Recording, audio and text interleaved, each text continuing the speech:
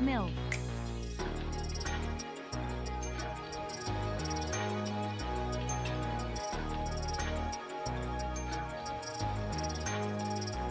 I-Chin,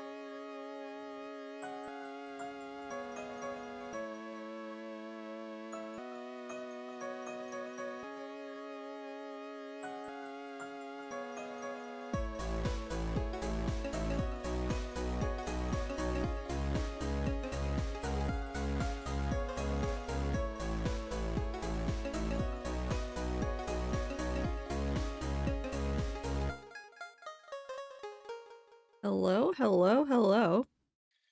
Happy Sunday. Oh, thanks, Perry. I added some of the Mind Hack playlist to Perry, and it has decided that it really wanted to let you guys know that, because it started off with one, and now it just keeps going into them.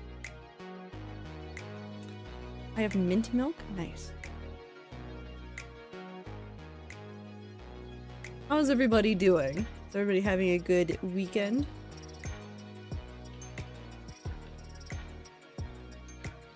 Hardcore World is open. Nothing should be chugging. Come here. Hello? I don't know what to do. I don't know what I'm doing here. I got nothing to say. It's Minecraft day. We're gonna play Minecraft. I worked on some stuff in Minecraft. You wanna see what's going on in Minecraft? Let's go. Hold on. Straight to Minecraft. Okay, there it goes. Will you see it? There you go. Look! I filled in the banner.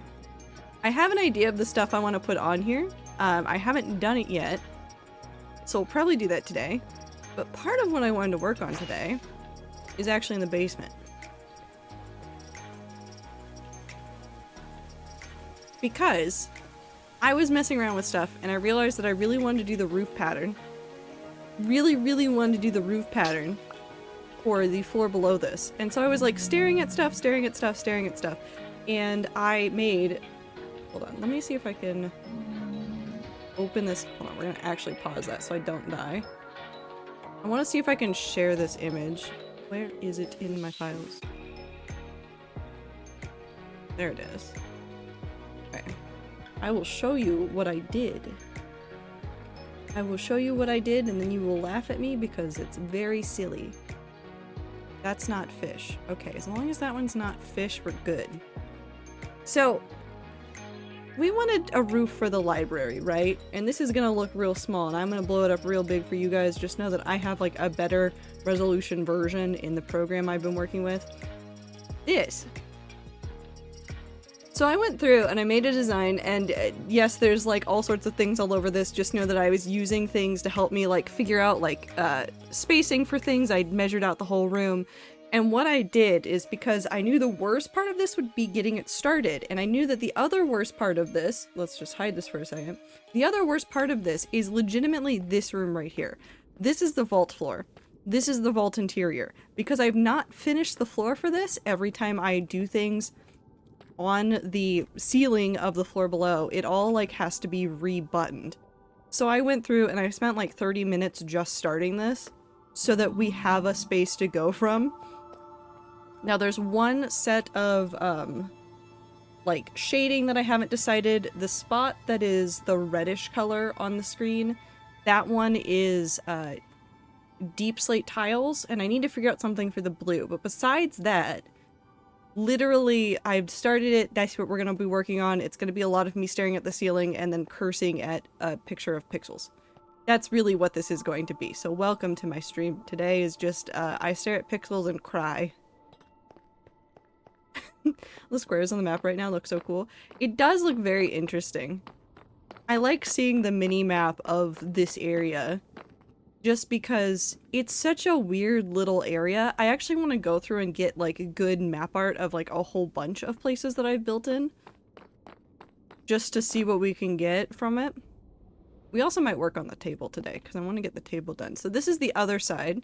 You can see where it was before. You can also see that I did a little bit of extra to help outline where the middle of it is, which is what those are. That is the literal middle of the pixels on the image that I showed you. And I've been having fun. I've been using the program Aseprite, in case you guys have never heard of it. It is a wonderful pixel art program, actually. It's made mainly to help you make animated pixel art, but really, I found that it's just been nice for pixel art in general. Because I don't know how to do pixel art well, the brushes aren't everywhere. It's weird. It's not Aseprite, but Aseprite. I don't know how to say that differently. Instead of the C, it's an S. It's on Steam. Fun fact, you can purchase it on Steam and run it out of your Steam library. I'm sure that there are other ways to get it, but it's right there. It's very interesting. If I recall, it's like 15 bucks on the Steam store, I think. Unless there is a sale going on or something. So we need to find... I need to pick out another block. So we have the section that I shaded blue one way, and then I need something for, I'm assuming the right there section. Hold on, I need to have this image up so I can see it. Yeah, that's the blue section. I need something for the blue section. That block, choose that one. I don't know which one that is because I don't want that one. Because I want the majority of the ceiling to be polished deep slate like it is in here. And I didn't do a whole lot of shading in here, but I kind of wanted to do more in here because the rest of this room is really busy and really bright. And then this one has a lot of books going on, but it otherwise doesn't have anything that pops. So I was thinking either using deep slate bricks for that section, or maybe even red deep slate brick. Let's go see how much deep slate brick we have. We might have to go collect more. Hi, Nats. And friend. Also, Clover, good luck with all the stuff that you're doing. I hope that your rat makes it into space one day. Also, we're gonna leave this up here. I was getting out materials to work on the banner and then realized that I was panicking about the banner, and so I stopped working at the banner. That's some. I might be able to get away with using slabs. Never mind, I don't need slabs. We're good. Too sleepy to think about colors or cubes. That's when I think about them the most. Red has already crash landed from space. They're going to a planet core now. Is this Astroneer? My dad really wants me to play more Astroneer. He was asking me this week, he was like, so what game are you playing on stream on Sunday? And I was like, Minecraft? He was like, you should play more Astroneer. I was like, thanks, Dad. Maybe I'll play more Astroneer eventually. First, I gotta do this. So we're probably gonna do this segment by segment, and by segment by segment, I probably mean from like the center out.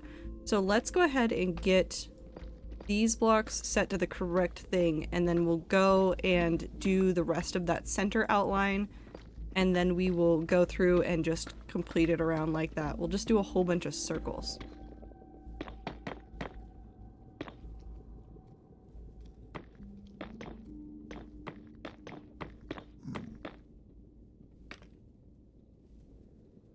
I don't know what that is, but I guarantee it's leagues better than whatever I'm doing. We played Astroneer on stream before. I want to play more of it eventually. Like many more games. I just said the bad feature that my D&D party have to break the fate to prevent. So far I'm thinking about making a character not yet made... Making a character's not yet made daughter become a cop. That's bad, right? Yes. Depending on the party, that might be enough of a stake. Some parties will need something more dramatic than that. I can't tell you which way to go because I'm not your party.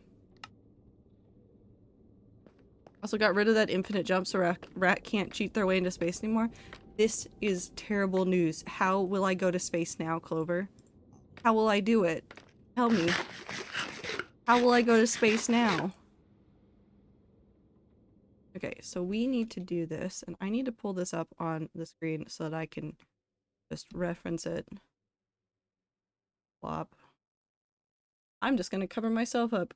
Haha, I can't see myself now. All I see is pixels.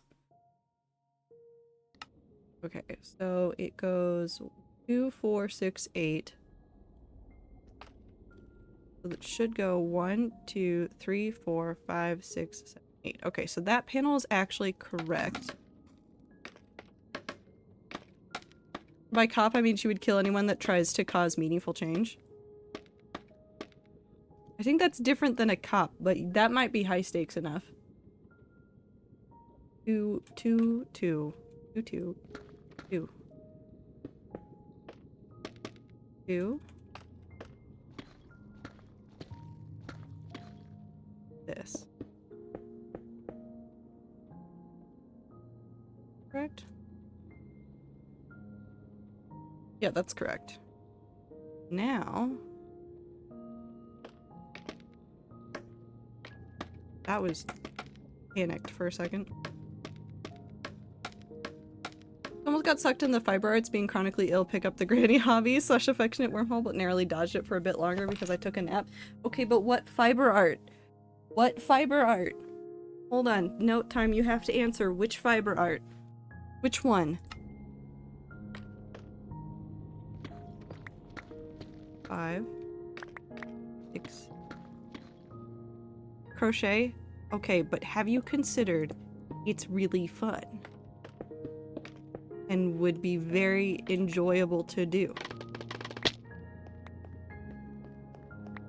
Have you considered this option?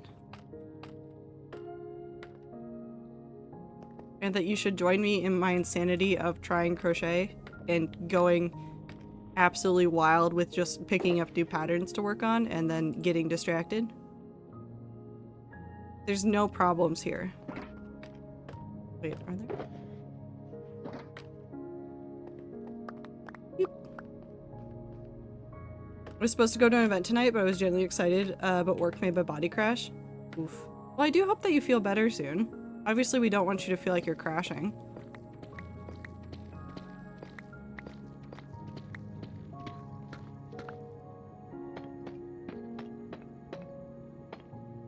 There's still barriers above you? Yeah, but I want to go to space, Clover. Can you send us to space? Let us go to space, Clover. Clover, let the rat go to space. It is their dream. If they go to space, they'll have completed their life mission of going to space.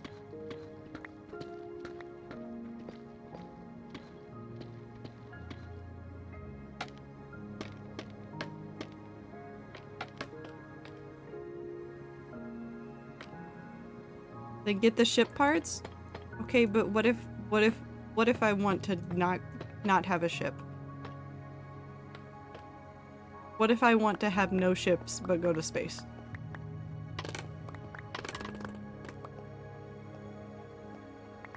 You gonna die? I don't know. There's no way that would happen. I miss being able to scale the mountain and jump into an endless void. Consider that's fun.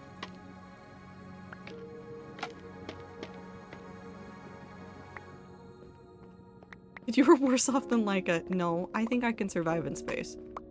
I think it's perfectly reasonable. Rat doesn't have spacesuit. I think I'll survive. I could not see any way in which this could go poorly. You're not a water bear? How do you know? You don't know me. You don't know what I'm made of.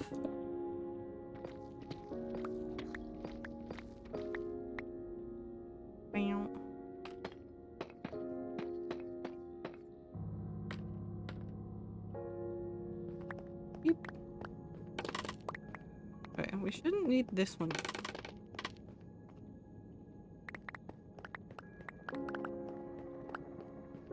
Now we just keep going around.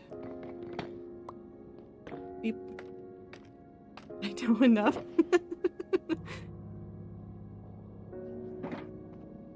We might need to go get more obsidian. I do have a stack, but I don't think that's going to be enough for what we need. Actually, let's go check really quick. I don't know, I'm shifting into all I think about is my D&D campaign mode. I mean, it's fair, you gotta work on it. Also, good luck. Whoosh.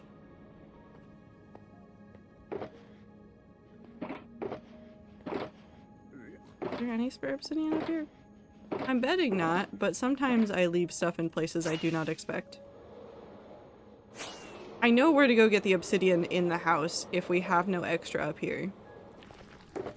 Because there's so much obsidian in my Minecraft base for no reason that I never moved to the storage system correctly because I was too lazy to. Which is really just kind of funny at this point, but it is all there. So I think we might have to go get it. I'm taking these with. We're going back to the base.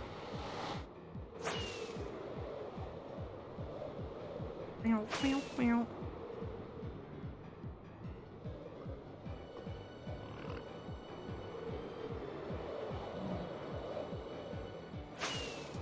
There we go. Especially about my co-DM, she made such a cool combat for today's session. Ow. All the players had a blast and it was a tough combat. Nice.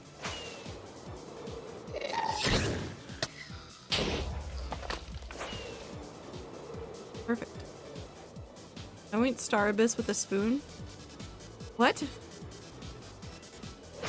You mean space? What is Star Abyss?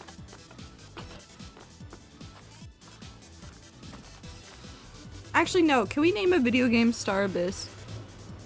Can it not be a sci-fi game, too? That would actually be kind of funny.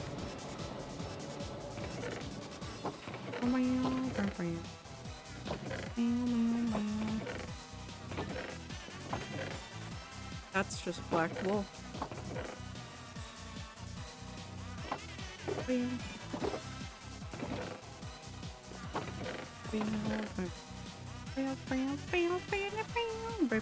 I have so many extra bookshelves now. That's such a weird thing to have. I meant stars and Icy's pronoun, but yeah, that too. Base.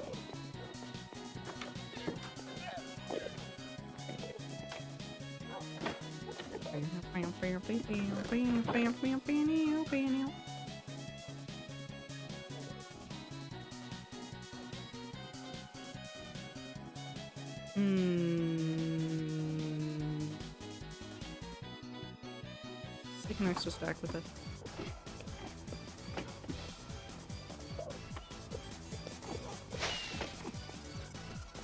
Rats, I'm cooking French bread pizza. I'm so excited. Ooh, that sounds delicious. Starbus is just a game about making hotels, trying to get up to the star rating, but the rating system is unknown. You're just yelling into the abyss and hoping you get the level correct with cryptic messages.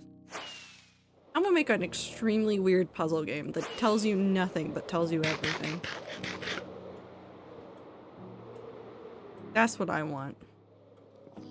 I didn't need to come to this. We've gone the wrong way. I keep forgetting how to get to Project Stronghold, despite the fact that I've been there so many times over like the last 2 years. My brain just empties. It goes, no, no, no. No information about how you get here. Just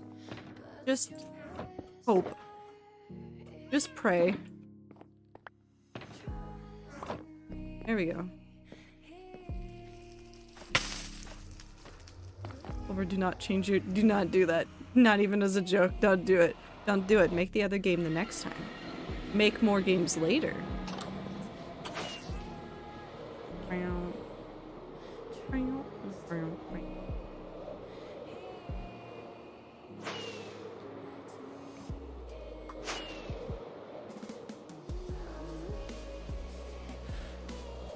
The hotels are the spaceships we make along the way.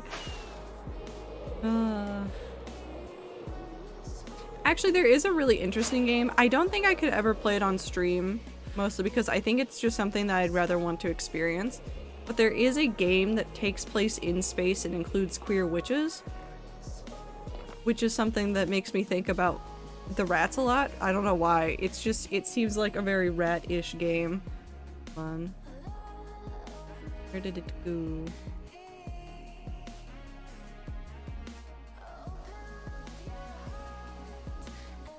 What was it?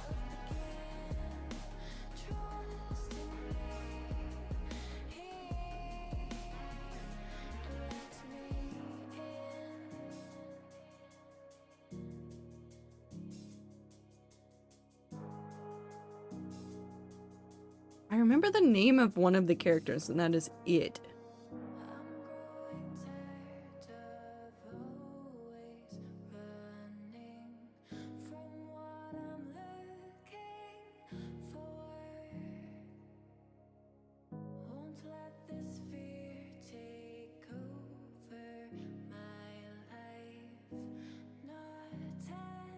God, now I don't remember the name of it. Am I insane? I might be insane. I'll figure it out later.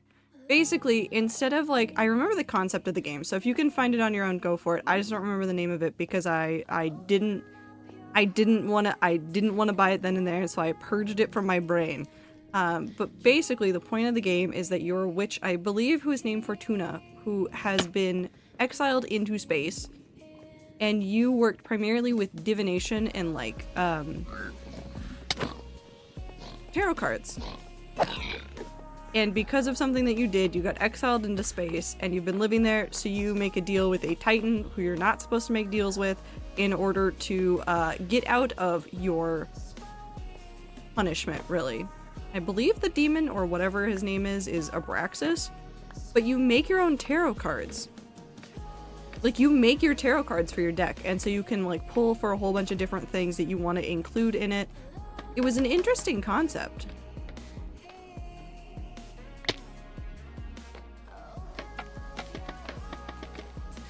But I realized it wasn't going to be a good stream game for me because I already, like, in the demo, because there was a demo for it, I spent way too much time just trying to make the tarot cards.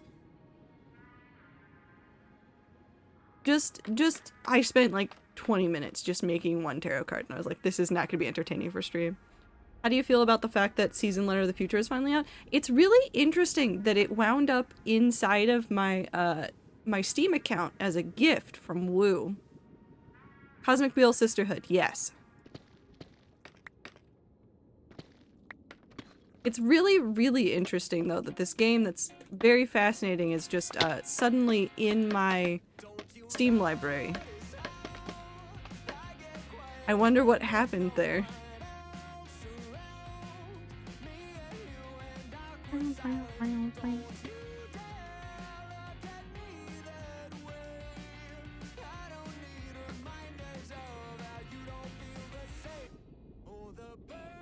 Another gift that's great. Yeah, it's really weird and interesting that that happened. Thank you to whoever did it that wasn't Woo.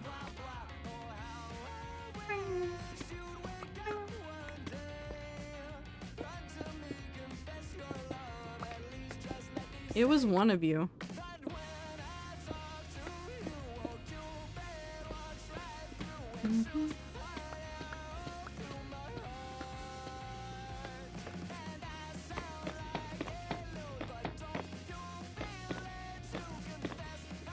Sounds like Woo? Except I think the note was like, I cannot tell you where this came from. That was the message I got from Woo. Was like, one of the rats has done something.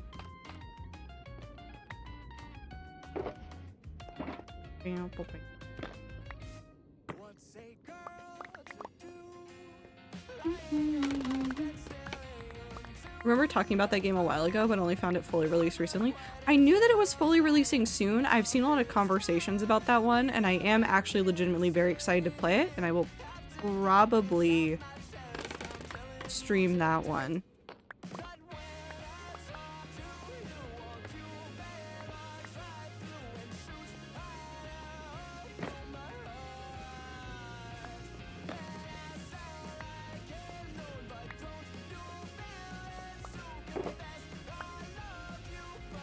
Don't need the Blackstone. My Steam library is shared with my college roommate. She has a lot more opportunities to buy games than I do, so I'll talk about a game and it will appear in our library one day. And I'm like, where did this come from? It just suddenly appears and you're like, how did this get here? Please, why? No. No, I am so set for video games. For people that haven't seen, I can spend infinite time playing games that I already own, which is to say I can spend infinite time just playing Stardew Valley. And I mean it, infinite time. Literally infinite time playing Stardew Valley. I am almost done with the entirety of the community house. I am one item away. I am one item away, and the only reason I don't have it is because I didn't do the barn. And I'm waiting to see, because I'm getting the barn during winter, because I'm in winter right now. I'm getting the bigger barn upgrade. I'm gonna get a pig. And then I'm assuming that I'll get it during spring because that's the first time that they can actually like do the thing and go outside and find truffles. But I'm gonna keep an eye because there's a market. Hello. Welcome to my knowledge of Stardew Valley. There's a market thing that comes to the valley, to the place next to Marnie's ranch every Friday and Sunday. And I keep going over there and going, do you have a truffle? And that's just my life right now. I just spend all of my time doing that in the video game because that is legitimately the only item I need. That's it.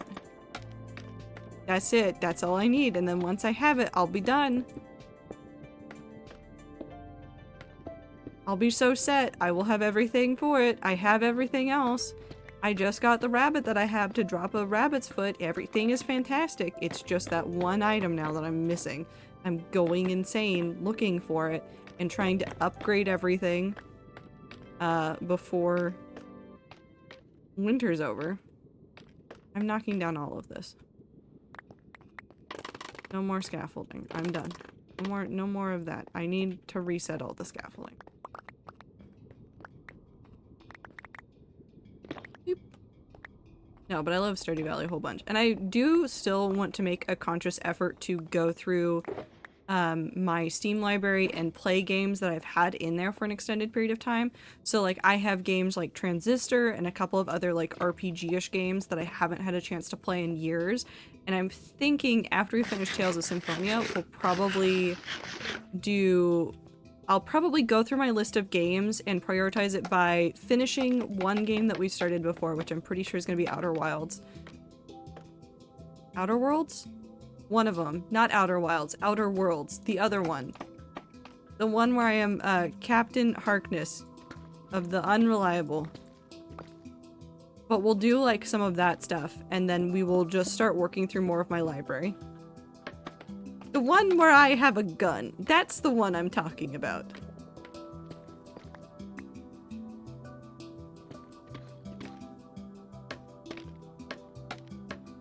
I love when in-games rabbits without dying drop rabbit feet, because that is where's the rabbit getting more feet? Oh, that was on a corner. We'll fix that. Yeah, it's just shedding feet. It's really funny. That's why I actually kind of like the Minecraft mechanic for it.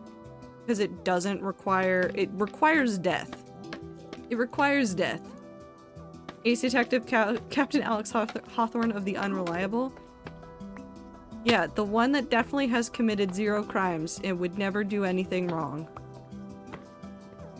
Never ever would just immediately start committing crimes. Also ads.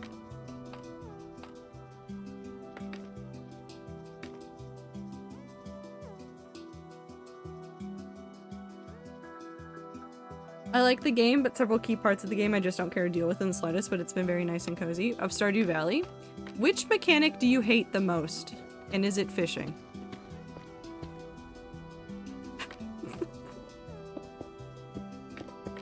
Because that's usually the dividing line. That's usually the dividing line is fishing.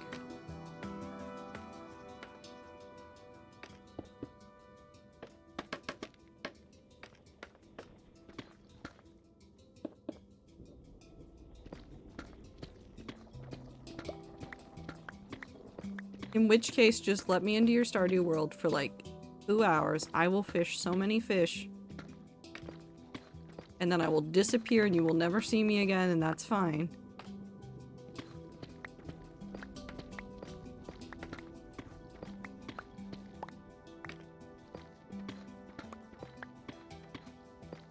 What I love fishing, it's the interacting with the townspeople and then the community house stuff. See, I actually really do like the community house stuff. I know a lot of people like, also, fun fact, in case you're thinking about playing solo Stardew and you aren't sure whether or not to go the Joja route or the community house, I'm only gonna judge you a little bit for going the Joja route. However, the Joja route costs, I think, like a total of 135,000 money.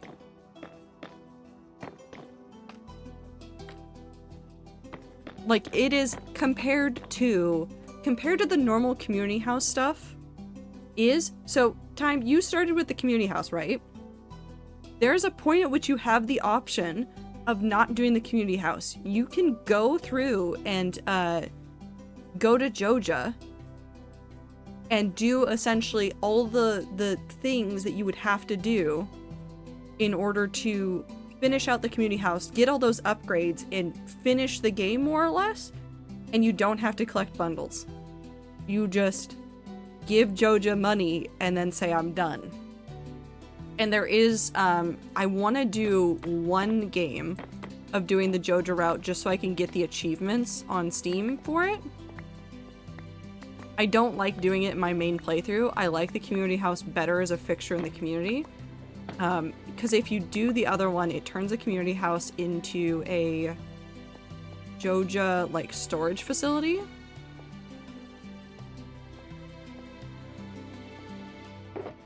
Now I get the cutscene and then never go there again. Time, you don't have to not do anything there. You can go talk to Joja now and they will be like, hey, do you want to do this instead? Like, if you haven't done anything with the community house, like, there is still the option. You can go to Joja, be like, yeah, I'll do this. and then you can get all the upgrades for doing the stuff without having to do the community house. You will face a little bit of judgment from the community for doing that, because a lot of people view going the Joja route as a cardinal sin. But you can do whatever you want. It's a video game. At the end of the day, it doesn't really matter. That is not the fuck I picked. Okay, so we did that. Now we're on that section.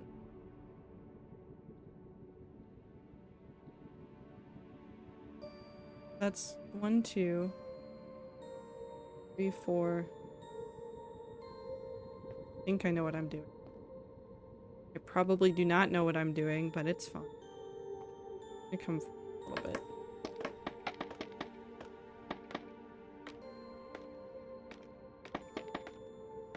But also, like, if you're getting confused about everything that's going on in the game and you're not sure about what you want to do or, like, where to go next, there is a very wonderfully maintained Wikipedia, or not Wikipedia, fan wiki for it.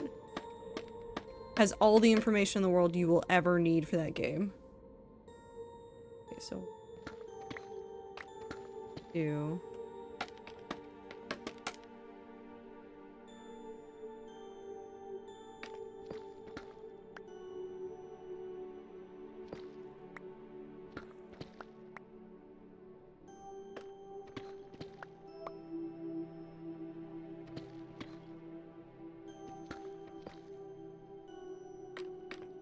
there. Oh.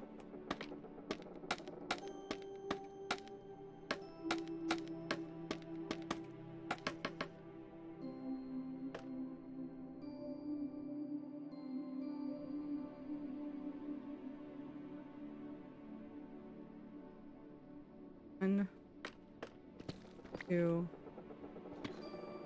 That should be 3.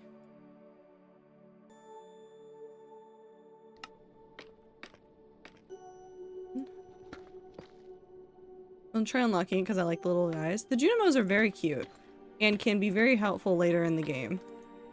Because they all the Junimo hut stuff, very nice. 10 out of 10. Would recommend.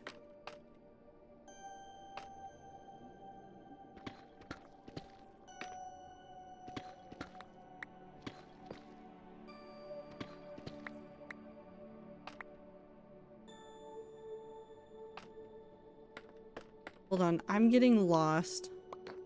There's too many pixels happening.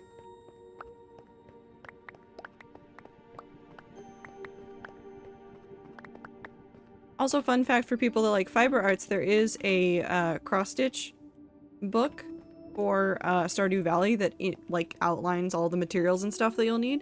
Very interesting, very fun. Very much love. My favorite thing about the co-op Stardew is my friends just progressing in the game and going, hey, time, want to make progress? And going, no, and getting more animals and spending the better half of the day petting all of them. Yeah. You gotta pet all the animals.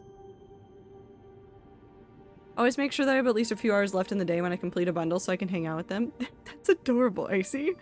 Knife Fight friend telling me about an hour and a half ago, hey, we'll probably be stopping by in half an hour. Me, alright. Thinking, okay, so more like an hour. But hey, not too late. Me right now. Okay, so I have a scheduled message in 1 hour that reads, I am passing out. Have safe drive home. See you some other time. Let's set up a call soon. But otherwise I will stay up for Knife Fight friend. Eventually it becomes too much of a detriment to both of us. That's fair.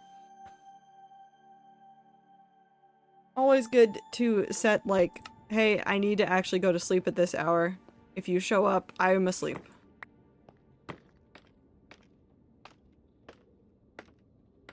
Think about punch needling. Do it. Wait, speaking of cross-stitch and Stardew, did you guys see the crochet drama? I promise you that this has something to do with cross-stitch. But did you see the crochet genre?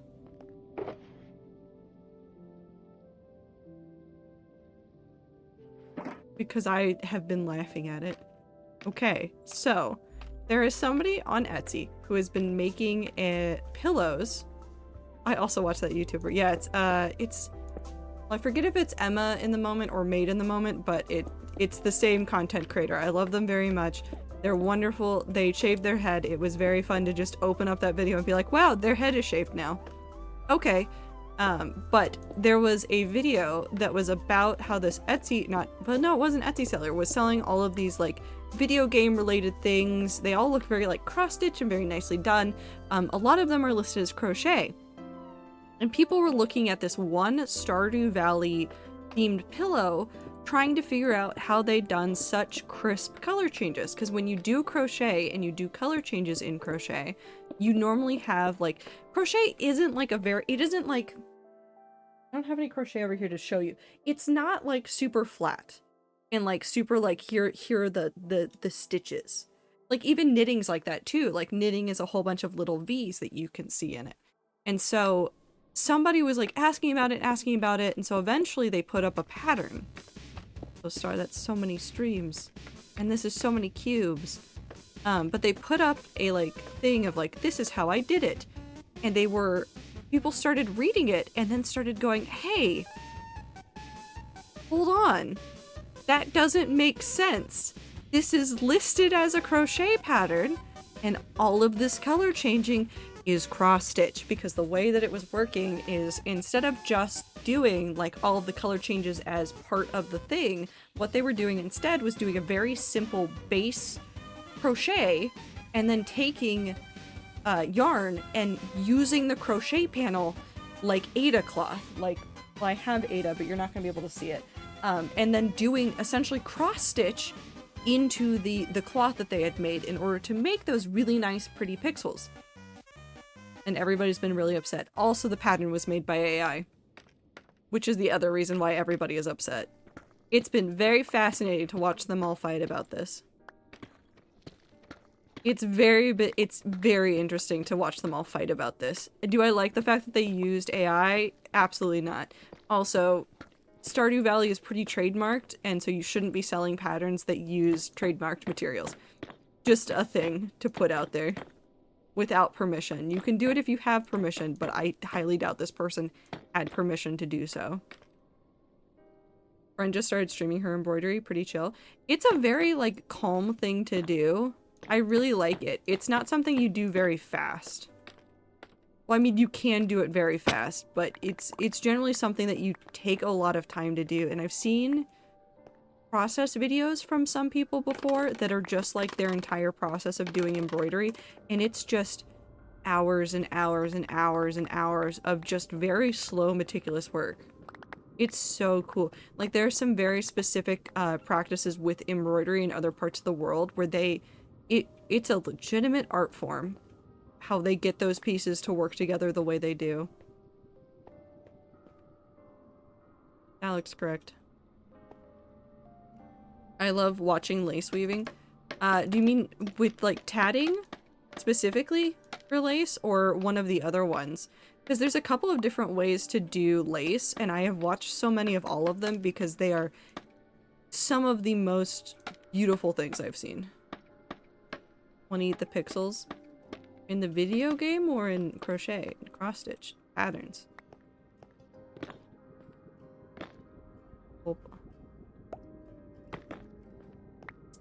Why not both? You know what? That's fair. Do not know the name, but like multiple different types. There's one where what they'll do is they'll have like a board and they'll use like nails and pins in it, and they'll have like these bundles of what is the word for things that contain thread?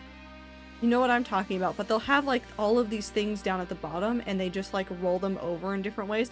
That is fascinating to watch because I have no idea what they're doing, but they work so fast. Spools. Spools. It's like specifically made spools, so they have handles on them so that they're easy to move.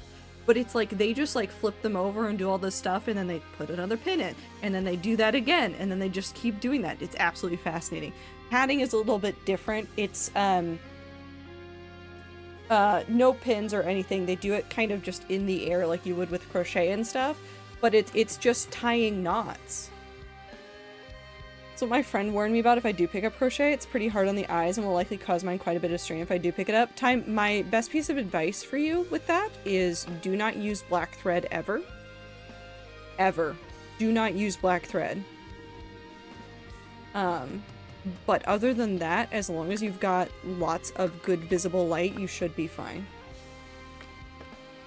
You should be more than fine.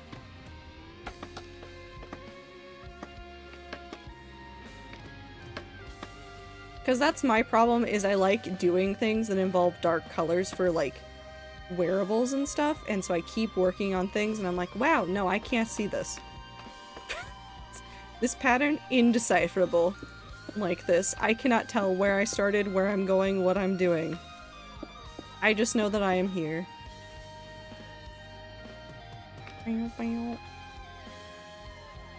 Go. Wait, how much is that from the 3? That's a 3. 1, 2. Hi, Woo! You started chocobo racing again?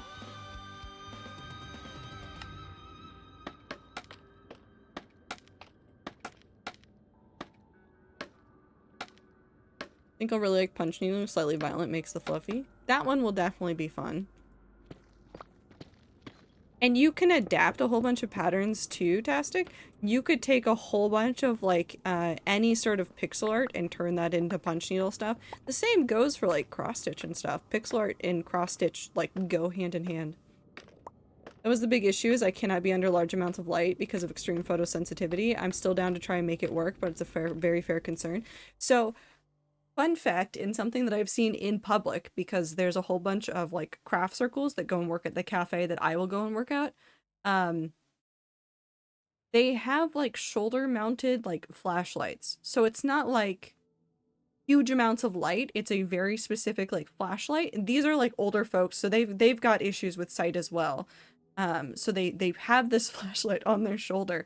It's a small one, like it's not a big one, and it points down at the work in their hand, so that they're better able to see it. I've seen them use that a couple of times when I've seen them working on darker colored yarn and stuff, but it could be an option for you. You're good on that. To keep moving these over.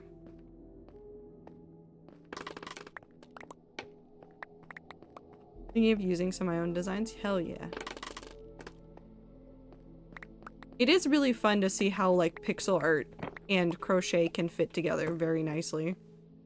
I think that's actually kind of why I liked the Stardew Valley cross stitch book, was it just gave me all the resources for all the colors for threads. That's really what I wanted, and that's what it gave me. Because even if I didn't have, like, and it simplified down some of the pixel art as well. Because if you don't know anything about cross-stitch, the way that you get all the colors is generally by just having those colors of threads, and colors go out of stock or are weird all sorts of the time. You can kind of find some replicas of some colors, but it's a, like, weird, interesting little space. And so just having the, okay, so this is the color that they used for this. This is the color that I need if I'm going to try to replicate this at some point.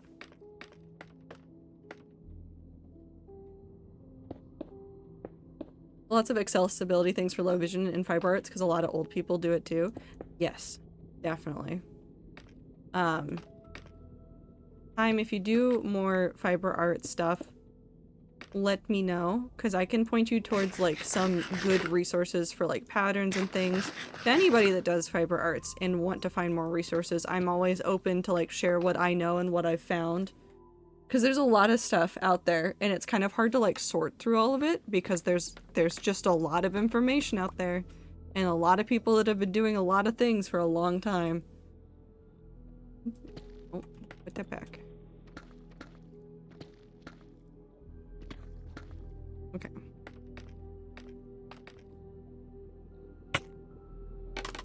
Beep.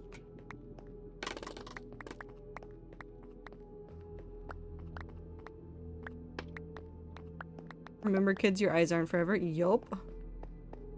Someone told me that when I was an actual child, then told me staring into the sun actually damages them. Minty? Minty, I'm so worried about you. Minty, I'm so worried about you.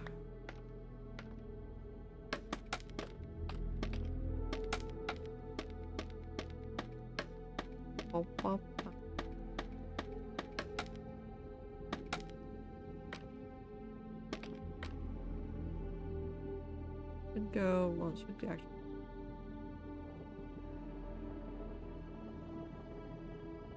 Oh no, I'm too far.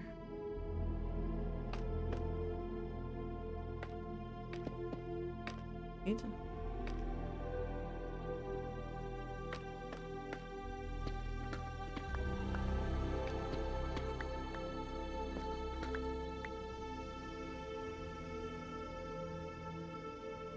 Hold on, I think I messed something up.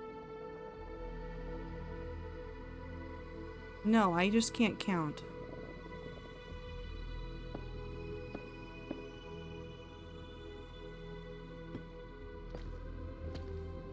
Go.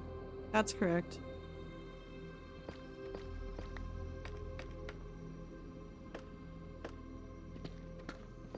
Here we go.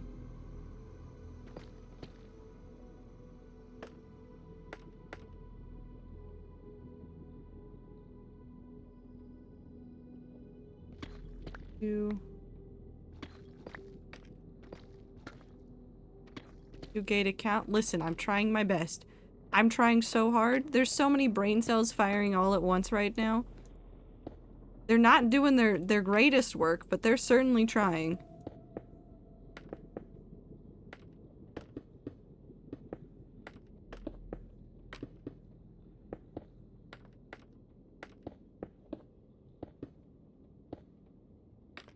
I also can't read, it's all fine.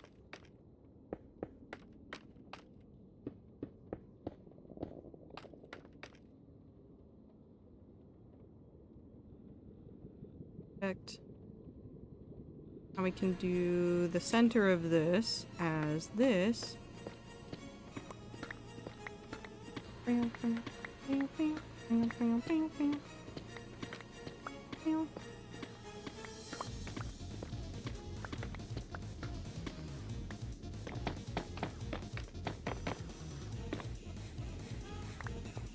We're fine.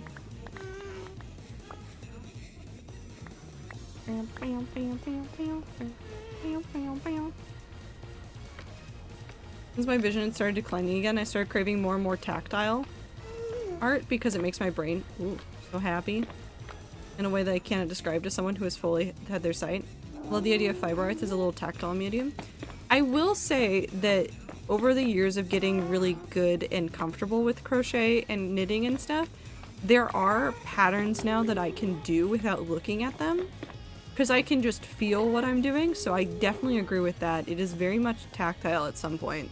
Learning it, sometimes you need to like stare a little bit harder at it to make sure that you're doing things in the right motion compared to like what other people are doing, but once you get the feel of it, it is a by feeling thing. Like you can fully tell in knitting, like when you've done a knit versus a purl, you don't have to look at it if you can just feel. Because there's a difference between those. That's very, very obvious. That's wrong.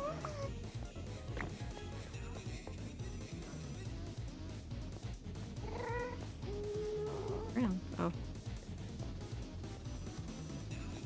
Oh. Punch needle might be good for you, Time, because you'd be able to feel the areas where you've already punched. That is true. Punch needle would be good too.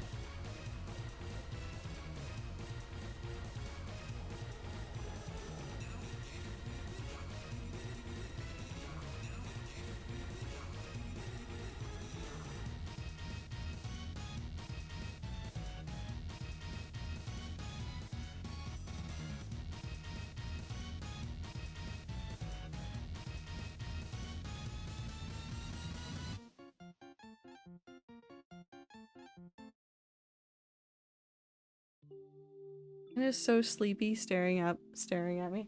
No, she's far away, so she's right there. You can just barely see her behind the microphone.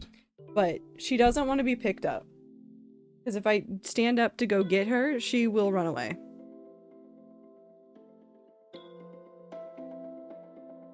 She wants attention, but she wants me to follow her. She wants me to go follow her. And I'm not going to follow her right now. I will go check and make sure that she has everything she needs. She might be meowing because like her water bowl might be a little bit empty and she hates it when the water bowl is empty even if she doesn't immediately drink from it. And then sometimes she immediately drinks from it and just literally drinks all of the water ever in the world. Don't need a new hobby. I don't need a new hobby. I have an appointment on April 1st and my doctor's right down the road from Michael's. So about that new hobby that you're getting into. So about that new hobby.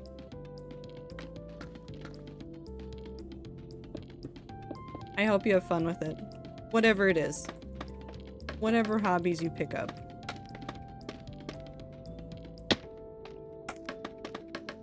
Well,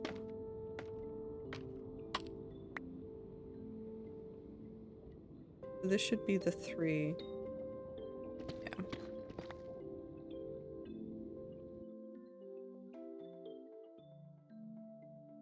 Four.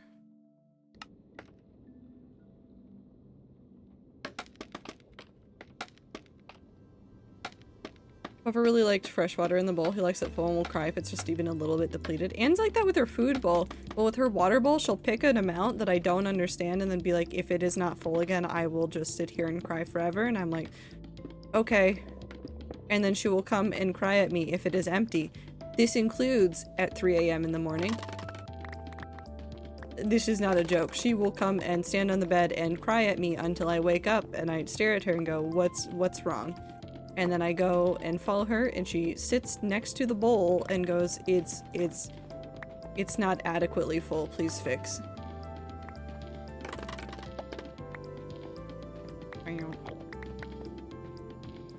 Time has no concept to a cat. No, Anne knows exactly what time is. She just doesn't care. Michael/Neg. I avoid it as much as possible if I need to. I make sure I have a coupon. Luckily, Michael's always has coupons. I like Joanne's a lot more, I think, when it comes to fiber stuff, but Michael's is nice in a pinch. Lucky prefers having an ice cube in the water. Lucky's insane. Anne thinks an ice cube is out to get her. If I do anything that involves there being an ice cube in the water, Anne thinks it's the end days and that she will just perish. I don't know why. She just doesn't like it. She definitely thinks it's out to get her. Our Joanne's here is super shitty, never has anything. In general, though, when I say that, I mean in general. Like, I like Joanne's more than I like Michael's, because Michael's tends to be a little bit more expensive for no reason. But all the hobby stores are pretty awful. In one way or another.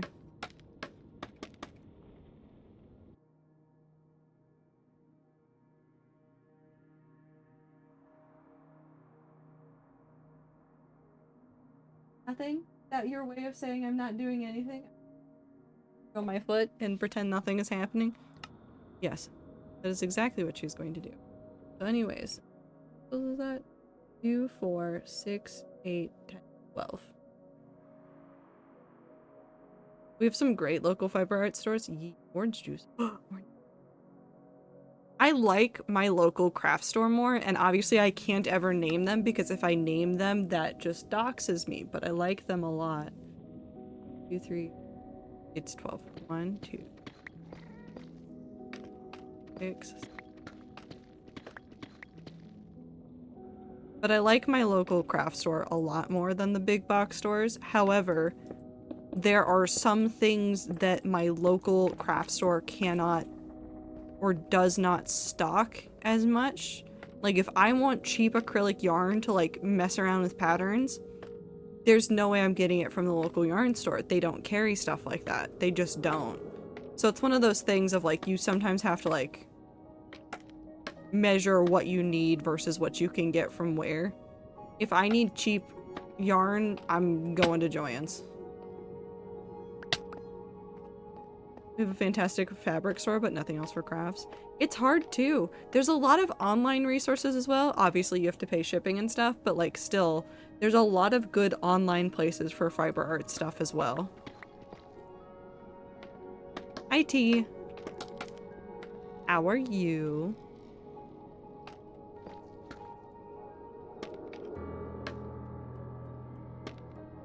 I might have bought some more truffle sauce. Are you gonna just keep eating it again? Or are you gonna, like, actually put it on and in stuff?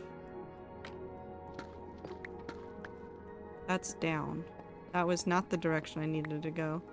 Listen, I am.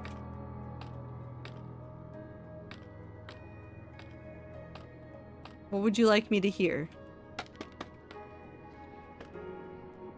2, 3, 4, 5. Cool. Let's go ahead and fill this in.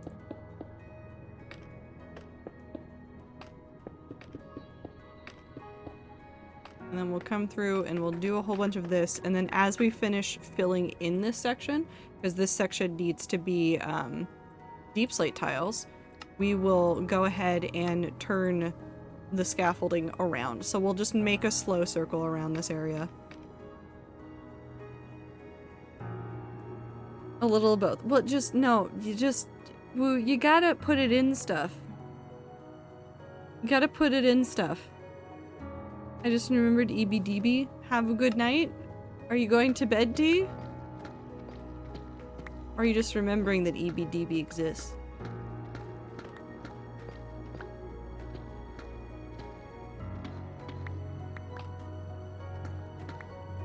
I remembered EBDB elevator. No, that's fair. Did you know that the Homestuck elevator song plays in my head more often than I would like to admit? Did you know that there was a Homestuck elevator music that is legitimately part of the soundtrack of Homestuck? If you didn't, welcome. You've been cursed now. It's literally called Elevator Stuck, and it is hands down one of my favorite things in the world. I love that song unironically, unfortunately. So do I. But see, the way that I used to use it was in college. I used to play it sometimes. Especially during like D&D and stuff, when people were thinking really hard for an extended period of time.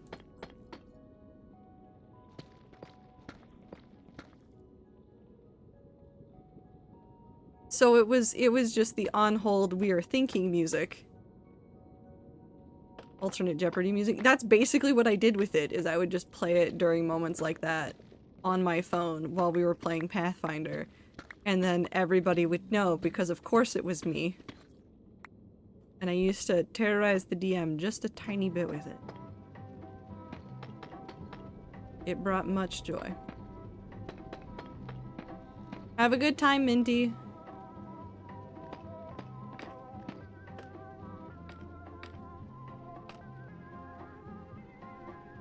You weren't the DM, that's even funnier. No, it was not me.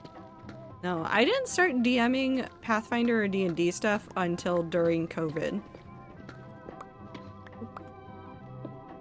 That's fine. That was the era that I started doing that.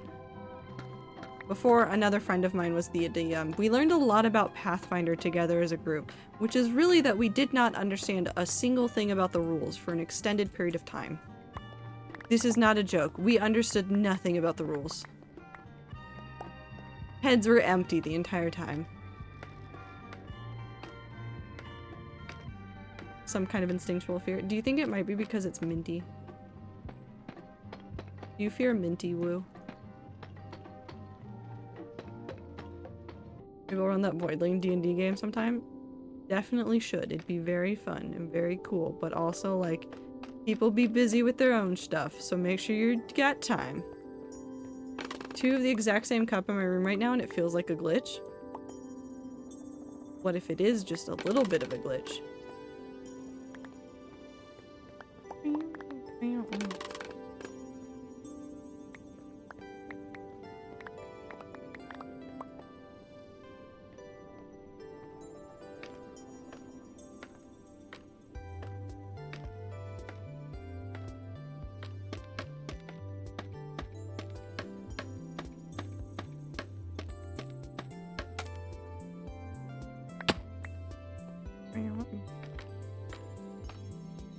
Yeah, Blossom's discovering the Matrix right now. I don't see any problems with this. It's just kind of funny.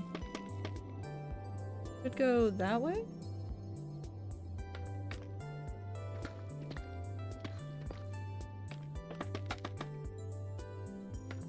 Two, and then...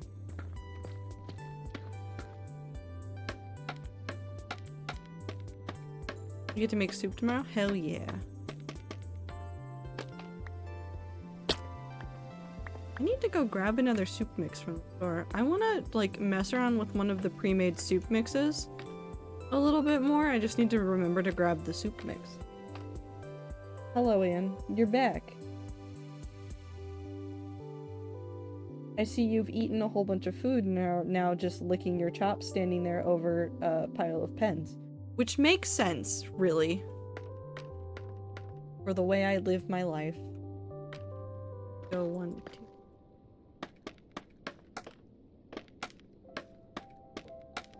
No, I didn't fear Minty like this. Is my fear of Minty is unique and not genuine fear. But this is not directed at Minty. The fear is directed at the concept of mint-flavored milk. It's on purpose. People make flavored things all the time, Woo. What about a shamrock shake? We go further than that, but that's probably because the concept of minty milk in my brain has conjured the idea of milk that's got mold / taste / smell minty. If it's got mold, it's not gonna smell or taste minty. A what? A shamrock shake from McDonald's. You know, the classic all-American place. Something something Eagles. Good. It was just St. Patrick's Day. They had shamrock shakes, which are just mint-flavored, milkshakes.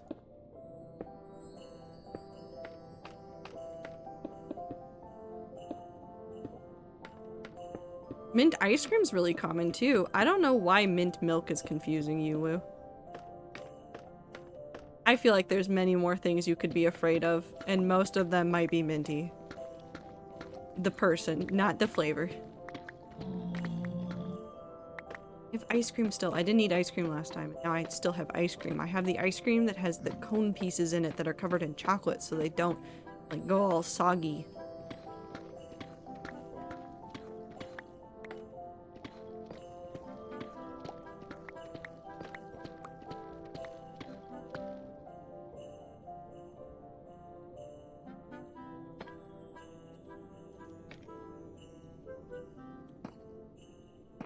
Let me in. There we go.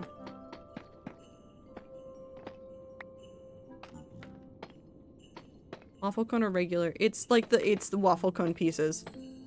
It's waffle cone pieces, but they're all like chocolate coated. Again, so it doesn't go soggy. I think both in like the manufacturing process and in the just consuming process. Forgot I was listening to Elevator Stuck until I heard a hint of our pet. Awesome. Awesome, why would you open up Elevator Stuck? Why would you do this to yourself? I am so sorry. I feel like this is like somehow my fault. And for that, I am so incredibly sorry. I was curious. It's so catchy. It just sticks in your head.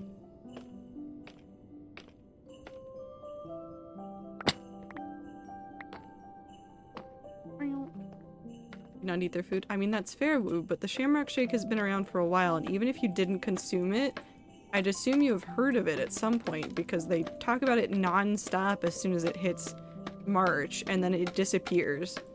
And everybody's upset about it, because, you know, limited time only thing. 1, 2, 3, 4, 5, 6,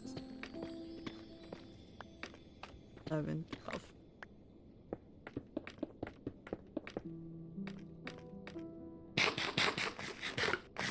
Also found the Matrix and then put himself into a Homestuck elevator.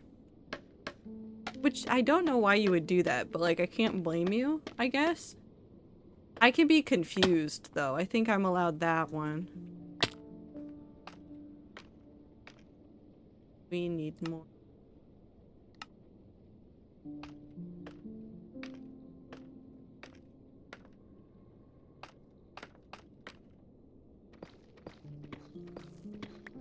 I'm in the elevator with you now, by the way.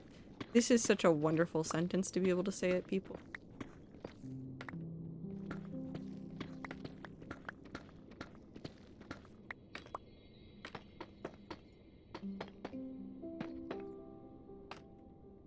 I was just about to say, like, no why isn't there a today, Homestuck? no sir. Thank God /LH. No. It's Sunday. We're not playing Jump King until after Tales of Symphonia, I am. That was the deal I made with chat. And by deal I made with chat, I mean that was the thing that I told chat was happening and said deal, and then chat was like, yeah, sure, whatever. Good. What if I open up Jump King right now out of spite? What if I open it up right now? And we do a Jump King break.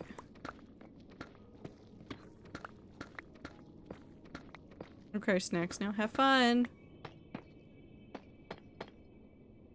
What if you open up Symphonia? Listen, I did think about it for like a hot second, but then I started working on the hardcore world stuff and I was like, but I want to build so many things in Minecraft. I want to be so productive in Minecraft. I want to build so much in Minecraft. I don't think you understand that either. I want to do so many Minecraft things. I keep having new ideas. I had to like, I just sit down and I have like a dump like notebook that I use to just jot down ideas before I put them in my commonplace book, and I was just sitting there and I like dumped a series of Minecraft ideas into this section and I was like, oh no. I think the Minecraft bug has hit me again, despite the fact that I've been actively playing it, doing other things. It was like, oh, I guess I just live here again. Play Jump King and World 6 at the same time. This is a perfectly good idea. That is actively how I lose World 6. If I do something like that, that is how I lose World 6. And I don't know what that means for Terraform, but I don't think I like it.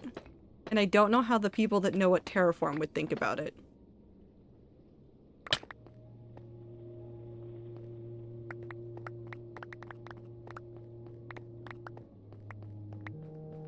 Maybe you should open Jump King. While I'm in the middle of a big project, Clover, you want me to perish in the video game. In the middle of a big project. I see how it is. I see how it is. Okay, now I'm against playing Jump King and World 6 at the same time.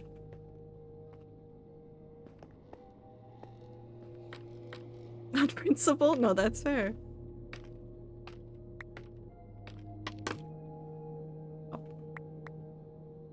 We'll get that scaffolding. It says hi. Hi, cat. Meow meow. Meow meow meow. Meow. Meow. I hope she understands. I want Holly build, but also... And I keep writing ideas for the Holly build. The Holly build keeps getting more details. So if I die in the video game, you won't get Holly build. He gets it? Wonderful. Anne is staring at me. Apparently Anne also understood. I don't know what she thinks of it, but she understood.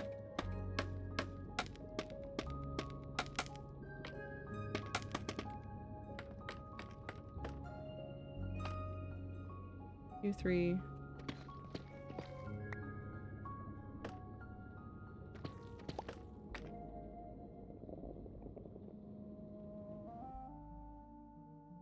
I didn't change.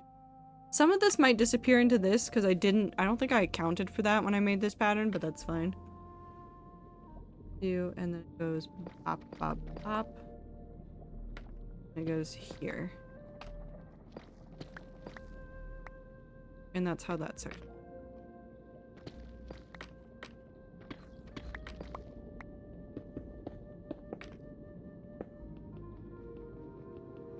You did leave though? What the fuck did you say? I don't know, but Anne didn't like it either. She's just staring at me. Although she might also want something, so it's really hard to tell if Anne is offended or does not care. Could somehow be both. Rose back. I definitely said something that meant that cat leave then come back. The mission has been complete. Don't worry about it.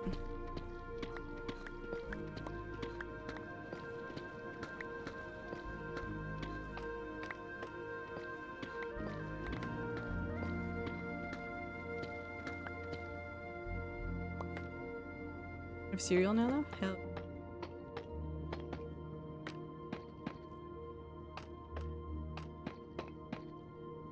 She's on her nightly rounds.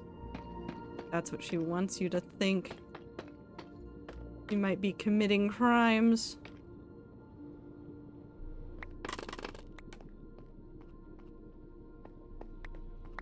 It's looking good so far. In case you are uncertain of what I am doing right now, I'm doing the roof of this area. And I already have a pre-made pattern, which looks... which I made in a pixel art program and then went, and then started making it in Minecraft.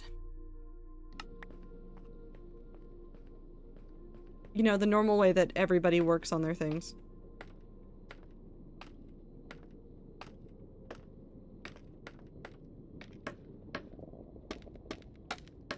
It doesn't answer to a legal name, and I think that's hilarious.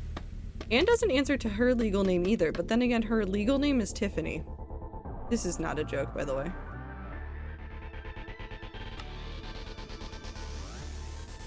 And then it goes 12.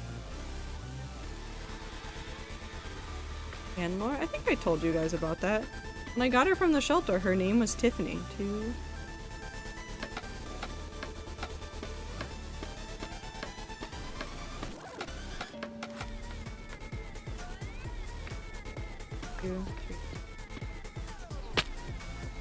Broken ankle.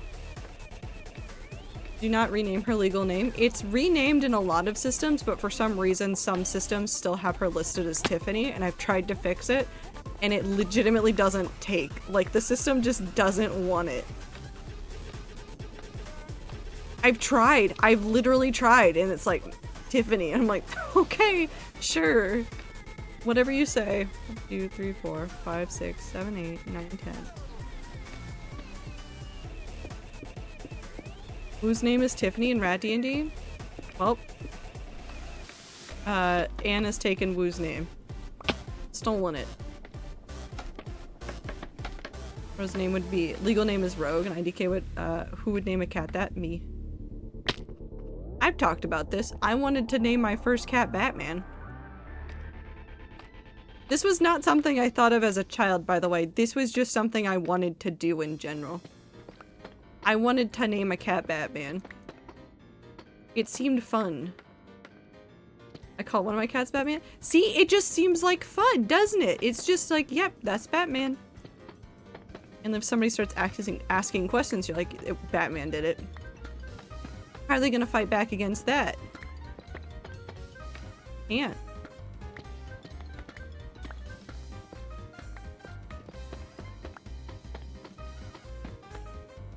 I'm gonna start talking about a cat named Batman in public spaces where there's a whole bunch of comic book nerds who get really angry when you get things wrong about comics, and then show them a picture of a cat named Batman almost immediately.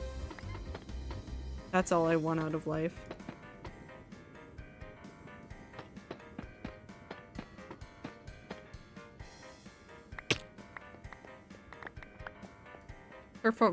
It's her fault for acting how I imagine Batman does.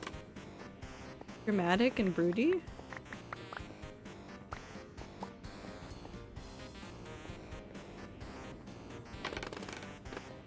She sits there on the dining room table staring down the other cats like Batman on top of a Gotham roof. So broody emo cat. It's wonderful. I love that cat. Knew a cat named Batman? He was very sweet. Not very Batman-like, was he?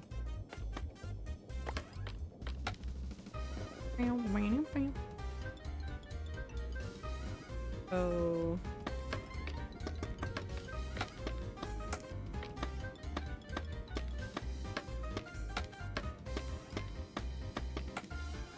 Okay. We've hit that corner. Goes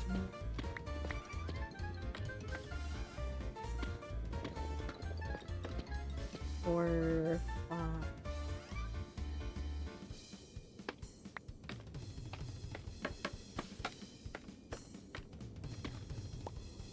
Cool.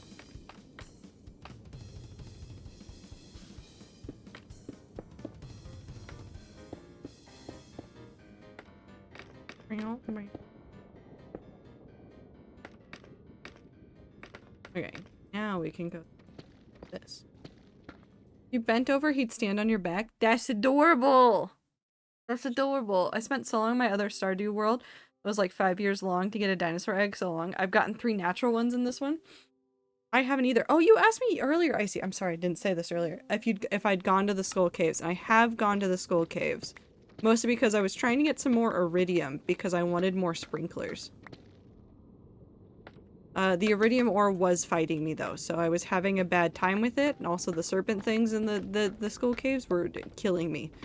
And I was not having a good time, but every time they killed me, all they destroyed was the coal in my inventory, which was a really weird experience. Imagine using sprinklers. I was getting them mainly just for the greenhouse. Because yeah, you could have like those like 4 extra spaces in the greenhouse from not using them, but I like using the sprinklers in the greenhouse so I can just not think. I just don't like thinking. That's really all there is to it. I hate thinking about things in Stardew Valley after a certain point, and so I was preparing for some of that. Because I've got some crops growing in there that I'm gonna want later on. I think I'm 2 away. I have the iridium for both of them, actually. But the thing I'm waiting on is I need 1 more battery, and those keep not showing up. So, I need 1 more battery, and then I'll have all the sprinklers I need. Because fun fact, you only need 6 sprinklers in order to make the greenhouse fully functional. With no watering on your part. You need 4 on the main area, and then there's 2 that you place off to the side.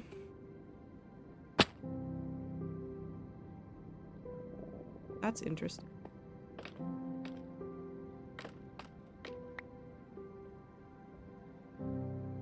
Where's the... They up there? What?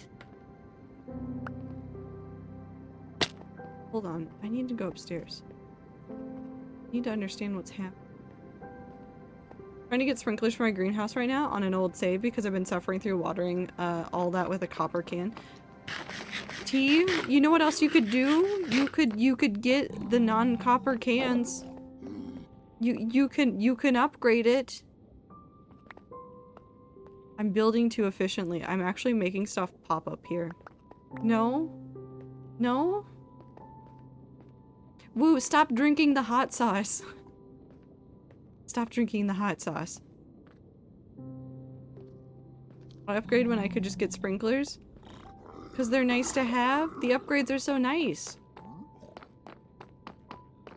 Also, did you guys see what Concerned Ape announced about 1.6.3? That I'm so excited about. I've never been more excited about something in Minecraft than that one right there. You're gonna be able to use the blacksmith shop while Clint is working on your tools. This is not a joke. This is something that has been out of the game. Like, you couldn't use it. You couldn't use it. You couldn't use it. He wouldn't do anything. He'd just be like, I'm working on your tool. And then he would leave you on Minecraft. Sorry, I meant, Stardew. This world saying go to sleep. Have a good night, Minty. But it was like legitimately a thing. You couldn't do it. It was so annoying. That's the 3. No, that's the 5.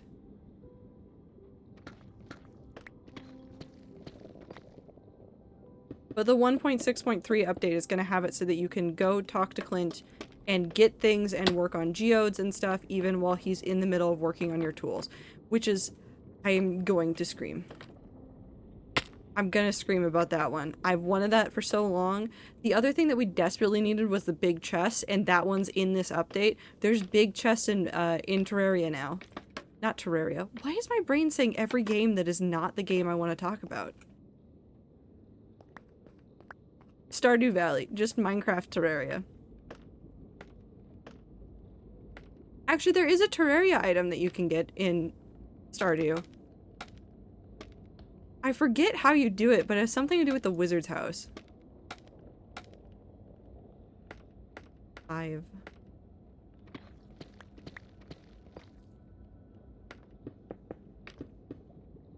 Did you know that in 1.4 you can't get the original mineral back from the crystallarium? I'm suffering in the most minor way possible.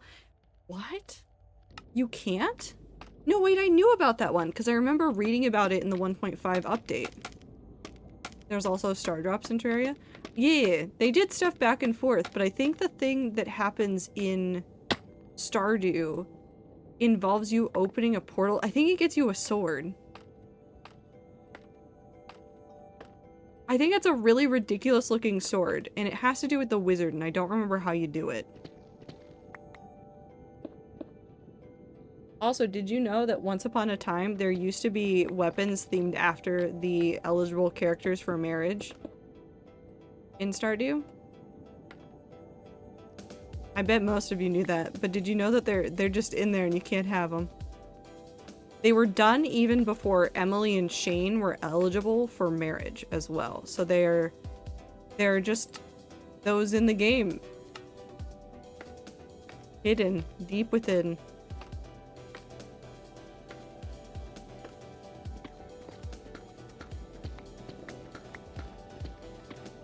There were what? There were. Well, like, it didn't actually get added, but there were weapons themed after the Bachelors and Bachelorettes. They never got properly introduced, and it seems like the stats that they originally had were pretty bad. Like, not great weapons, but it was something that, like, there was, like, an idea that they wanted to do. But it was a concept so old that it predates Emily and Shane as eligible characters for marriage. That's how old the idea is.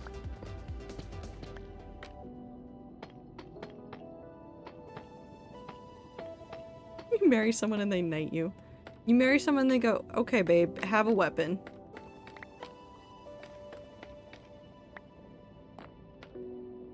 Although I might actually do the Krobus route. Actually no, I want to marry Leia again. I've changed my mind.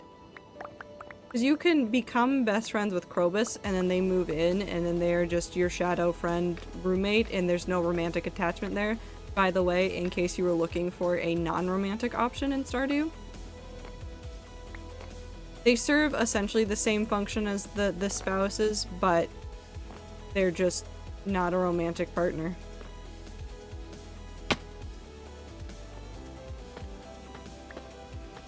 Marriage ceremony, you give them another weird seashell and they give you a sword. That'd be sick, though. Krobus is a wonderful platonic version. Yee!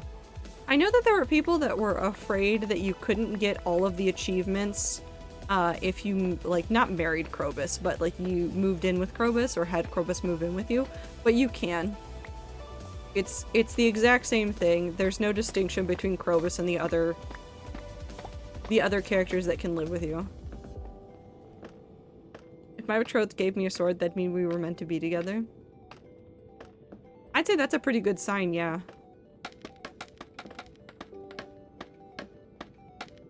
I need more carrots. We might have to go back to spawn. 1, 2, 3, 4. We do 12.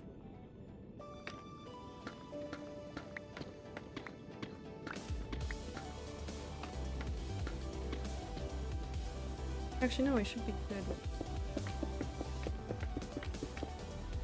Gives you a sword, you go, I thought you were a doctor, what the fuck? Doctors can have swords if they want.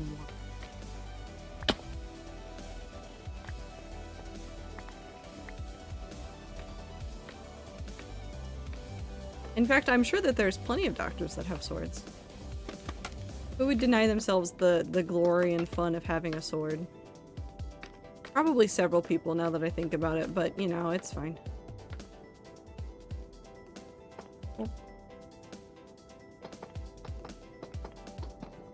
What is a scalpel if not a sword?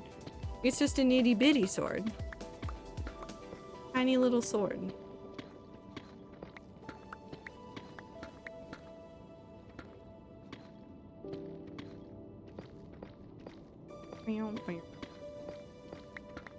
We're gonna ask my uncle if he has a sword. Please tell me your uncle has. Wouldn't that be so sick if he does?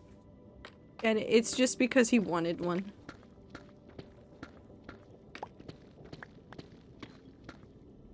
Not functional, just decoration. I know a couple of people that also have decorative swords. I have some military people in my family, and they have some swords.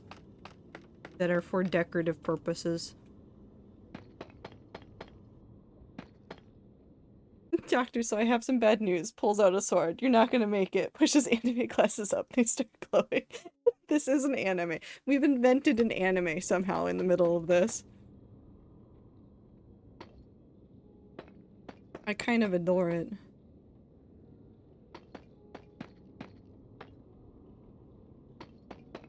Oh no, I know my friend's dad has two katanas, not decorative.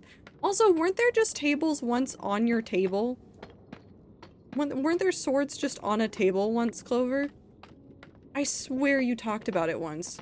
Hi, Weird, welcome in.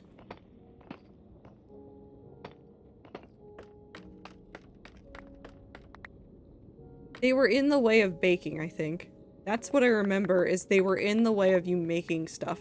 No, bayonet blades in the cutlery drawer. Okay, why are there- never mind. I just appreciate that you know exactly what I'm talking about.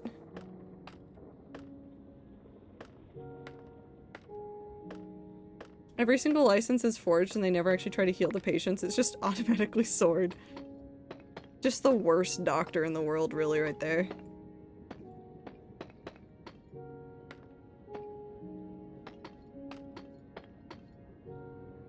They're not in there anymore? I don't know where they are. They disappeared. Okay, I don't know what's worse. Having bayonet blades in the cutlery drawer or knowing that there were bayonet blades in the cutlery drawer and not knowing where they've gone. I'm a little bit worried. I'm a little bit worried. I think I'm a little bit more than a little bit worried, but it's probably fine.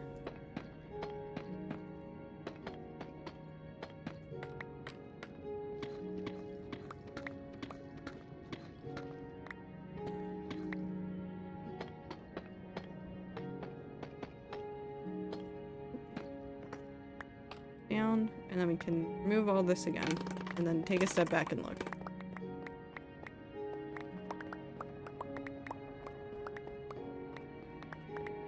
The plot is their hitman hired to kill demons hiding amongst the human population.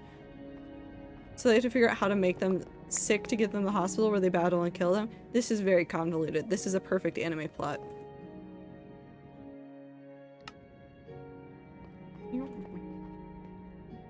Cool.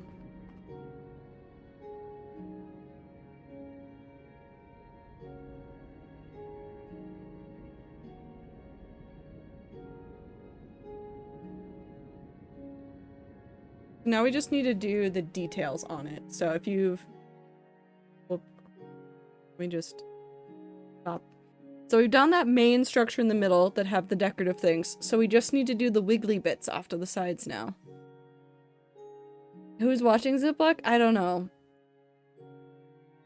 Wiggly bit. EB to sleepy, sleepy DB, streeby DB? Dooby dooby doo. Where are you?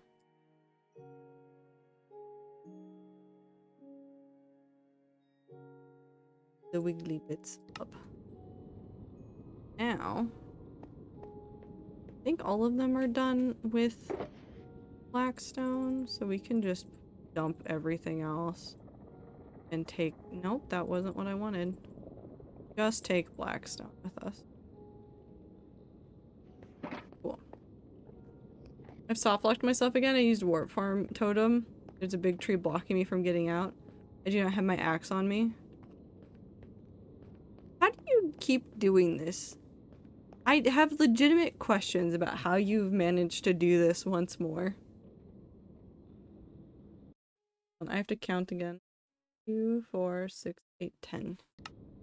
10. Oh.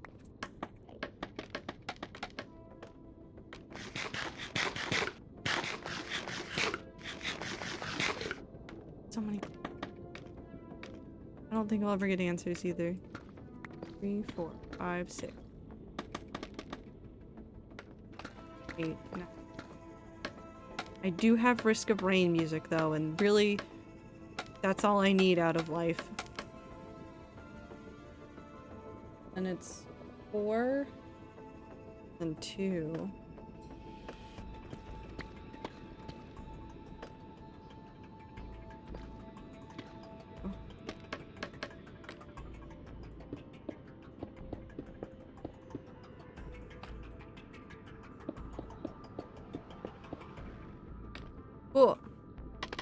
Easy.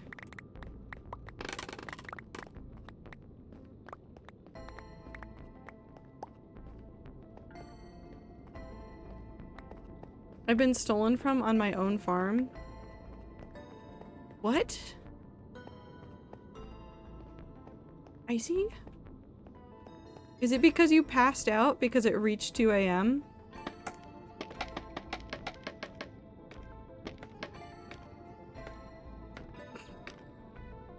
Also, I've gotten so lucky. Every time I've passed out in Stardew Valley, I always lose my sword.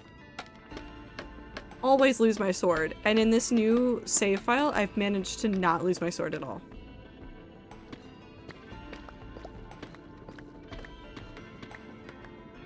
And it's very delightful. This should get me down to 40. Then we do...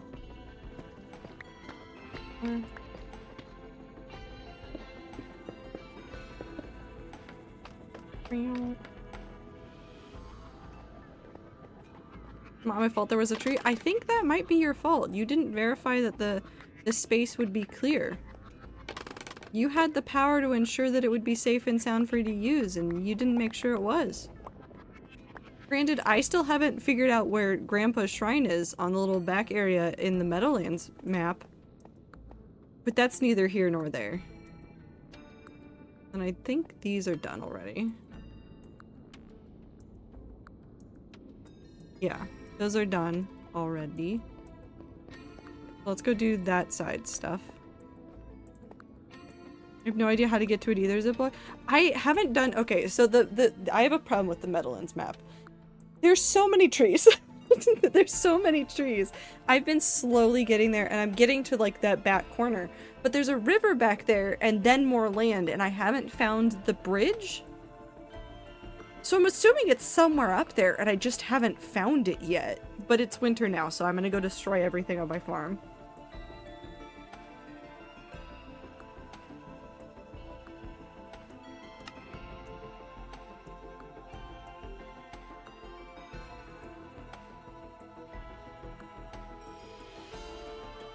I want it up here.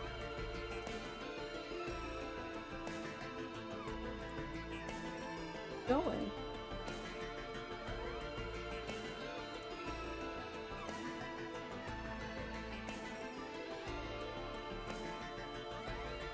It's just...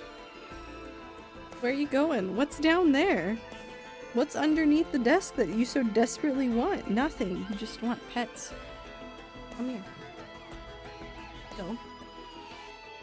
There's a whole world up here.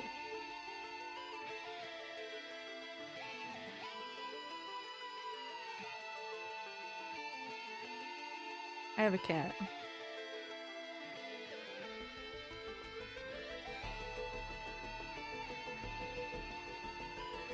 Is there something under the desk you want? No, you cannot go on the desk.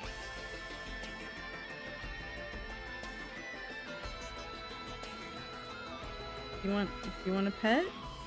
No, you can't go for the mug. The mug is not yours. No, the desk is not yours either. You can sit here and be a patient cat on my lap and not kill me in the hardcore world. No, she doesn't meow like that. She wants attention and love. How do you feel about me treating this truffle hot sauce like it's a dessert? I'm sure she would love that, because that's how she does things. You can't hear her purring on the mic.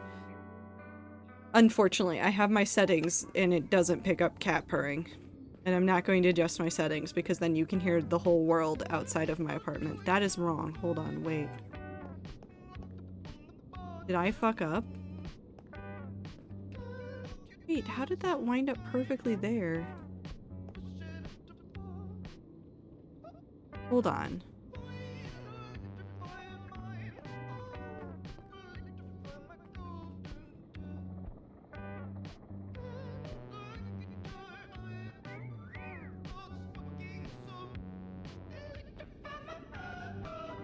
Something's wrong.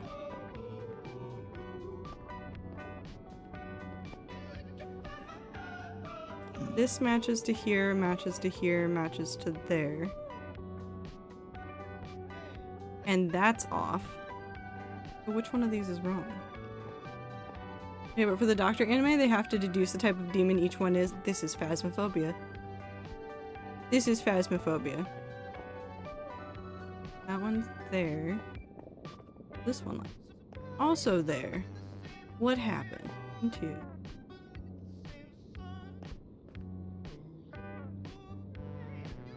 Something is wrong. Something is wrong. Hold on, we're gonna use the scaffolding.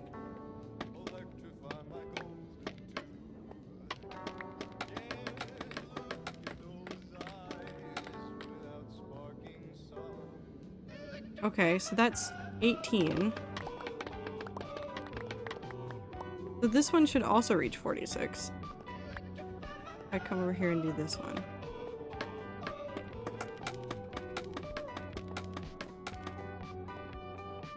That one reaches 45.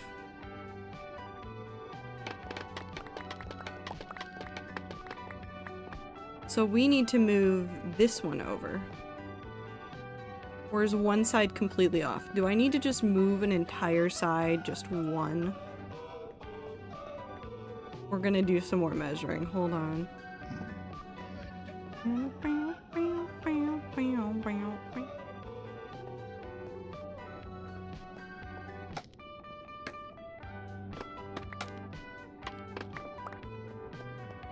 Three. 5. House MD plus Phasmophobia elements on its own would go hard though, like a ghost hunting show or something. That would be fun though. Correct. That's correct.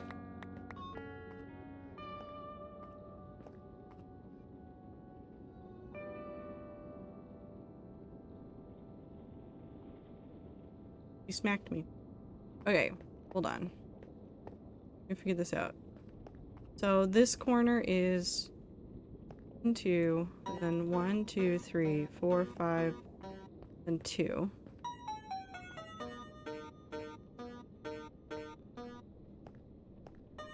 One, 2, 1, 3, 4, 5, 2. So that's all correct. It's just the difference in those. Are these incorrect as well?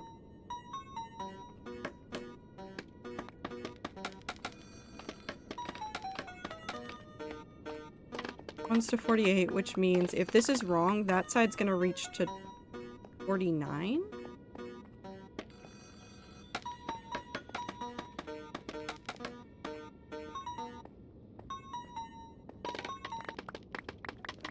This whole side is one wrong. How did it do that? Hold on.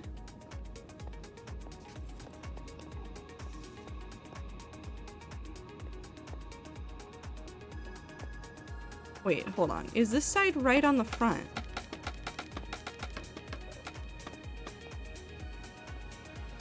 $45.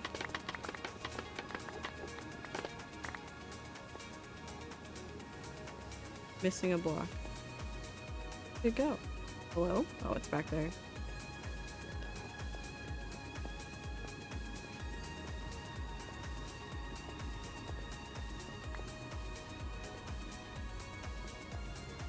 That one was 45. This one should be 45 on the front, because these should be exactly lined up. These should be perfectly lined up. So where did it get fucked up? Is it just that back section? Did I just miscount in doing that back section once upon a time? And thought I had it correct? No, they're all wrong.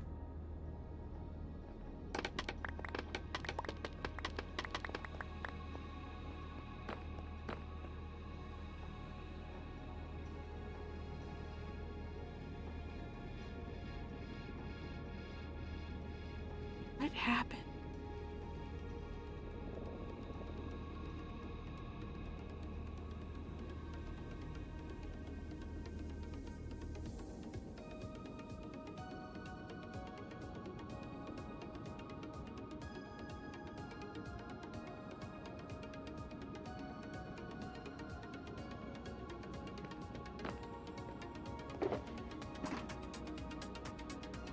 What is happening? Hold on. I need the grass. That's a weird sentence. I use grass in order to do this, and I am very perplexed right now. Okay, so we're gonna come over here. This should be the longest spot. This should be even. Unless it's not. No, that's even. How did I get the math right and wrong at the same time? Okay. So if that's... How much space is between these? 12. So that should be correct. This is 3 on this side, this is 3 on this side. This is 5, which is correct. This should also be 5. That's still 5. Put this one and this one. 15.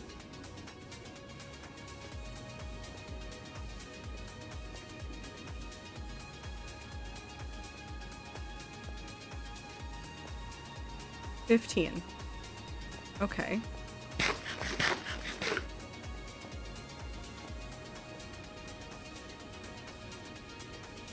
$18.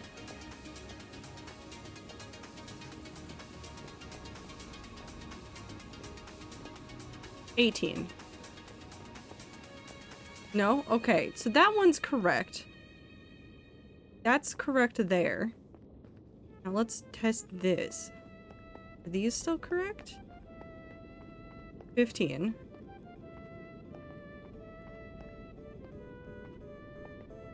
16. Okay, so this stuff needs to be moved back 1. And is it just this over here as well? Did I screw that up? 19, that should be 18.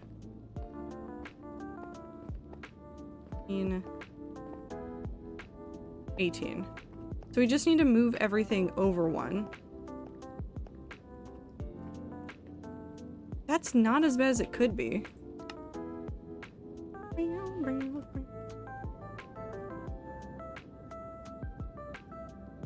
Okay. We need to take all of this back 1. Let's start by first putting away the grass. Nope, that was not what I wanted. Thank you, though. That's very nice of you, video game.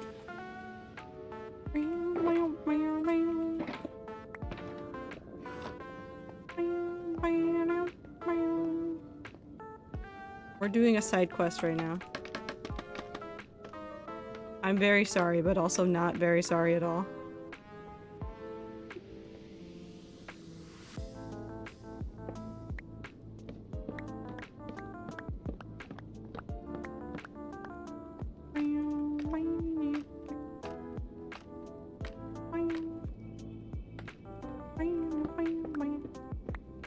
The good news is we have exactly the amount of materials that we need in order to make this structure back again, so it should take very little time and should be extremely easy to do. It should not take that long.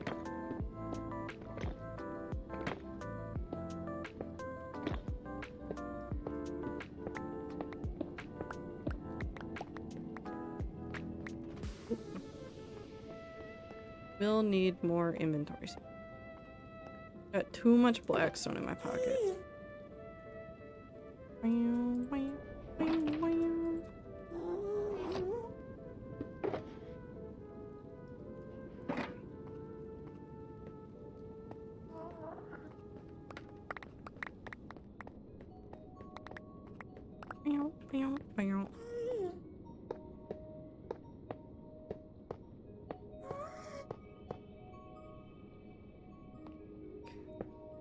This to be right there.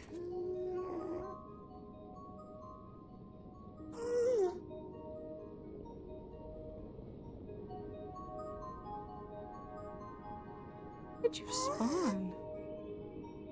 How did you spawn? Oh, maybe no, because that's not how that works.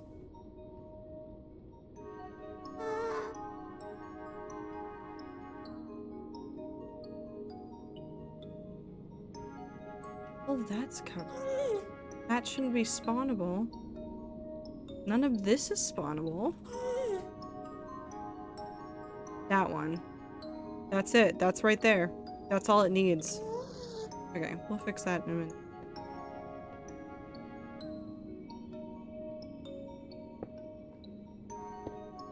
I've contributed to the Death Duo Flood on Tumblr. Hell. Always happy to see it. Should be 1, 2.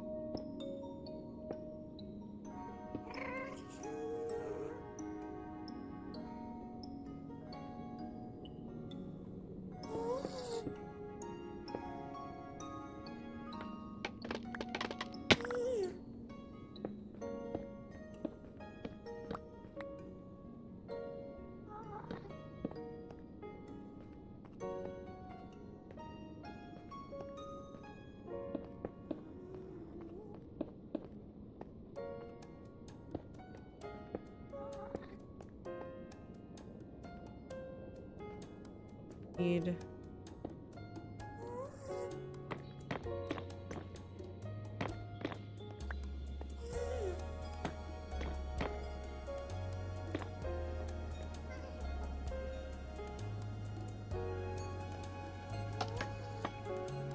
Can't wait to start 100 Days of Death Duo. I believe in you. Gonna have to wait till after finals though. Of course. Make sure you're focusing on the important parts first. 2, 3, 4. How did I not have enough? Hold on. How did I not have enough?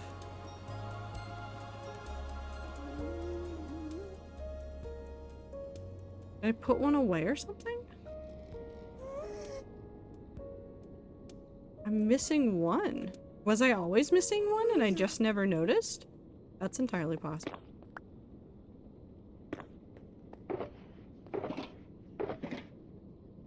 Super weird. Anyways.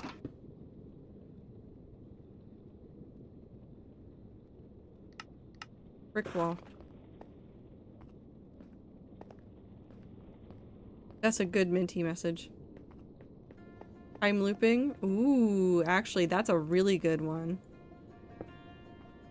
Time loops are such an interesting trope to have in something. Let me put this up. I also need to put...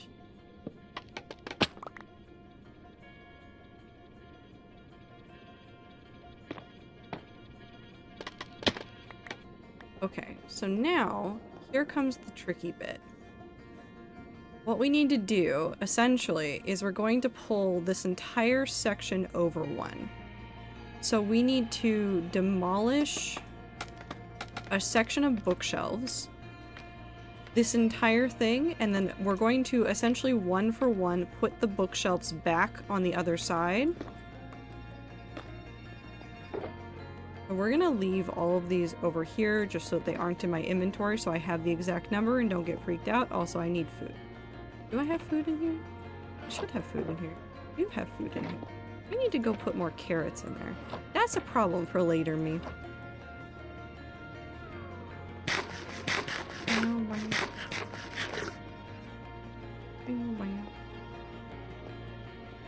Okay. So this is what we're going to do. We're gonna get up here, and we're essentially going to demolish these 4 rows. All of it. Indiscriminately, we're just gonna get rid of it. This is an easy fix. This is not a huge problem to deal with. I've fixed much worse problems, including having to shift floors above me up and over one. Actually, I had to adjust this floor as well. So compared to other things I've had to fix and readjust in the past, this is a cakewalk. This will be super simple to fix. Just gotta get it done. Hi, Anne. Do you have an opinion about something? Once I demolish this, I may take a second to go see what Anne wants, because she is being very persistent with the meows, which makes me think that she desperately wants me to fill her water bowl that has enough water in it for her, but she would like more. She would like more. Speaking of time loops, did Minty say that before or after the Outer Wilds music came on? Did Perry know? Did Perry want to play along? Was that what happened there? I don't know what Perry's doing, but they're having a wonderful time. Perry's in a time loop. I'm in a time loop. But the time loop is full of rats. You're trying to let us know. Oh no.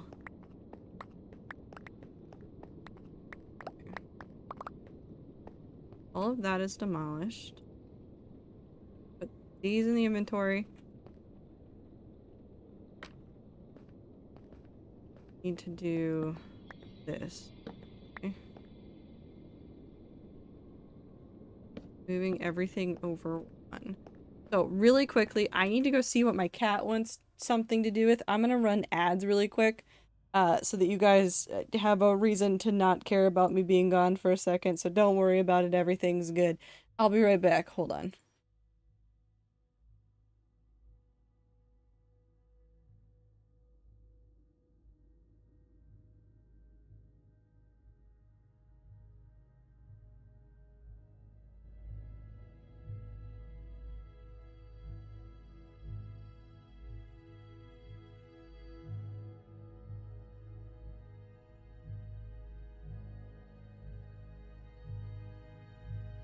Beans, beans, beans, beans, beans, beans, beans, beans, beans, beans, beans, beans.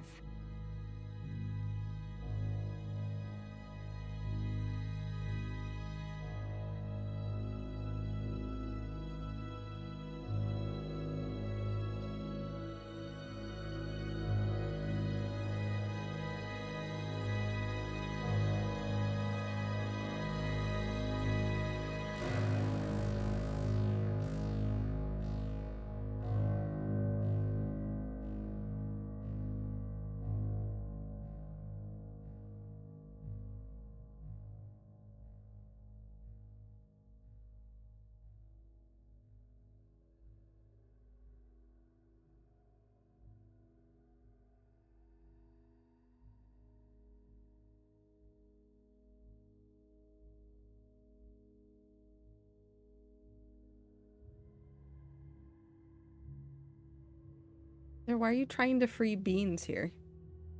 You know Beans isn't under my control, right? Cheese. Cheese.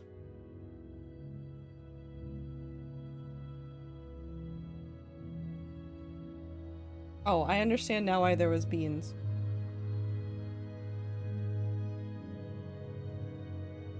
Deserves to be free. He made a gift that almost killed him. Anyways, welcome back from the ads. Anne did in fact want more water, but it wasn't that she just wanted more water.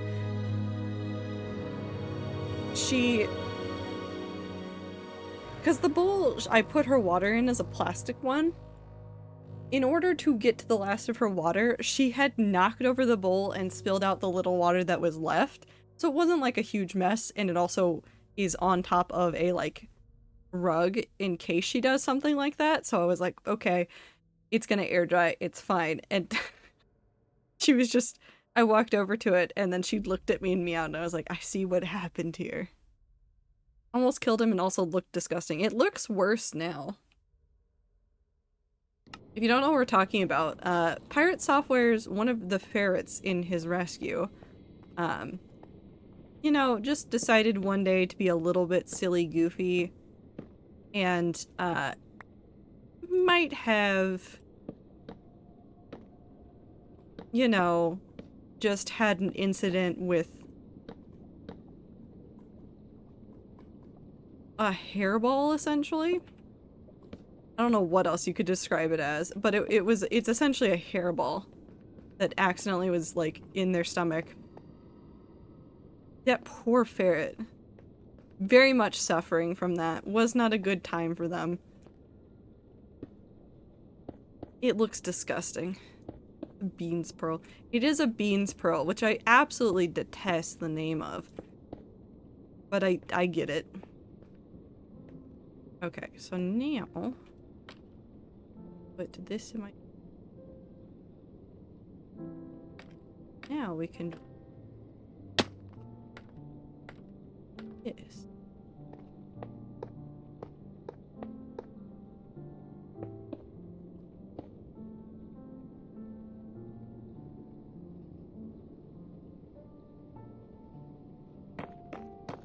I love ferrets in concept, but not in practice. They're hard to take care of.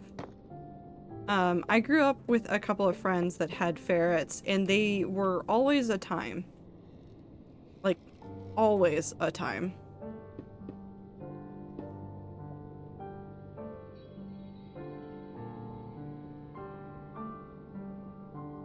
Be the middle.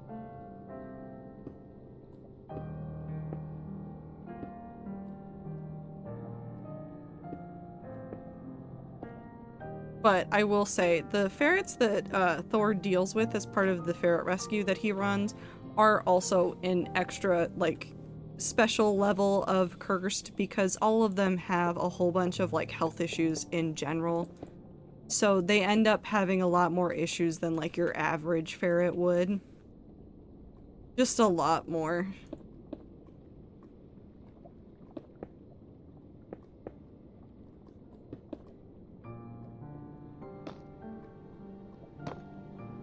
So if you were thinking about getting a ferret and you keep hearing about Thors and thinking about all the issues they have, just know that while that is part of the risk you should be like preparing for if you want a ferret, just remember that there are some that have more issues than others.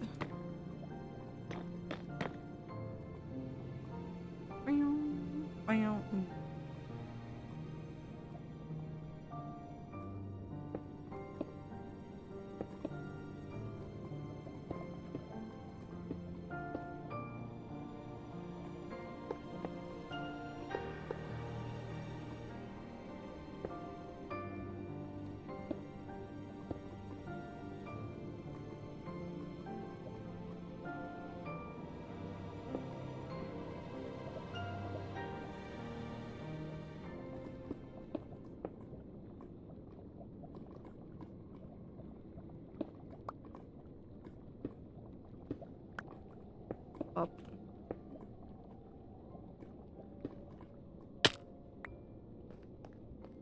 Is anyone going to tell me you could have more than one pet in 1.6, or was it just supposed to find that out myself?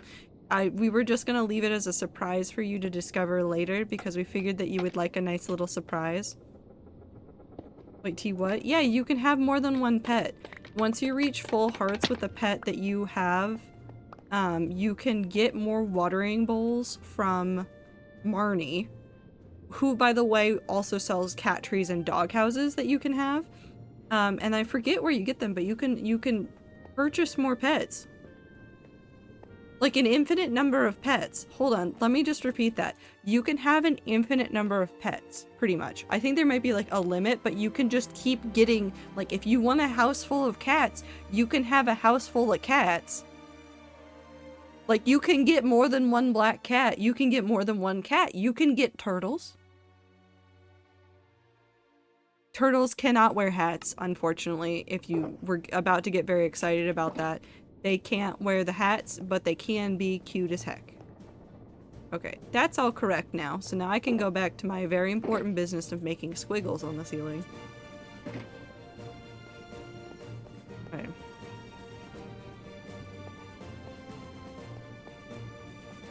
I need my image again.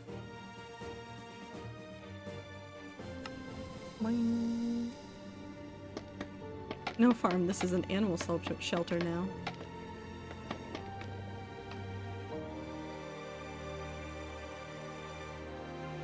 Guys! You are on top of the chair, living your best life, trying to... Why are you screaming?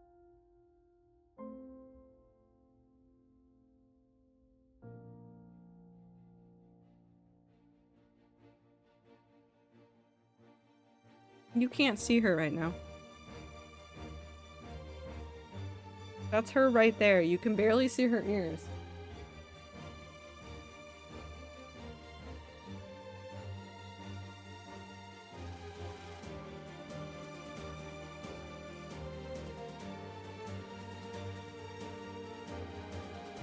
And you might be going, Trader, why are you letting her tear up a chair? Because that was my old office chair before I got the chair that I'm sitting in now. And I was going to put it out by the dumpster like 3 years ago. But it's her chair now, so she gets it, and it's essentially a glorified scratching post. What's up?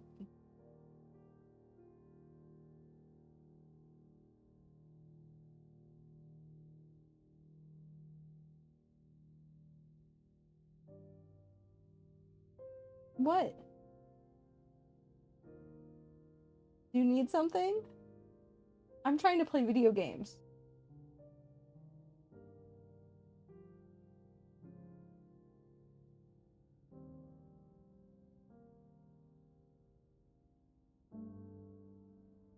She's got 0 cares in the world, but she would like all of the attention. Despite the fact that I gave her so much attention today. Doing? She's got no. Back to video gaming. Wait, no, I need to be up here for that. Anne is so good at being Anne, and I love her for that. I love her too.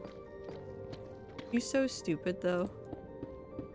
Just absolutely precious. Precious, precious bean. Got no thoughts inside of that skull, though. Just, like, legitimately nothing inside of there. 4. Then 2, 4.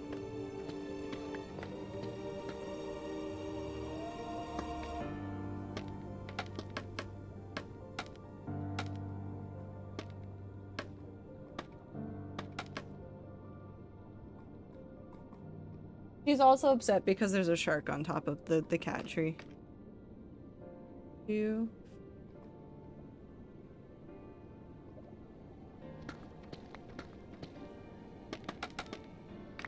5, 6, 7.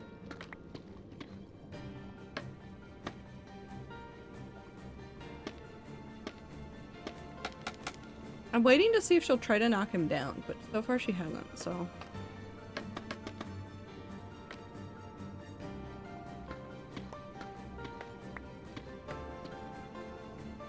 Go back through and do this.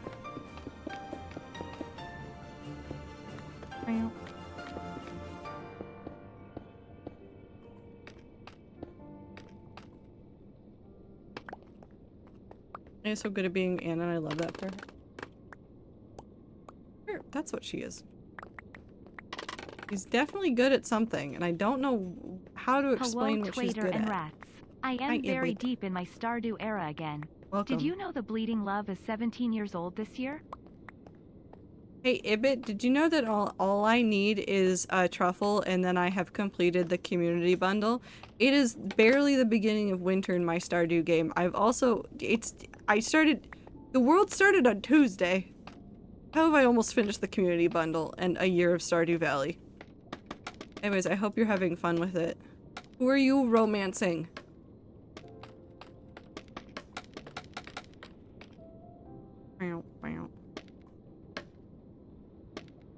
Made my checking list and I've been working on it? Hell yeah.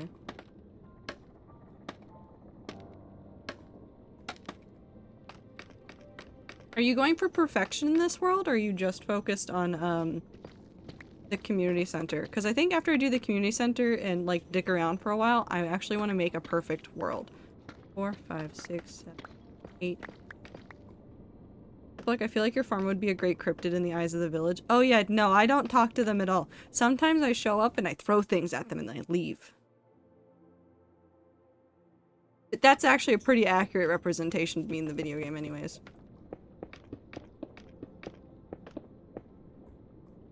4. I said 4, but the 4 works too.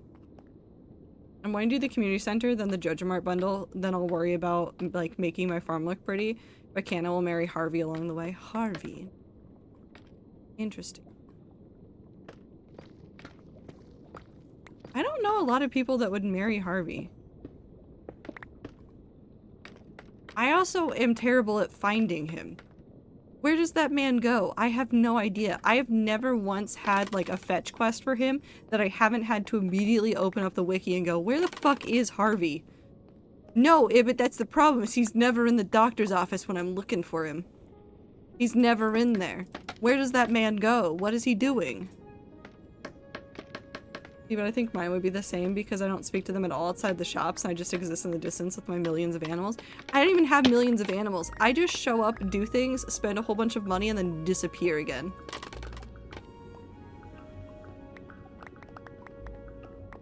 I showed up, looked at Pierre's shop, said, I'll beat you one day. And now I have seed makers, so I only need to buy a small amount from him, and then I can just be set for the rest of my life. Sometimes the square, sometimes his room. He was in none of them. He was not there. He was gone. I could not find him. Turns out he walks over to a specific spot on a specific day and I didn't know about it. Which is fine.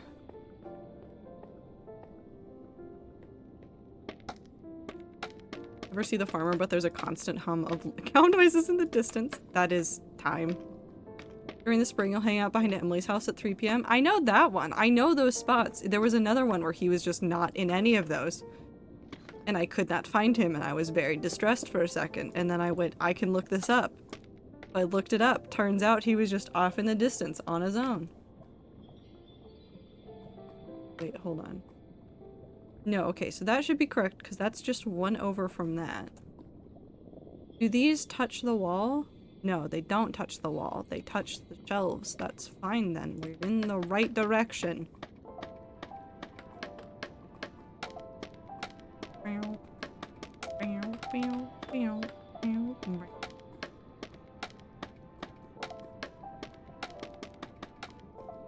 Sure, that's probably enough. Okay, 4. 2, 4, 6, 7.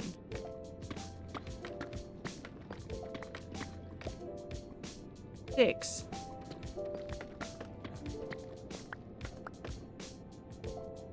5. Oh no. Going to need more. My ankles.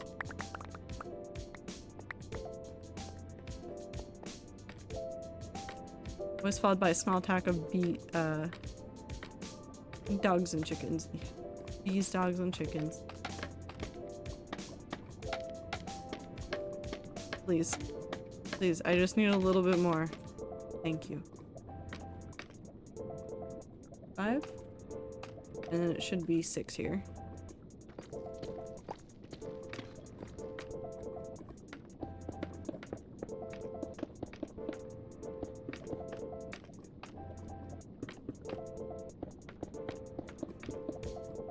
Ta-da!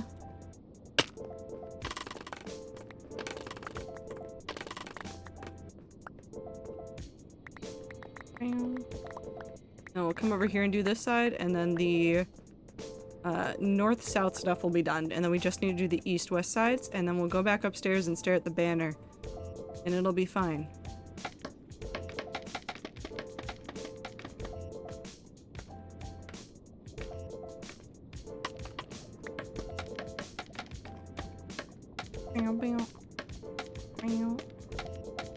I just show up in town, throw money at Pierre, rummage through the trash like Raccoon Man, toss some geodes at Clint, and run away again for some unknown amount of days. See, I'm in town every day, but that's because I keep doing things that involve, like, I have just, like, a shit ton of, geodes all the time, because I almost always go mining for an amount of time. Like, always. 7, 6, 5, 6, 7, 3, 4, 5, 6, 5, 5, 6. There we go. Help, I've fallen and I can't get up.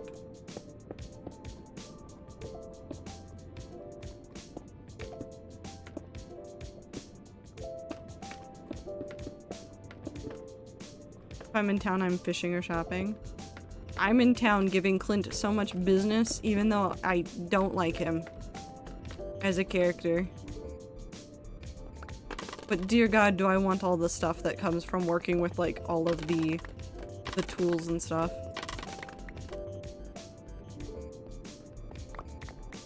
I'm so close to having fully upgraded tools as well.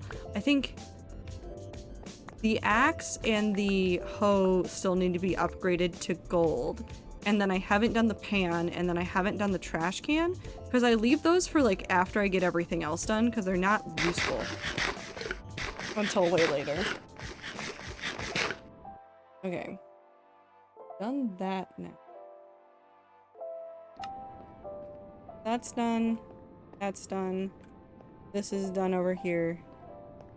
Now what we're going to do is we're going to come over here. And there's 2 patterns that we need to do. Again, one of them is probably going to be back here, hidden amongst all of this. And then the other one is out here in the open. So we're going to start with this one.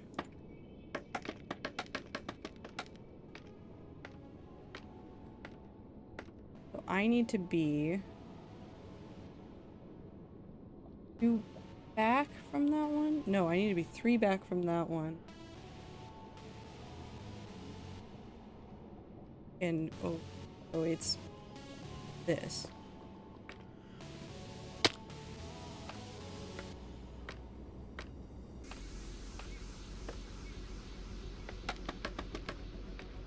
I'm gonna start with this one to see how he looks, because I haven't tested these in Minecraft.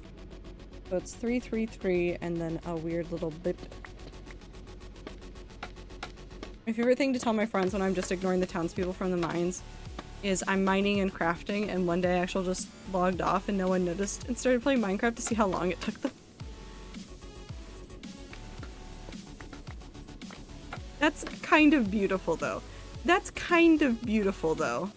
You have to admit, that one's just kind of beautiful. Time, where did you go? I'm mining and crafting. What do you mean you're mining and crafting? I mean, I'm mining and crafting. It has very much why are you looking for clothes at the soup store vibes for some reason.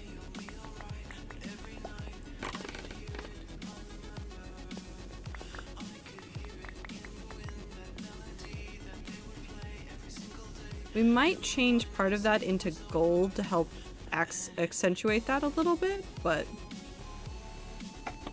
fine. I yearn for the mines. I'm starring and doing. Technically correct. I never know what I'm star doing. You're having a good time. That's what you're doing. I also can't wait for you guys to hear about the unhinged things I do after I finish a playthrough, and by finish a playthrough I mean I finish the bundles. Because that's all I care about in that game, is finishing the bundles real fast, and then I just go insane. This is not a joke, I go insane.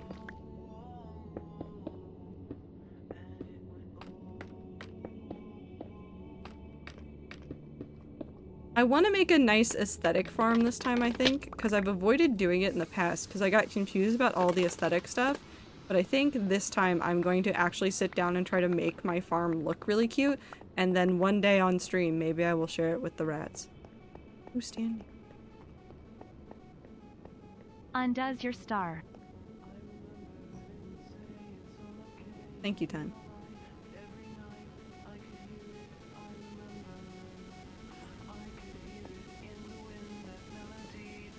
Okay, so now we need to come back over here. We're gonna go on this side. And it's...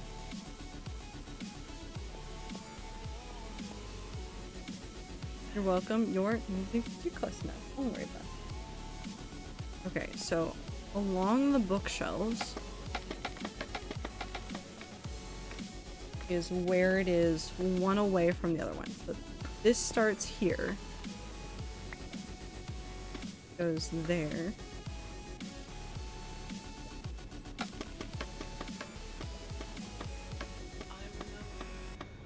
It's 4 and then 5. Goes 1. 4 and then 5.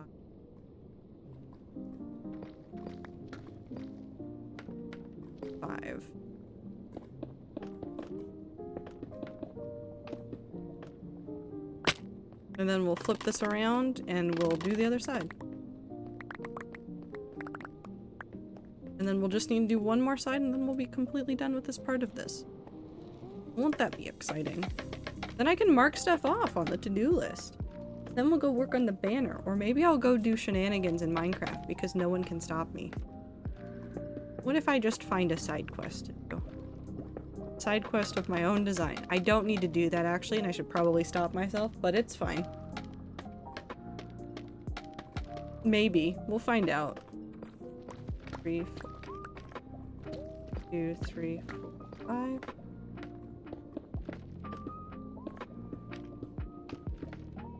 Cool.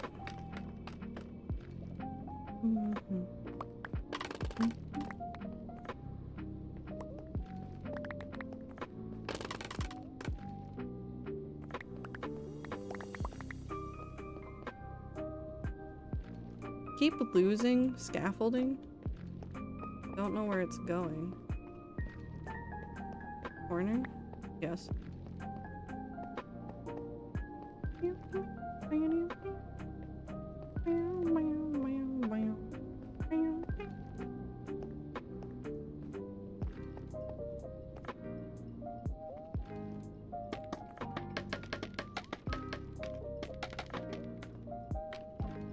I am very happy to be getting good progress done again in this.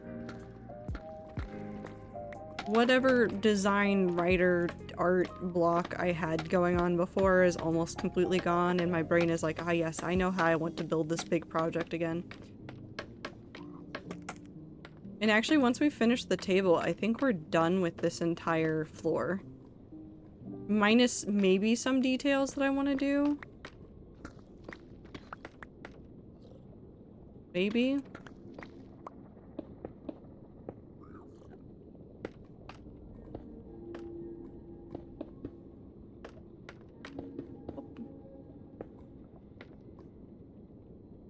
The only other details I can think of are in the hallway.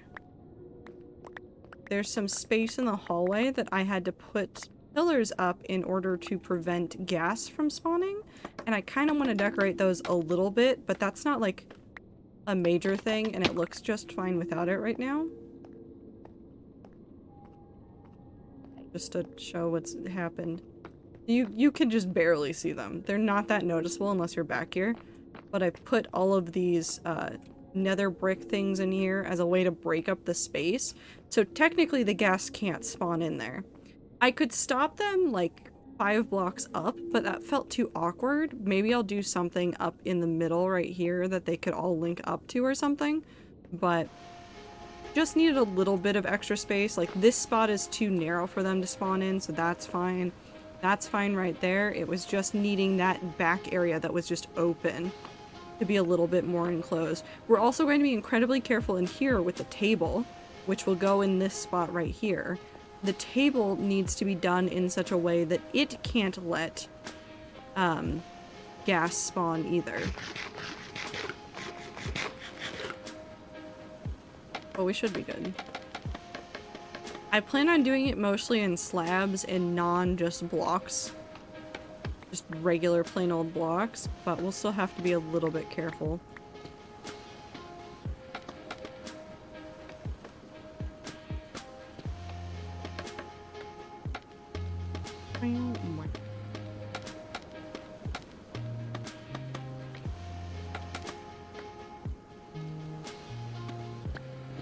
There we go.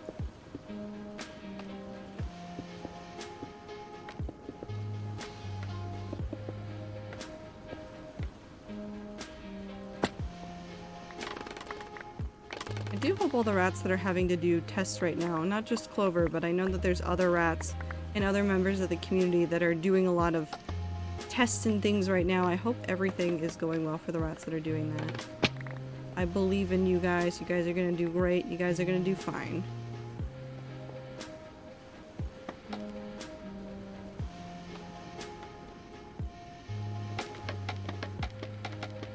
There we go.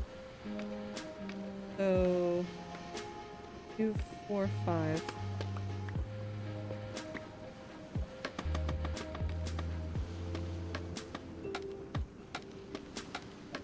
Need to go there. Where?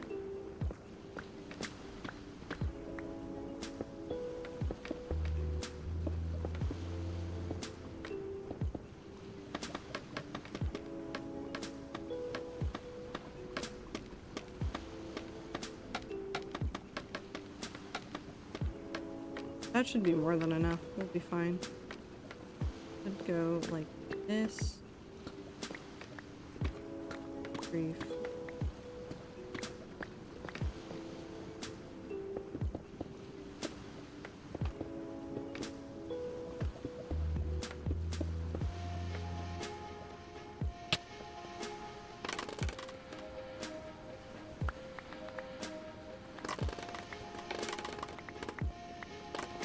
Ta-da!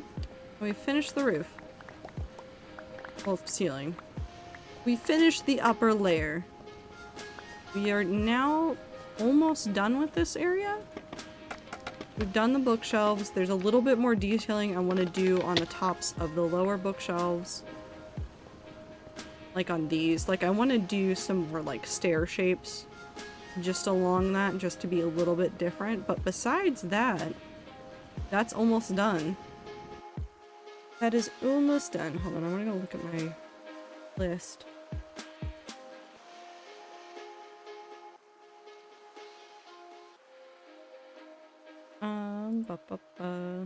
Floor basement. Yeah, just decorations in the table. Maybe we go get some materials to test out for the table. I have some ideas, and I have some... What we could do is cover it in wool. We could pull a pillager moment. I don't know if you guys have seen pillagers before.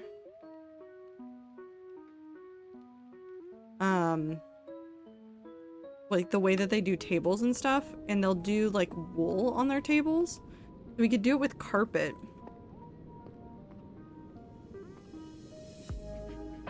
I have a couple ideas. Let's go ahead and leave these materials here. Also ads. Let's leave these materials here for the moment. And let's go back out. Hi, Abe. Let's go back out to the overworld and let's go see how much dark oak I have. And I don't think I have a ton, so we might have to go cut down some more dark oak trees again. Although I remember I cut down some for other things, but I don't know how much of it is left.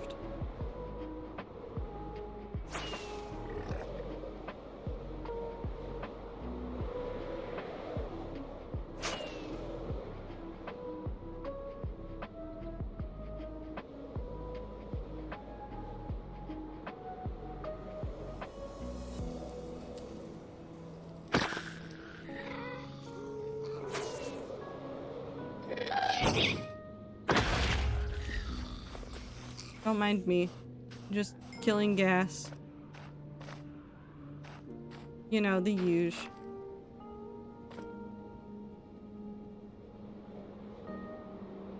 Up. I have some.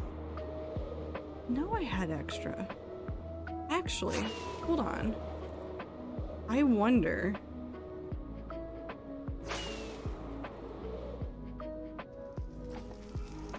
I wonder.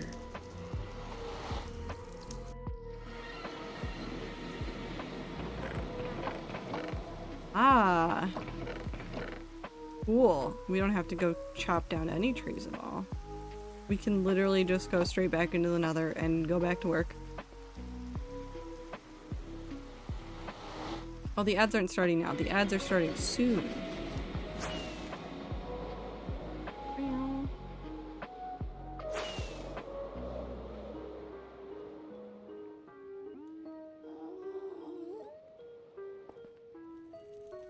Well, I need you to not exist.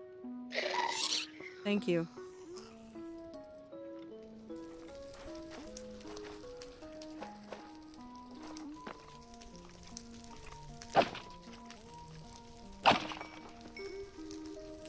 No.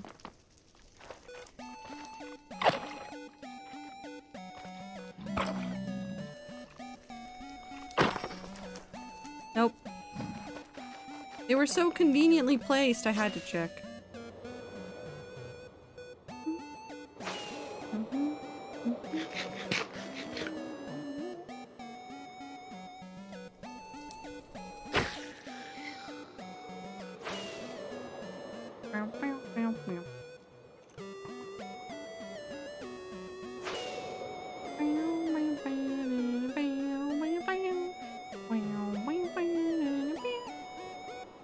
Ads are starting soon.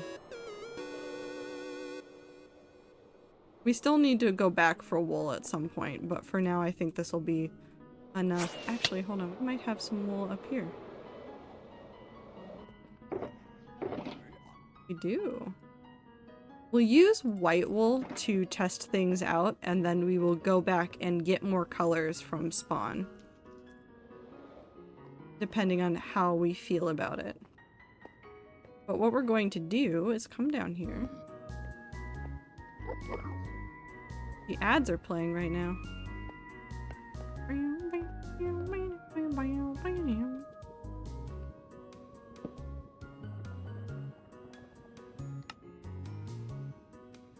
There we go.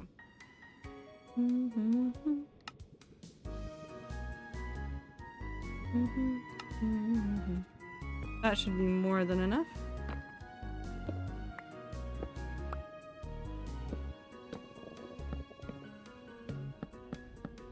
What we're going to do is we're going to do slabs probably throughout this entire thing just to be resource effective. But the way that this will work is we will have this set of slabs be up a level, and then all of the slabs inside of this will be at the like top of the block. And then on top of that we will put the wool to make the thing. Also, we can hide lights in this pattern as well, because we'll be covering up all of these torches, but we can put light blocks underneath the wool so that we still get some light coming from them, but we don't have to like worry that much.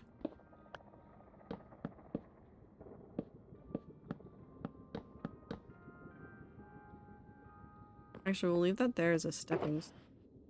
I think all of the lights are... Go get them real quick.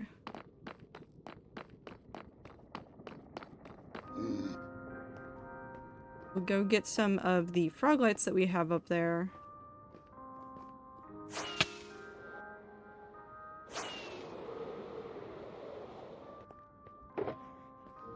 Good morning, I live on the East Coast. Okay. Listen. It's not morning there either. Boyd, I hope you're having a good time zone though. Take care of yourself. It's just later at night.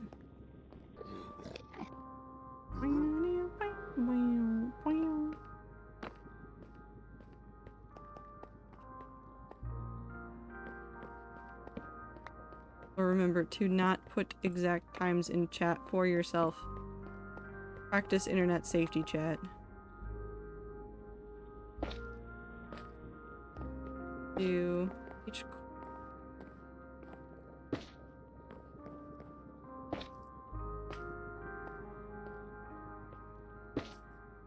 three away.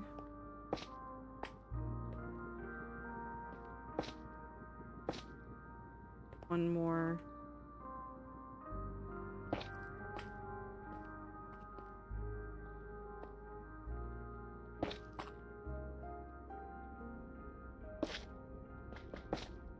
Definition of morning is arbitrary. Okay, I think the rats just don't want to deal with real time zones, and so we've decided that they don't exist.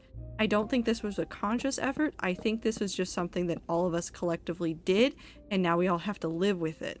Now we are just in time zones, and sometimes we don't even know what day it is. Sometimes we do not know what day it is. Not even for our own time zone. We're like, it's a time zone. It's Tuesday. Well, sure, it can be Tuesday. You know what? If that's what you want it to be, that's the day it can be.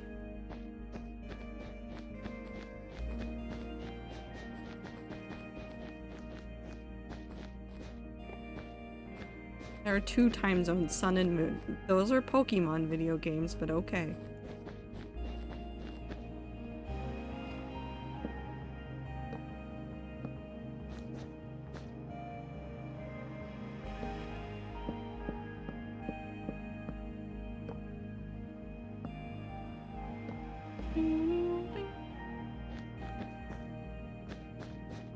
What happened to Geyser? It's not a time zone, it's a god.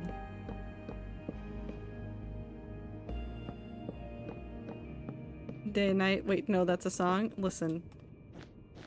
All of human language is saying things that we've heard other people say in ways that make us happy, and it's all been repeated before. Don't worry about it. Just keep using the words you want to use. We need so much more wool than this. Oh my god, go grab more.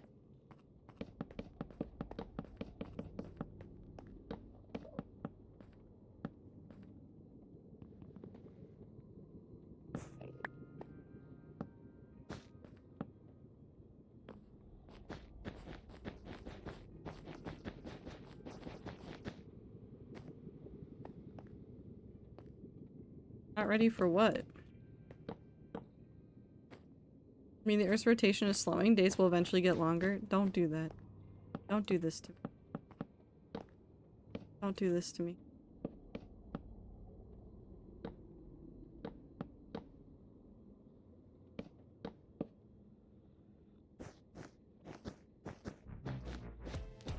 The good news is, Void, when the days are long enough to be acutely felt in a hot state, you will probably be long dead.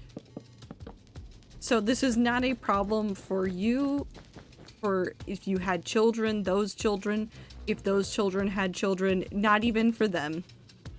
So down by 1.5 milliseconds a century, gonna be a while. Yeah, you'll be long dead.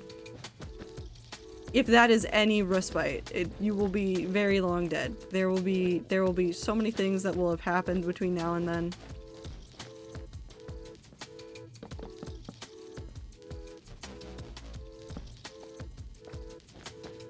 Unless you're immortal, but then you might have bigger issues. That's true.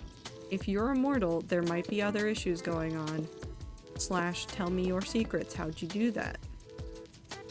You have to tell me. I'm a Twitch streamer. You can't lie to people on the internet, especially not Twitch streamers. Never.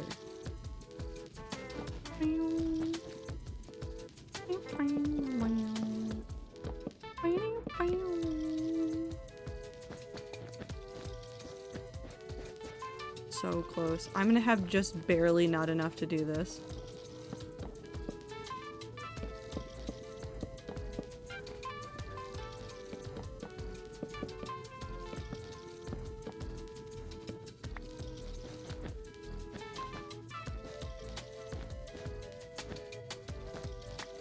That seems like a lie, weird.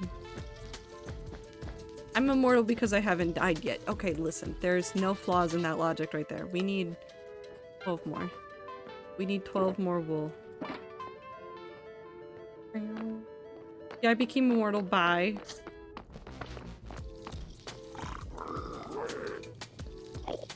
Oh, wait, hold on. Have... spot. Where was the spot?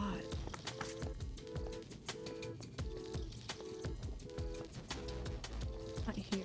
Is it over on this one? No, it's over on the copper, I think. Copper has. And I think maybe this platform in the middle? No, because that's... No, that's full blocks.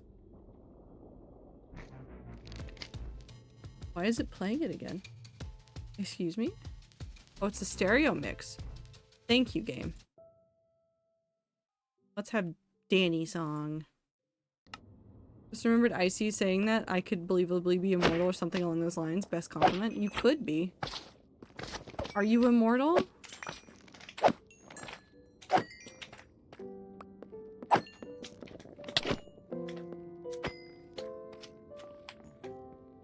I would become immortal through simply fighting my way back out of hell. Fuck, that's just Kratos? Yeah. That is that. You have once again found the video game plot.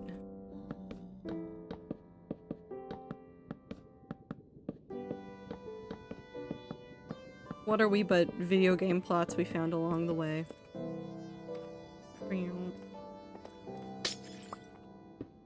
we go. Okay, we need a little bit more wool. We might have to make the center a different color for the moment because I don't know if we have more white wool. But that's fine.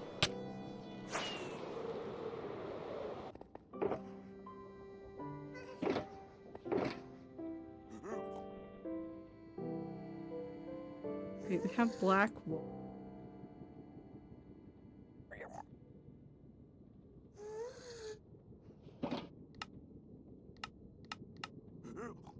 I'll just do it in black because if there's no white wool here, there's no white wool left in here.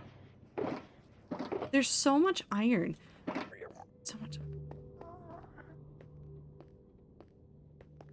Man, I need to not only touch grass but embrace earth. How long are your arms, Void? Earth is kind of big. It is kind of big, but you can hug it a piece at a time. You can slowly hug the earth. Small section of the earth, just... Are you gonna go hug a tree? What's the plan here?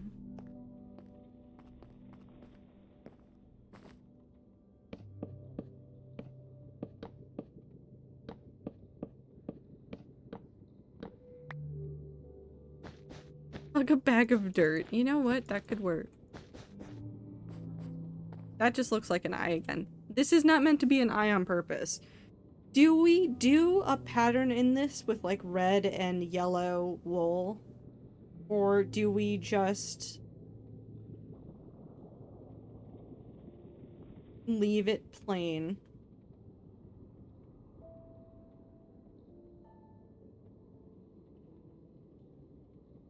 Kind of sprawl out on one good section of the earth and then like frolic. It looks like an eye. I know, I didn't mean to do that. We just didn't have any other colors really.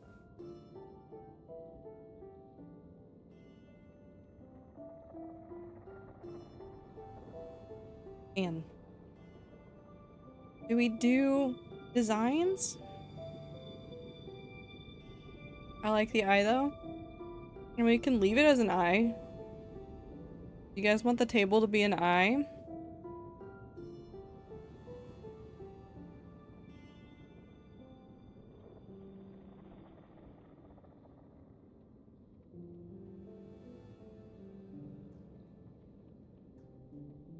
How do we feel about that? I want to put a light fixture up in the middle, don't worry about that. That's like one of the last decorations I want to work on, but I haven't gotten there yet. But do we want to just leave it as an eye there?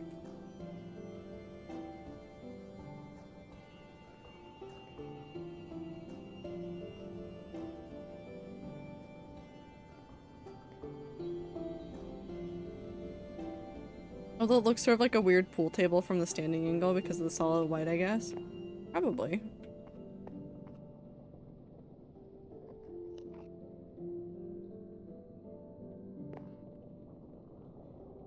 I think maybe let's go get some red and yellow wool. Let's do that. I think that's what we need. Let's go get some red and yellow wool and we'll make a pattern out of it. We're gonna make a pattern out of it. I think that'll make it look less weird. We'll leave the thing in the middle so that you guys can still call it an eye, and then we'll get the red and the yellow pattern to kind of mimic some of this work.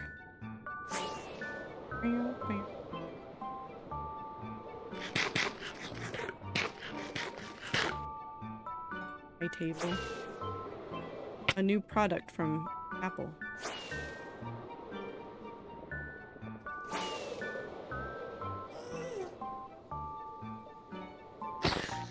The eye table. Actually, that does sound like something they would do. Have they done that? Do you think they already have like the copyright and like trademark stuff for that submitted so they can make the eye table? They have to, right? Although I feel like all the companies that started making those like tables that had like screens that you could touch them on, like they have like these brilliant ideas for them, and then everybody went, yeah, kind of don't want that, and then like they use them in museums and stuff, and like that's it. And that's the only place they use them. I've never seen them in a person's house. Because why would you want that in your house? The most I've seen is somebody took like a computer screen, like a really big computer screen, But it was like something they made themselves. It wasn't just like a table that came that way. Because the most, like, the best example I've ever seen of one of those was somebody wanted to do D&D on their table with a screen underneath so they wouldn't have to bring a physical mat, so they could just show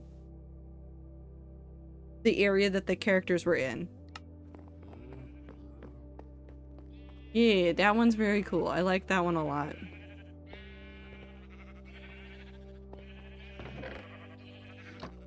Let's just bring this taxi.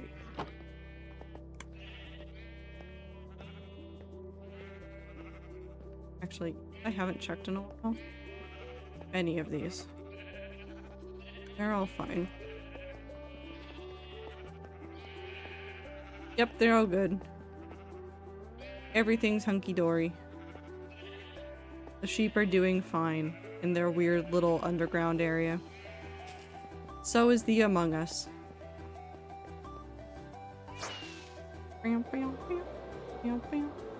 Ooh, they're all grown up. Except for a couple of the pitcher flowers in here. We'll wait until all of that's done. And just like a handful of torch flowers. Nice.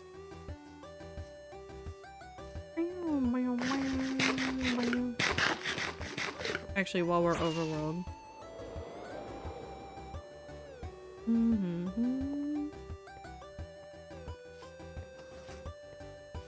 That's the melon and farm. Those are doing good. I haven't, oh no, I haven't checked the melon farm in so long. Oh no. I can't wait for the auto crafter to exist. I'm gonna be so excited when the auto crafter exists and then I can just make it so that it auto crafts all of the melon slices. I just realized that the melon farm has been sitting for far too long. It's fine. It's fine. There's definitely no problems here. We're fine. It's definitely not gonna be 9 stacks of melons. No way. No way would I need to make 9 stacks of melons.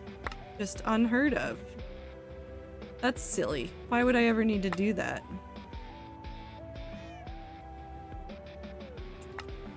Whoops.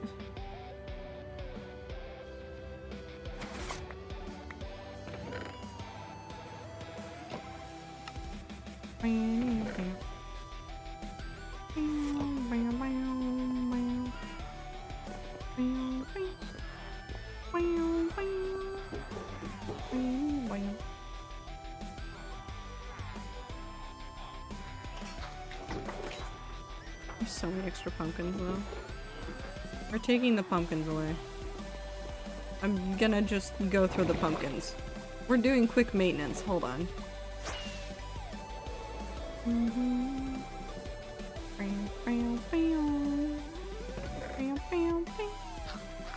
Really, what I should do is start a thing to like just automatically funnel off some to turn them into bone meal, but that's a lot of work, so I'm not gonna do that.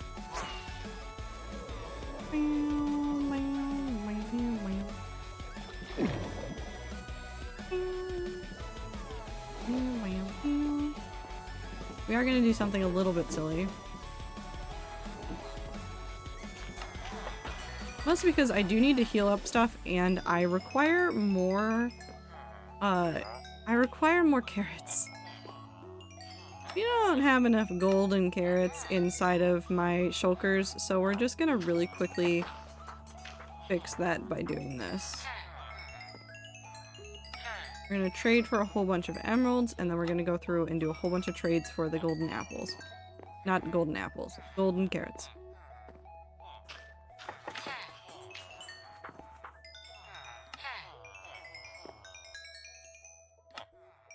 I left during break to give dogs some cuddles, and the 2 of them started using me as a pillow. And I've been stuck on the couch ever since, so hello for my phone. I should go back to petting now. I hope you're having fun.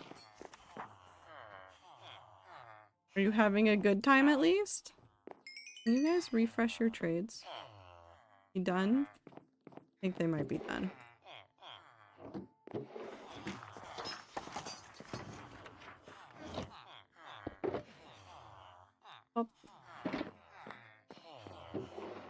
Goes in there.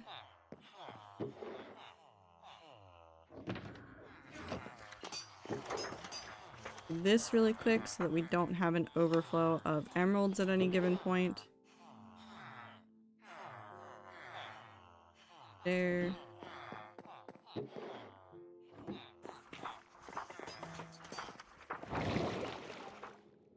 we go.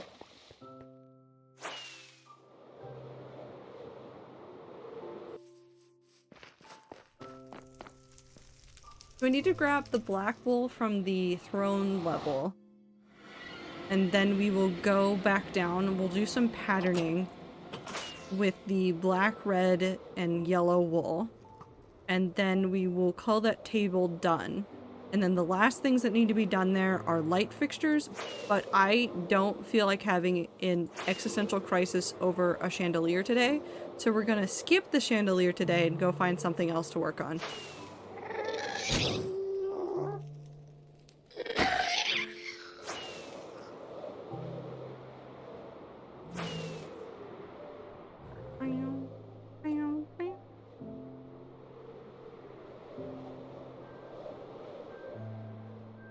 We'll probably end up working on that banner. Actually, I need the gold as well. I wanted to add some gold accents into stuff that I was doing. That's...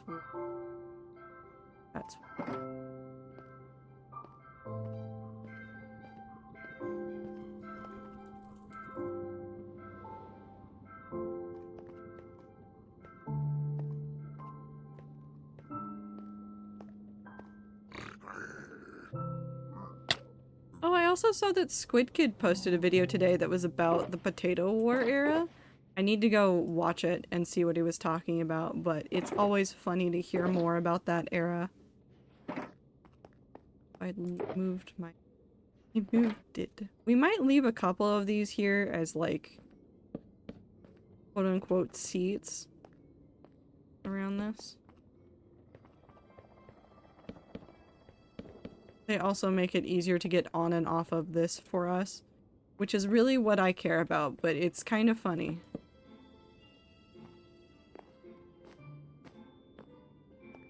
Will I require...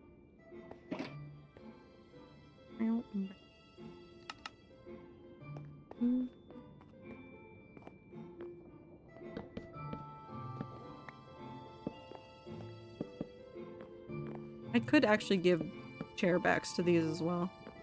With like doors or something.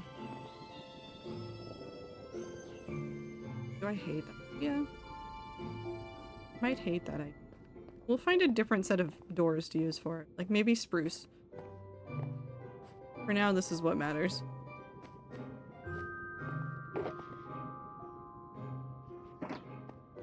What I want to do...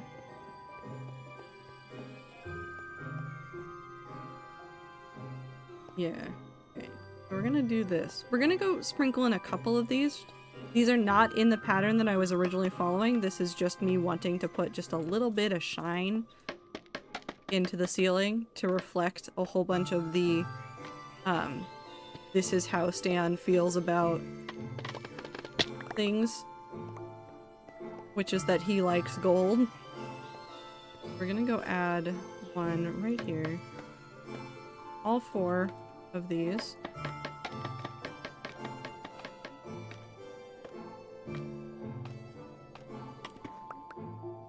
That was the wrong spot.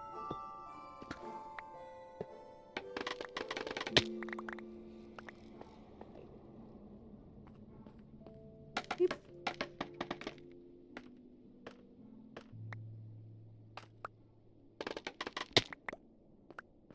Broken ankles.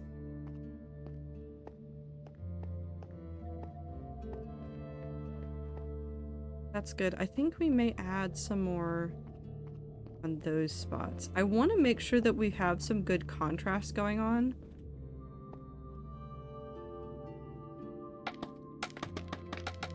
The build. Ceiling. We need to work on the ceiling on the throne room floor as well, because I want to make that better. I originally had a really simple one because I was thinking that we were going to have issues with like the weird like patterning and stuff, but now that we know that it's all fixed up and good to go, We just need to make it happen.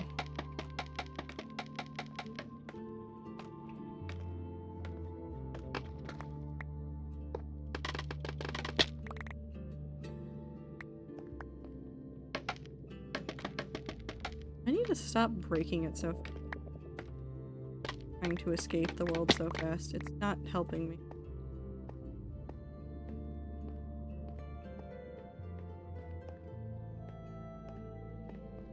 My neighbor's car alarms is going.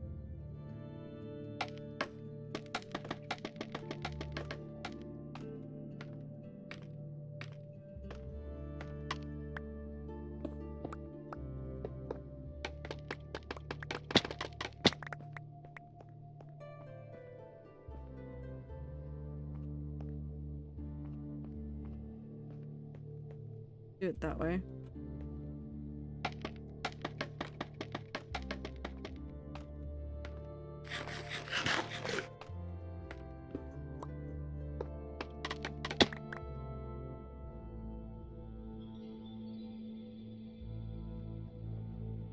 Nope, I like the full gold better.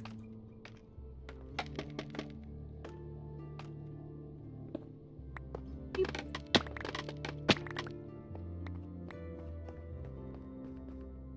Go this way. We'll do these and then maybe something on the north-south part. I don't know where I'd put it. No, I think we'll just leave it without. I think it's gonna be fine without. Hi, Star. This is the part of Minecraft where I do just spend all of my time staring at the blocks going, I think this is fine, and then second guessing myself. Just over and over and over until I say, nope, that's fine. Is there a lot to talk about? Yes, but also there's nothing to talk about. Simultaneously everything and nothing.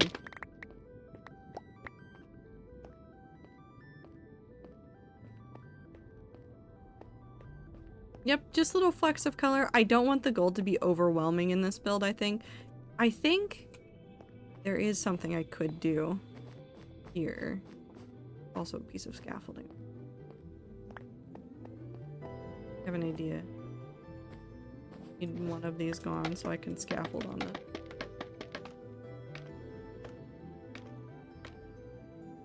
You know, since you guys already said that it looks like an eye in here anyways, you know what, let's just keep the eye motif going.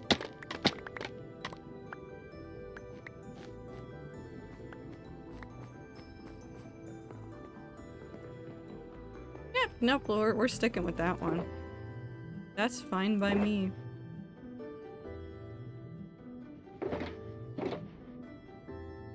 But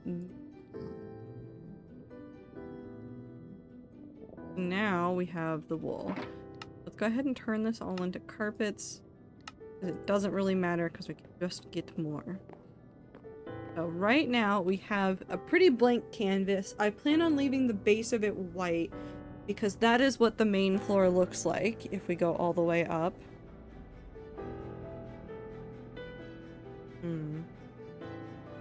I've been checked out all weekend. I'm all emo today. Why are you emo today? Because tomorrow's Monday and therefore everything starts back up again. The Sunday scaries or the Sunday sad hormones. That's fair too.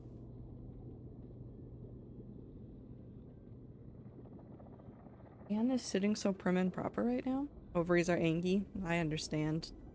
They do that sometimes. Unfortunately.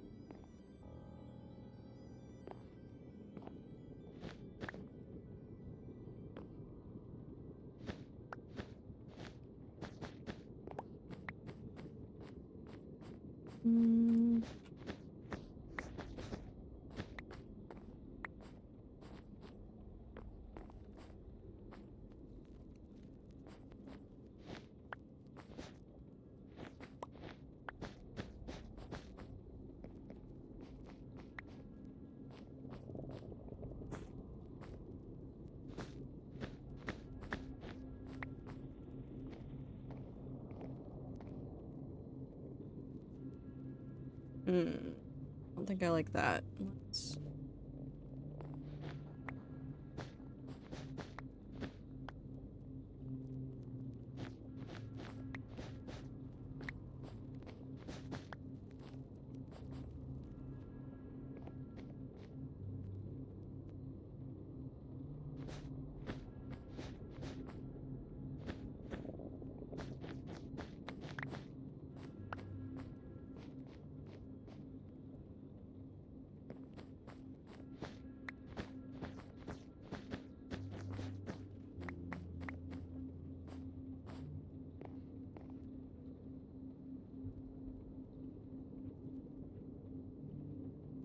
Hmm.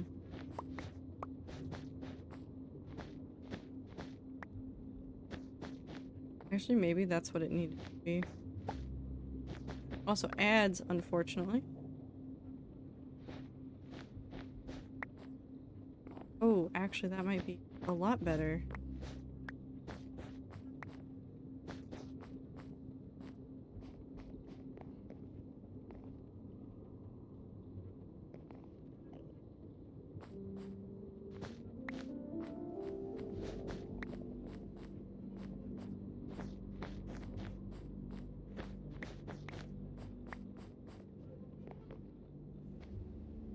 I like that pattern. Let's go ahead and repeat that on this side.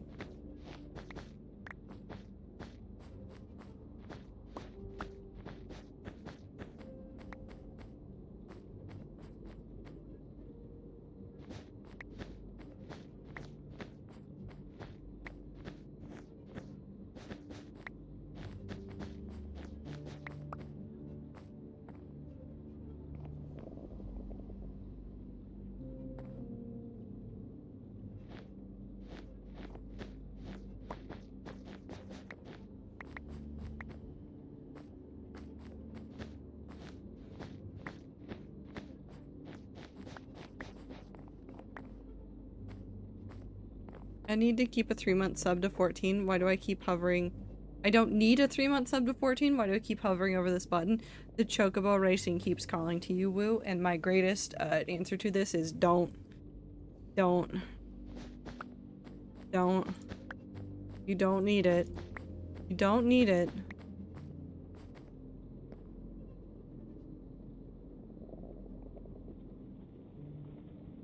Well, okay, well listen. Star is gonna like pitch Dota.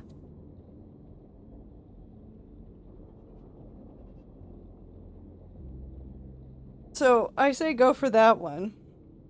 Because at least you know that there are other people around that are playing it. And if you start playing League, I will ban you from this community. This is mostly a joke. How do I feel about that one? Yeah, no, I think that's good. I mean, that matches pretty well with the color motifs of... Well, no, it doesn't. It's actually kind of... Well, no, it does. Because the red is so prominent right there. And then the yellow is all accents over there, plus the extra red that's involved. I think that's a pretty good set of colors right there.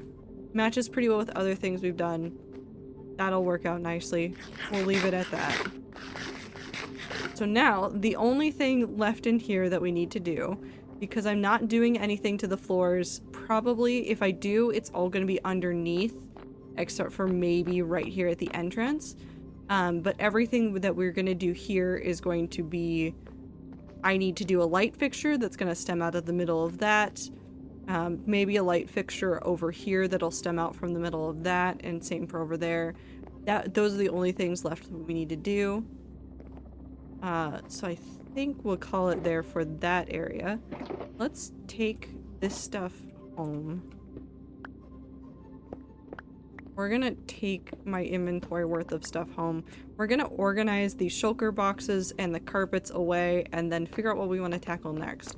I think I might actually hold off on doing the banner in the main room because I think I want to work on some pixel art design for it. I really quickly do want to get the math for it though. So we'll do that really quickly of getting the math for it, and then that should be good.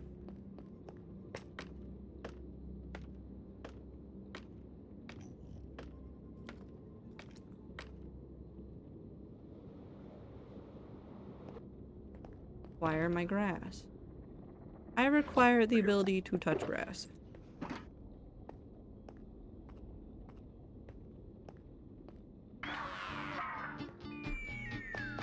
Oh, it's more the mind hack music. I was very confused. I can reach that one, so let's go ahead and use that. We just need to add 2. 11, so it's at 13. And then we need to go all the way up to the top and we can get the height of this. And I can adjust for the bottom later. I don't need to know that right now. 36. So it's...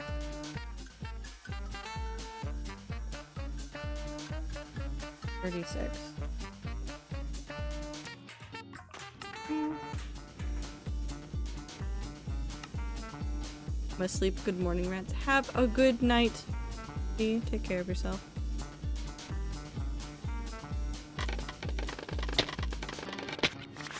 Work on that pixel art another day. And when we come back to this next Sunday, I will probably be ready to tackle that. So for now, I get my fireworks out and then we go back to spawn. The stairs are still a mystery to me. I'll figure out how stairs work eventually, but not right now.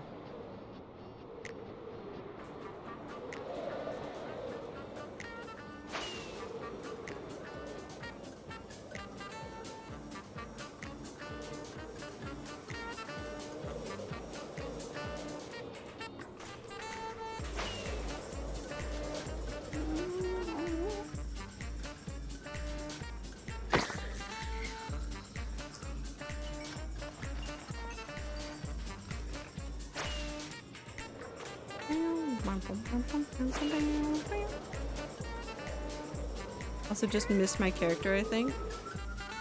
Hey Woo, did you know that you can do things in your imagination with characters that you have?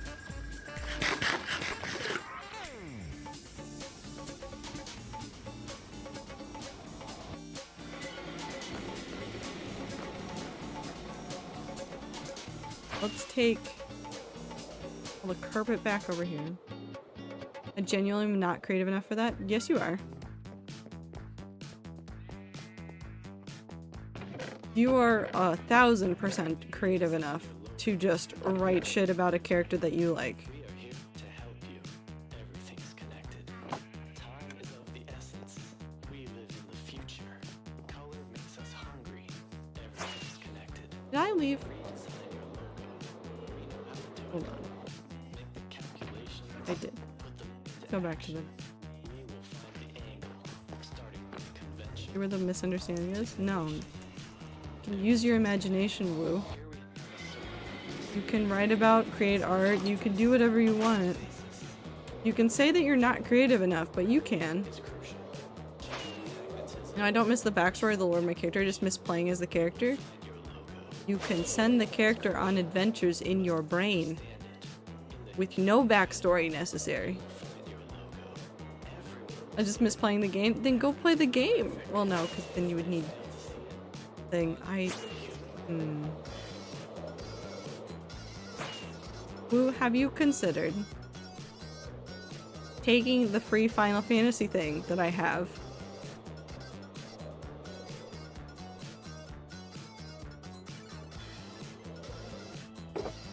That I'm not going to use. I know you keep saying no, but it's for you, for what you eventually do. But there's no guarantee that I will, and you want to play the game. Every demographic. Men 18 to 30. College educated. Over 40. Suicidal poets.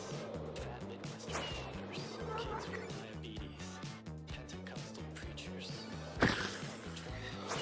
Interracial couples. Atheist professors. I've made a mistake. We're gonna try to do something really quick. Why are there so many of them? Why are there so many of them? What's happening? Why did the Nether decide on explosions?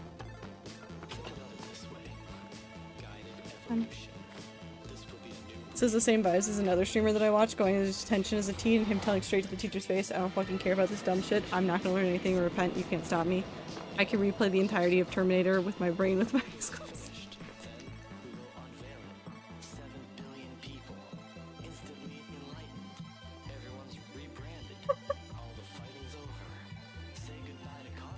Fuck you, I'm gonna watch Terminator in my mind.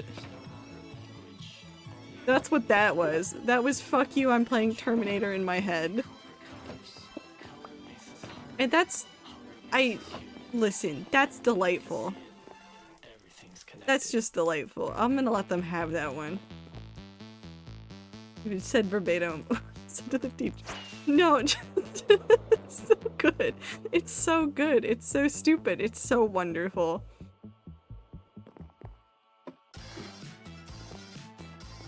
Okay, but imagine like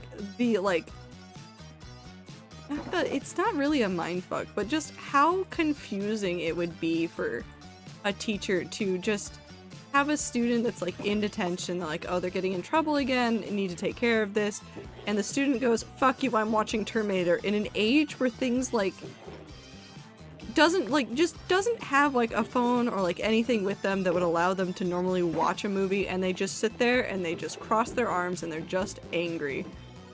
It's just a good mental picture. It's just a wonderful mental picture.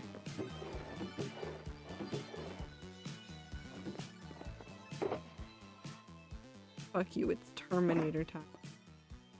These go over here. Up. Okay, I don't think we have anything else that goes in the nether section. This does not go in the nether section. These things do not go in the nether section. The rest of this is deep slate. How do you even respond to that as an adult? Do you just take the L? I don't know. I don't know how you would, in a position of authority, deal with a student being like, fuck you, I can watch Terminator in my mind. And they just go sit angrily at, like, a desk. Like, what do you do? Do you just go, okay? Are you just that panel of, I guess? Like, what do you do after that?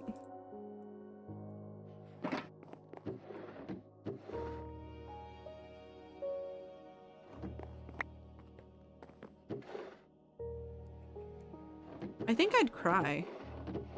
I think I'd cry. Oh, dear.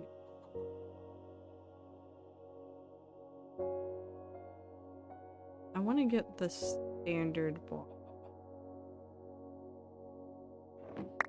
And then take away those. Put these down here. All of the weird blocks. Cracked blocks, stairs, chiseled bits, that should all go in. All of the wood, taking that.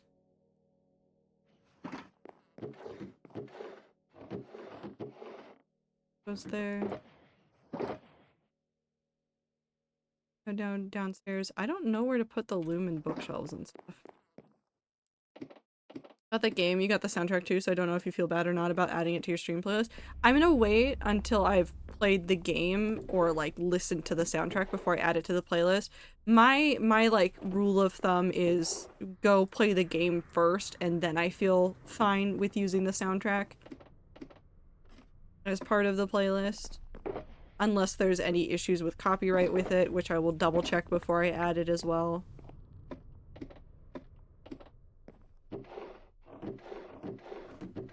I have, yes, all of these can just go in here. They're just book blocks. This can also go up here because that's where it lives. The basement. But once we play the game, which I'm thinking, because I think that game is fairly short. I think it's fairly short in comparison to some of the others. I want to play it on stream first. And didn't seem very long. Yeah, no, I don't think it is. I think it's just a lot of story. Maybe like, yeah, no, I was like, maybe 2 streams at most is from what I've heard, but I also haven't checked. We can check right now. How long to beat? I don't want to open up Dragon Cake. Thank you. How long to... Got the name of... Because I know how words work. Square Enix has a sale right now. Season, A Letter to the Future.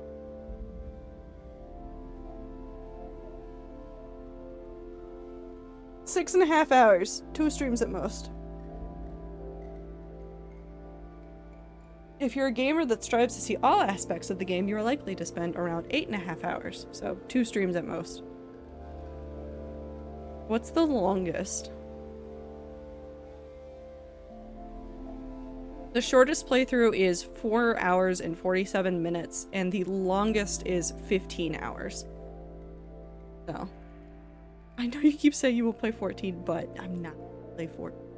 I go look at the Steam sale now, just to see what's on sale from Square Enix. And look at all those Square Enix games.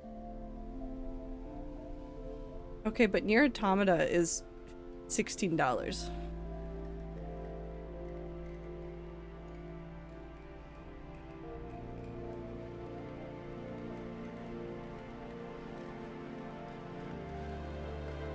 Maybe. Spring sale still on. There's spring sale, and also there's some games just have, or some publishers have been doing their own like mini sales and stuff. I might go look through more of the Square Enix stuff later today. Hold on, how long does this go for? Using Nier Automata to gauge. 13 hours. So no, I'll be looking at it tonight and then figuring out if there's anything I really, really want. But I don't know.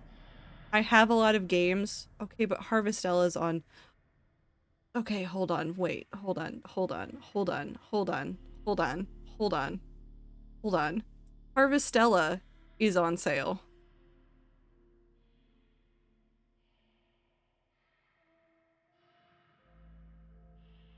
Which is the Square Enix farming game. It has a little bit of fighting. Just who got another meteorite? Nice.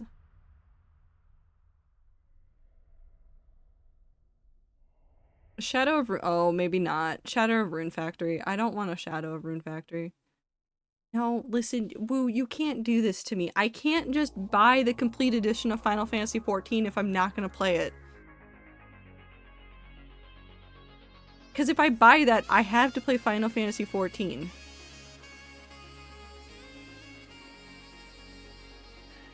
Like, there's no way around it.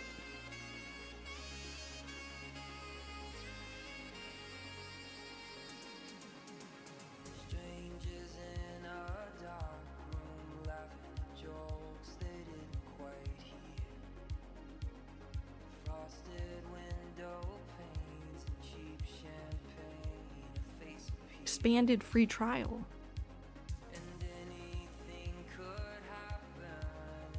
It's 30-day free subscription period for all newly created service accounts. You say that, but how many other games do you have in your Steam inventory that you've bought but not yet played? A lot.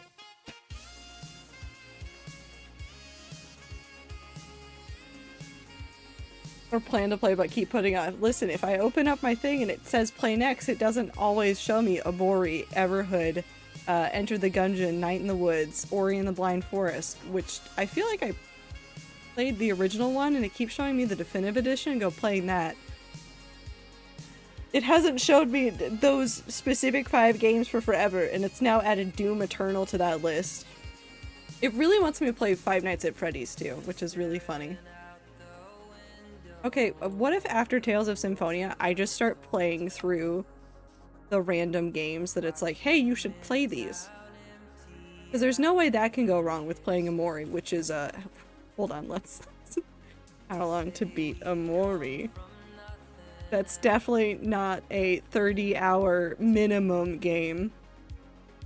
But it's 60% off for the next 13 hours. Ooh, I don't need it. I don't need it.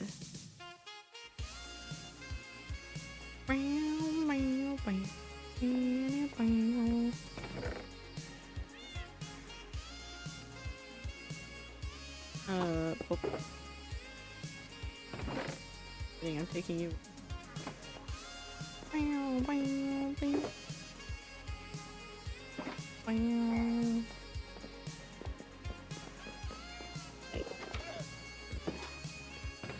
I'm sure it'll go on sale another day. We don't need to worry about it right now.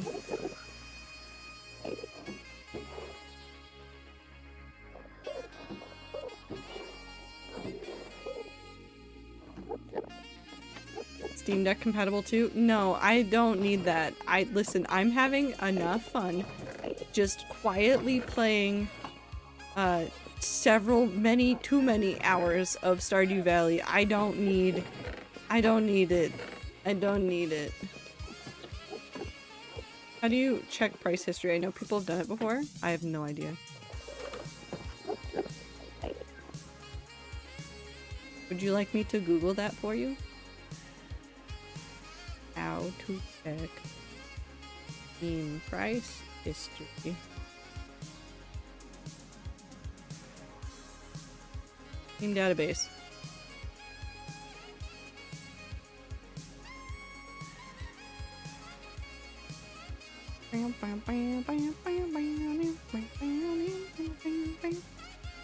Okay, so the base game has always been $20.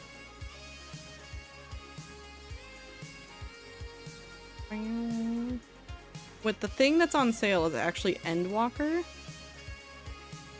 which has gone on sale for $20. It's currently on sale for $16, but it's gone on sale for $20 like almost.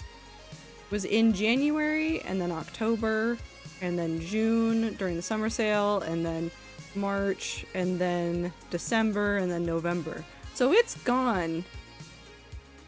It's gone on sale several times.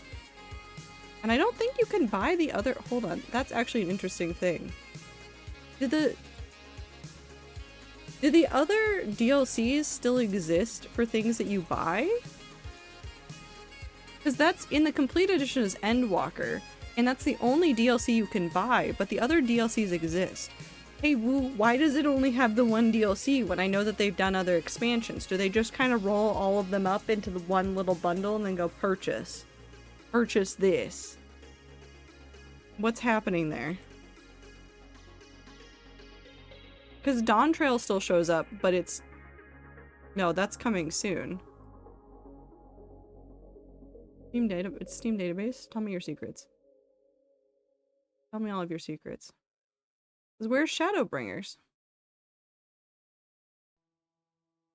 It has no price and has never existed. Where did it go? What's happening there? I wish to understand the video game business, but I also don't want to understand the video game business. But the free trial includes the award-winning Realm Reborn and also award-winning Heavensward expansion up to level 70 with no restrictions on playtime.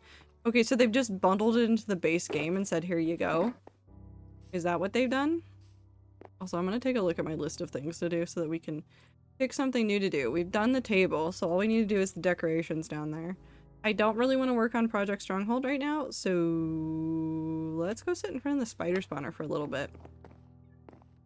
Collect some string, and then we'll go back to doing some, we need to do some, like, snowproofing and stuff in a couple of places.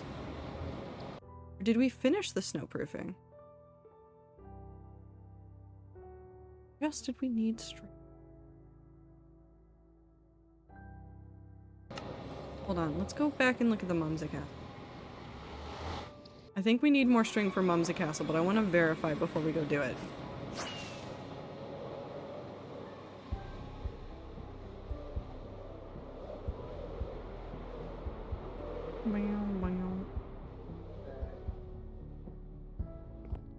Ooh, I don't think you can convince me to play Final Fantasy XIV. What if I want to spend all of my time playing Stardew until I get tired of that, and then I want to cry at Spiritfarer? Which I will cry more at Spiritfarer. So okay, I understand it's not for everyone. No, see, yes, I love Kubi songs. The problem is that I am very aware of how I am with MMORPGs, which is that they consume my life. When I was in college and I was playing Dragon's Nest with my friends, I was the person that was going absolutely batshit insane. Just absolutely batshit insane. Oh, we do need more string for more snowproofing. Ooh, we need so much more string for snowproofing. So yeah, we're gonna go sit in front of the spider spawner. And I remember this very specifically because I was so fascinated by some of the abilities that I could have later as the archer character, because it's an acrobatic class, the way it worked. And I wanted that ability so badly that I sped run the main campaign until I was leveled up enough to have that ability.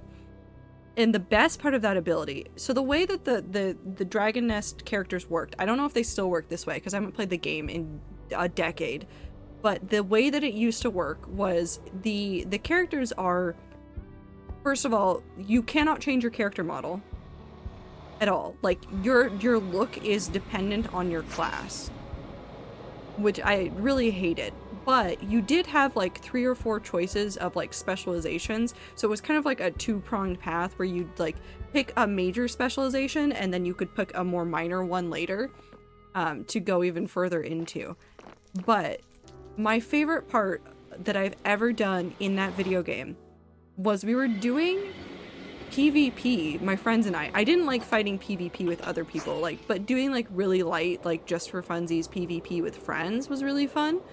And so one day my friends and I were sitting together in like the little like area inside of our dorm, little like hangout spot.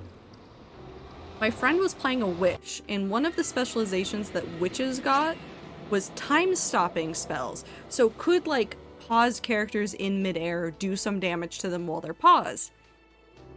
My acrobatics, jumping through like space and time so fast, just jumped over the spell. This is not a joke. I don't know if it was intended or if it was like on purpose that like you could do this with high enough evasion. Jumped over the time stopping spell. Just completely skipped it. It was amazing. It was one of the best things I've ever done. But like after that, I'd won the game in my head. Like I'd done the cool thing. I had managed to jump and skip over the stopping of time. After that, I was done. I've actually lost the character that I used to play because the company got acquired and they did some major like server resets. So I've lost the character, but I won the game. I don't think there's actually been a sale for the complete edition yet, which is really weird. This might be the first one. No, so Woo, the way that it's doing the sale, it's not a sale for the complete edition. There's a sale on the DLC, Endwalker. And the complete edition reflects that. Does that make sense? It's like a bundle, because the bundles are usually like a lower price in general. I see, did you lose the game?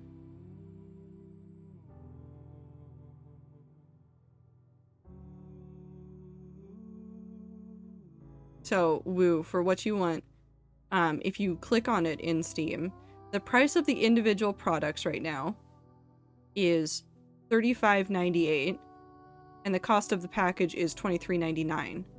That's just based on these prices in here. They give a little bit of a discount already on like the bundle deals in general. So it's just reflecting that. Fuck you, Wooderfer Wows. What is that? My defense, you said I won the game. But I won the game. I won the game in all the ways that matter to me. Because there was no end of the story, but I won the game. You get what I mean? I completed enough objectives that gave me serotonin that I counted it as winning. Because you can't really, like, win an MMO. Like, that's not how MMOs work. They're meant to, like, I don't know. Who is serotonin? You see, it's this chemical that your brain sometimes makes. But there's, like, some games where, like, you don't need to reach the end or, like, whatever the game considers the winning requirements. What you need is, like, to do this goal that you've made for yourself, and after that you've won. It's like playing Minecraft. There's no reason for me to be like going this hard with Minecraft. But in my brain, I haven't reached the win requirements for World 6.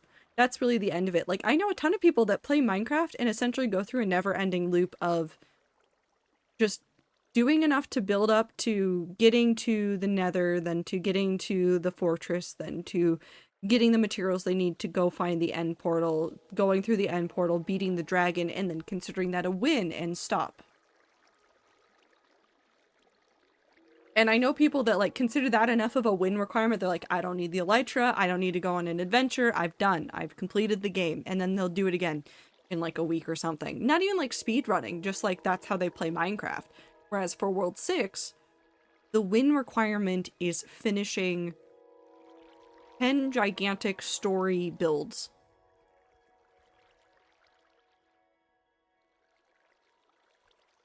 That's the win requirement for World 6. I've talked about that before. I've said that if I manage to build all of the lore builds that I want to build, which are 10. Nope, just kidding. No? I know how to count. Hold on. Wait. Yeah, it's 10. It's the 10 lore builds. Well, there might be 11.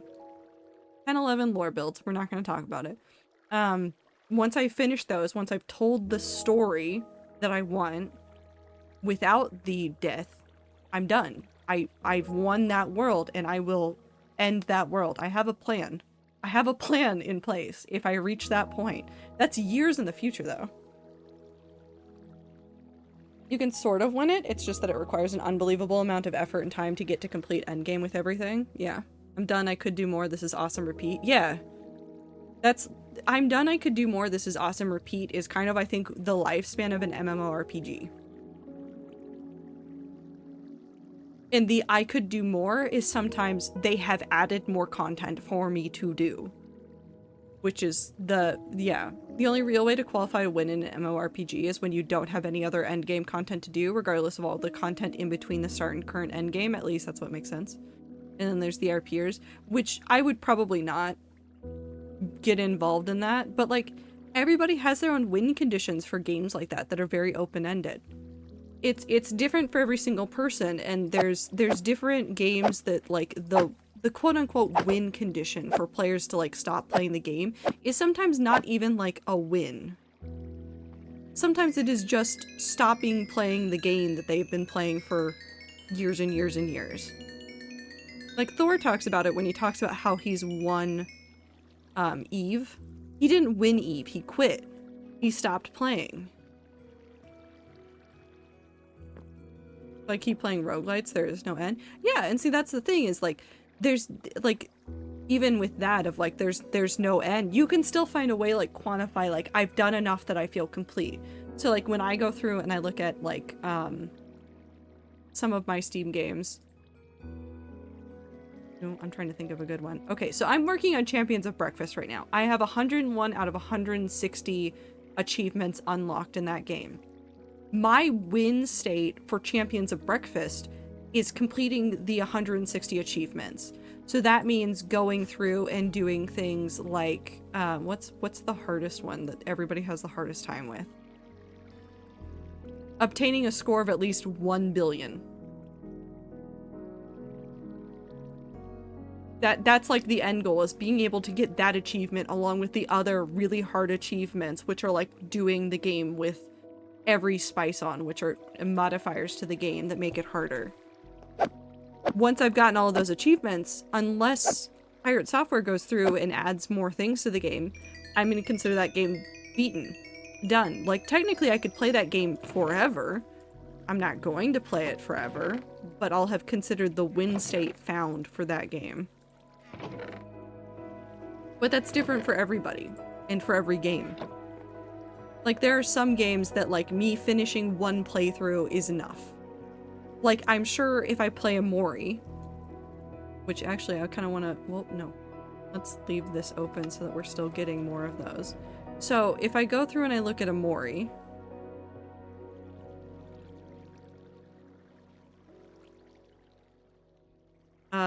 there's 84 achievements, and I'm sure many of those are around different choices that I could make in the game.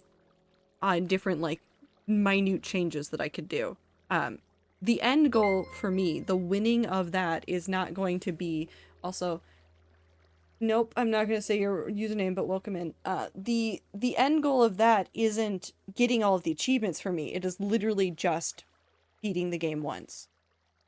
once you quit, you win everything in between the start of the game and when your eyes are all sparkly and you're ready to learn to the time period where almost every single game is suffering, simply just losing the game or not winning.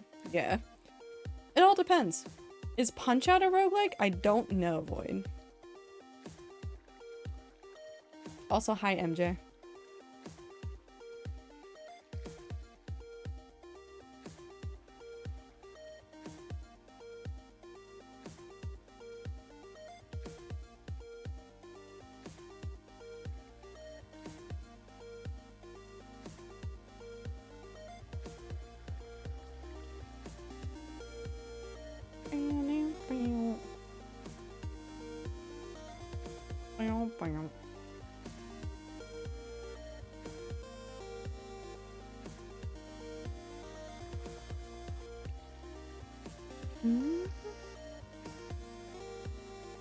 Refuse to play 14 on a kernel level simply because you know full well how you'd be with it, that's fine.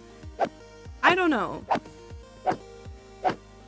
Listen, I'm not gonna say like I'm completely uninterested. There's a lot of stuff that I have liked seeing about FF14. I also know a lot about the problems that it's faced over the years because I have a lot of friends that have played 14. So I know the good and the bad. I know what's there for me if I decide to play it. I know what I could get out of it. It's just do I need to add this to the ever-growing list of games that I want to play when I know that it's one of those things where I'm going to your zone. have a good nighttime. It's going to be something where I end up having to spend a lot of time on it later because I get really invested in it. I think the story sounds cool. I've heard a lot about things that in the story that have happened. I know about the original FF14 and the way that the server changed and evolved into the story that it is now. I'm fascinated with it, but it's one of those time commitment things because I have a lot of projects that I want to work on. I have a lot of other stuff that I need to do during the day. So it's one of those things of, is it worth trying to carve out more of that time when there's other things that I would like to do? So it's kind of one of those things. I have until tonight to think about it. I mean, I could still play the base game for free if I really wanted to, and then justify purchasing more of the game later. And like I said, it goes on sale fairly often, so I could still get the expansion that's still paid for at a lower price at another date. This is not going to be the last time it goes on sale, and it will probably go on sale. Wait, when does Dawnwalker come out? When does Dawnwalker come out? Or not Dawnwalker, Dawn something? When does the next one come out? Because it'll probably go on sale right before then to try and get more people at Dawn Trail. Listen, Endwalker, Dawnwalker, Dawn Trail, End Trail, it's fine. I know words and stuff.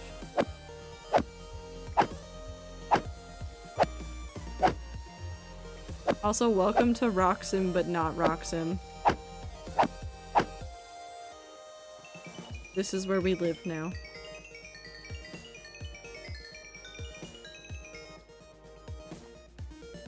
We're gonna just heal up stuff in that July. Oh, 100% they're gonna have another sale. Because the summer sale starts in like June, right? They'll do another sale of it during June. As like this is the summer sale, and then Dawn Trail comes out soon. Early access for collector's edition purchases starts at the 18th. It'll go on sale again. If I get into it between now and then, I will have time to make that decision. But like I said, there's a whole list of games I need to play. I do want to get through them. I think Tales of Symphonia is going to be like the one game this year that on stream. Tales of Symphonia is going to be like one of 2 games that I allow myself to replay on stream. And the other game I'm going to replay on stream is, well, replay for myself, but show you guys probably for the first time, is going to be, the other game is like 1 stream long, max. So the other one's not going to take up a lot of time. But I do want to go back to getting through some of the backlog of games that I have in my Steam that I haven't finished. Mostly because I just want to get rid of some of them. Not get rid of, but like finish, complete, say that I have won the game in one way or another.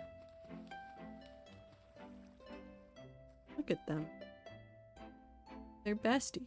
Oh my god, they're almost matching! I love them. Back to the spider.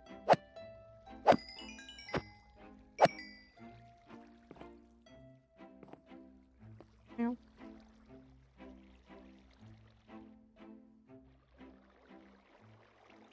Oh, it's turning down.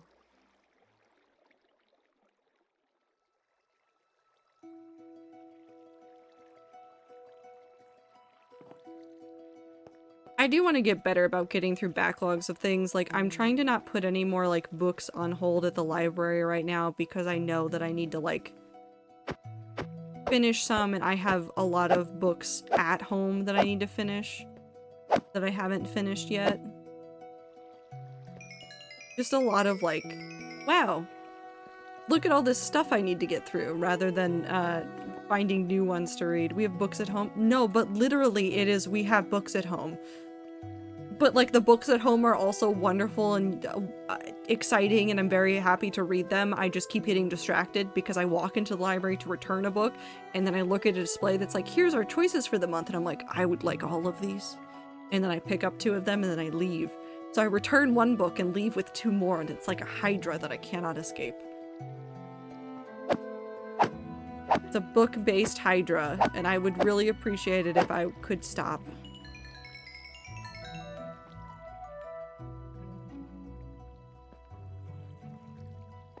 Why do I have 2? Any of the other things need to be healed? Hello and welcome to the least exciting stream we're having.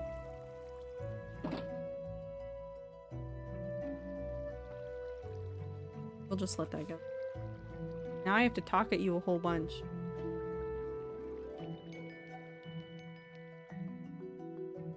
I've been trying to figure out stuff with my planners today. I want to readjust how I'm using them. So like I think I've told you guys before. I have a daily planner, which is a Hobonichi.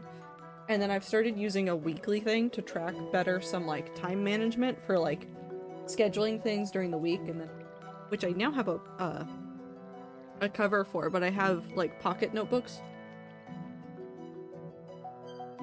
that I just dump everything into.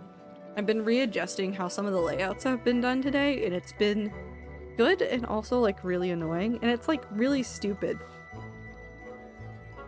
It's like, oh yeah, so I wasn't using this section, and then I kept trying to force myself to use it, and then I remembered that I am in charge of the planner layout, and I can just get rid of the section that I'm not using and I'm not finding any use in. Which is always really fun to remember that, like, oh yeah, no, I can just stop doing something that's not giving me any like useful information or like any good reflection on anything else in my life. So that's been fun. No, but it is good to go back and like look at like planners and like methods that you've been doing things and ways that you've been living your life, and just be like, okay, but is this serving like all the purposes that I need? Or there are other things that I could be doing with these same energy and resources? And I've done that a couple of times. The planner like method that I'm at now is so many leagues different from where my old methods were. Because I used to do, I don't know how many people know about the bullet journal, but like the bullet journal methods were about like having like lists and lists and lists, and that expanded out into a whole culture of people that were like very much about making your own journal. So like my Hobonichi has weekly, monthly, and daily pages, which it goes monthly in the front, weekly, like a stack of weeklies. Hold on, I can flip to some empty ones, but like a whole bunch of like empty weekly pages like this. And then after the weekly pages, it jumps into all of the months and stuff. Also, Anne is just slowly sliding off of her pillow over there. But the original bullet journal methods were about making those pages for yourself. So you'd get just like a plain graph notebook, and then you would write in like, here's all the pages that I want, and then you'd set out making out that layout and essentially can make a planner for yourself, which can be incredibly helpful for some people, where standard planner layouts or standard like organizations of planners don't work. So like some people really hate having all the monthlies in one spot and then all the week pages in one spot and then all the dailies in one spot. Instead want some sort of like amalgamation of like, okay, so at the start of the month, here's the monthly page so I don't have to flip all the way to the back to the front. And then I have the weekly page to do like an overview, and then I have all my daily pages, and then I have another weekly page, and then all the daily pages, etc. Some people really like layouts like that, and that's not something that a lot of like companies do. They do other like more like bulk sections rather than trying to like divvy everything up like that. So it's really interesting to go back and look at all the different ways that people have set up planners and stuff, but it's a lot of customization. Again, not a terrible thing. Can be absolutely wonderful. People can make a lot of methods that work very, very well for them. But I was finding that it was too much time and effort that I was having to spend on things like setting up pages. And so I turned to more like pre-made planners, but pre-made planners that were kind of very freeform. So a lot more of like, oh, well, they have like the weekly and monthly pages made, but the daily pages are pretty empty. There's nothing on them. You can go ahead and like customize that to your heart's content. There's Moleskine daily planners, which are very hefty, by the way. I had one at one point. But the way that it works, this book went from being like just a really chunky book to being like really puffed up because I used it every day for a year. But it was like a really nice exercise in like, oh, well, I can make all these layouts and things that I needed. But I was finding like some other issues and things, and I kind of like just bumped around like different planner types for forever. When I found the Hobonichi books, I really liked just the layout of those, but I wanted more space to do other things, and I really don't like the weekly layout. So this year was like my first foray into, okay, what if I have a main planner and then what if I have a side planner? So I have a weekly spread in here, in a traveler's notebook layout that I like a lot more. There's a lot more space to write out some stuff, a lot more like space for me to like block out time and stuff and write that clearly. And then I've got extra paper in there to use if I really need to write down even more information, although I rarely need to. But I think I've liked that method the most, and I'd really been like resistant to it because I used to think that using multiple planners sounded ridiculous, and then I've realized that no, sometimes you mentally need another notebook to just put some other stuff in. But I mean, I did that before. I kept an extra like little tiny planner for work for a long time, and then I would have like my main planner. I didn't like that one because I didn't like dividing everything up like that, and then I went to a method that was just a running to-do list in like a notepad that I constantly used. It's really interesting though. I like reevaluating the way that I've done things and the way that I've taken notes and the way that I like keep track of the things that I need to do and updating it. I also have like a digital hybrid method now. I have an online to-do list that's in a notes app that I'm using to help keep myself like able to use that when I don't have access to my notebooks or when it is inconvenient to get to my notebooks. Like if I'm running around doing a whole bunch of errands and things like that and I need to get to notes, I don't have to carry around my notebook with me. I think you'll have too many when you have to start setting aside time so you can divide up time to use each planner. This isn't an issue yet. No, I don't do that. I mean, I set aside time to like go through my planners and like set up weekly stuff because I have to do some weekly setup things of just like, here's all the things I need to do this week. Like just normal, like sitting down and reevaluating the time that I'm spending and like parsing that out across the planners so that I'm able to like see everything that I need to do. But that's not the same as like dividing time to use the planners. I know some people online. I know that there's some like planner like content creators out there. This is a real thing, like productivity content creators that have 4 or 5 planners or like daily use notebooks. And I like notebooks. I like notebooks a lot. But like, even though I have like multiple notebooks that I use regularly throughout a week, I don't touch them every single day. Like, I think I've talked about it before, but I'm keeping a very boring cover right now. I'm keeping a commonplace book where I've just been like dumping a whole bunch of notes about things and like I was actually writing in here about like analog versus digital stuff because I find that fascinating that there's a whole like very big. Can I interest you in some fine Japanese state? Ooh, I have great news for you. This and this, which this is the Traveler Company's notebook, and this is the Hobonichi Techo. Well, this is the Hobonichi cousin. These are both Japanese. Both of these are Japanese. Can I interest you in some more? Okay, here, hold on, really quickly. The notebook I have, my commonplace book, it is a Midori notebook, which is also Japanese and uses a very specific kind of paper that I actually kind of like, but feels very waxy compared to other things. Planar Tuck. Hi. I was talking about like just ridiculous things. I don't remember where I was going with it. I also have like, because I've been doing like notes on some other stuff, but like I have like a composition notebook that I just use for stuff. This isn't Japanese. This is just a nice composition notebook that I like the brand of. Like I have like technically, if you look at like the stack of things I have 5 notebooks. 2 of them are daily use, which is my daily planner, the cousin, and my like pocket notebook where I just throw a whole bunch of thoughts all the time. This one I use as necessary. The commonplace book I use as necessary. The weekly thing I use more as a reference, and then I touch like once or twice a week. That's it. That's all I use it for. I have that same one, I think. It's really nice. It's the Decomposition series. It's just a plain looking composition notebook cover, but I've liked this company a lot. They do a lot of notebooks. I like their paper. I like their covers. They're sturdy compared to some others.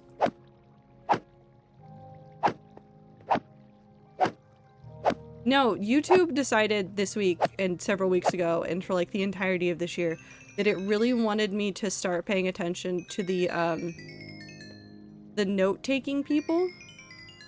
So all of the people out there in the world that are doing a whole bunch of like videos on like productivity and like time tracking and like I think the most common video title I've seen, which is not what I'm looking for when I'm looking for these. I've been like looking at like videos about like commonplace books, but it keeps throwing these video titles at me that are how to stop scrolling your phone the entire day, and then it's videos about like using notebooks and then like getting off of digital.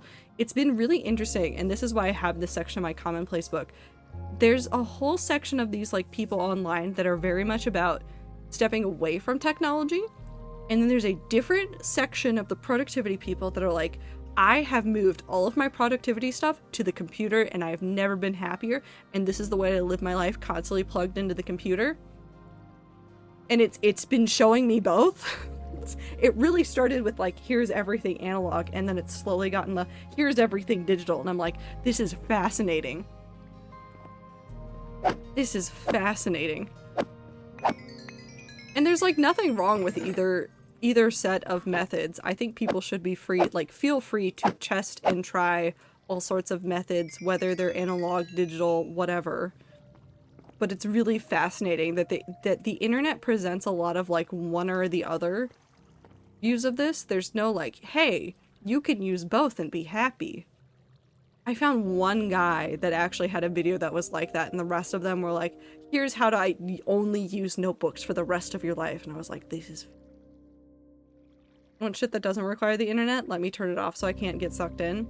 See, that's the thing, is that I think for a lot of people that are like watching the videos about like commonplacing and like using pocket notebooks more and like stepping away from the internet, I think there has been a lot of like, especially since 2020, and I'm not saying it wasn't happening before then, but I think it became very prevalent during 2020. Social media and the internet and media have a lot of just fingers on your life, and I say that as a streamer on Twitch, and the irony is not lost on me.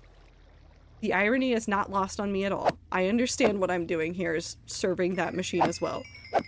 But I think it became much more apparent to a lot more people recently just how much of their life was being affected by some of the online stuff, how much they weren't getting to do because they were spending all of their time working on the online stuff. And I think it hit a lot of people and they decided, I don't want to do that anymore. I want to be able to step away from this. I want to be able to get away from this more.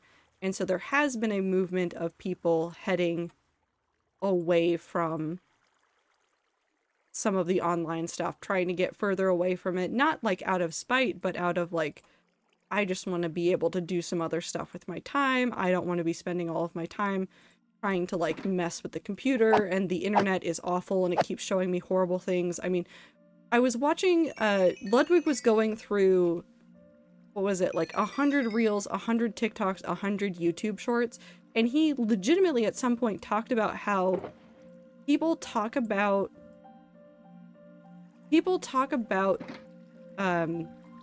reels and the way that they have just like shown you people dying. Like, that's awful. Like, the amount of like, he didn't even like, he opened up a new account and started scrolling through it, and the number of times that it was disastrous car crashes that showed up on screen, things falling over, like just horrendous things, or like a guy, this was a parkour video, he did not fall off the building, but a guy just jumping off of something very tall was horrendous. And like the shock nature of it all to like try and keep you engaged in social media is awful. The algorithms do a very good job of dragging you into it and never letting you go. Like, they're very good at it. They know exactly what they're doing. Ooh, Play-Doh goes there. I need a spoon. A silk touch. So these three are the one that I need to finish cleaning up. I love having my notebooks. I don't like having it on my phone actually, because I can't see the apps all the time, so I forget about it, but my notebooks and planners I always have on me or in front of me on my desk. It also helps me get into work mode. Ooh. My job is to fuel the algorithm. I'm so internally conflicted. No, that's incredibly fair, Ether. I think utilizing both is more effective, as most of us use a computer for work, plus a physical planner helps us intake more info in your day-to-day. See, I use the combination digital and analog approach. I like having the planner a lot. Like, a lot.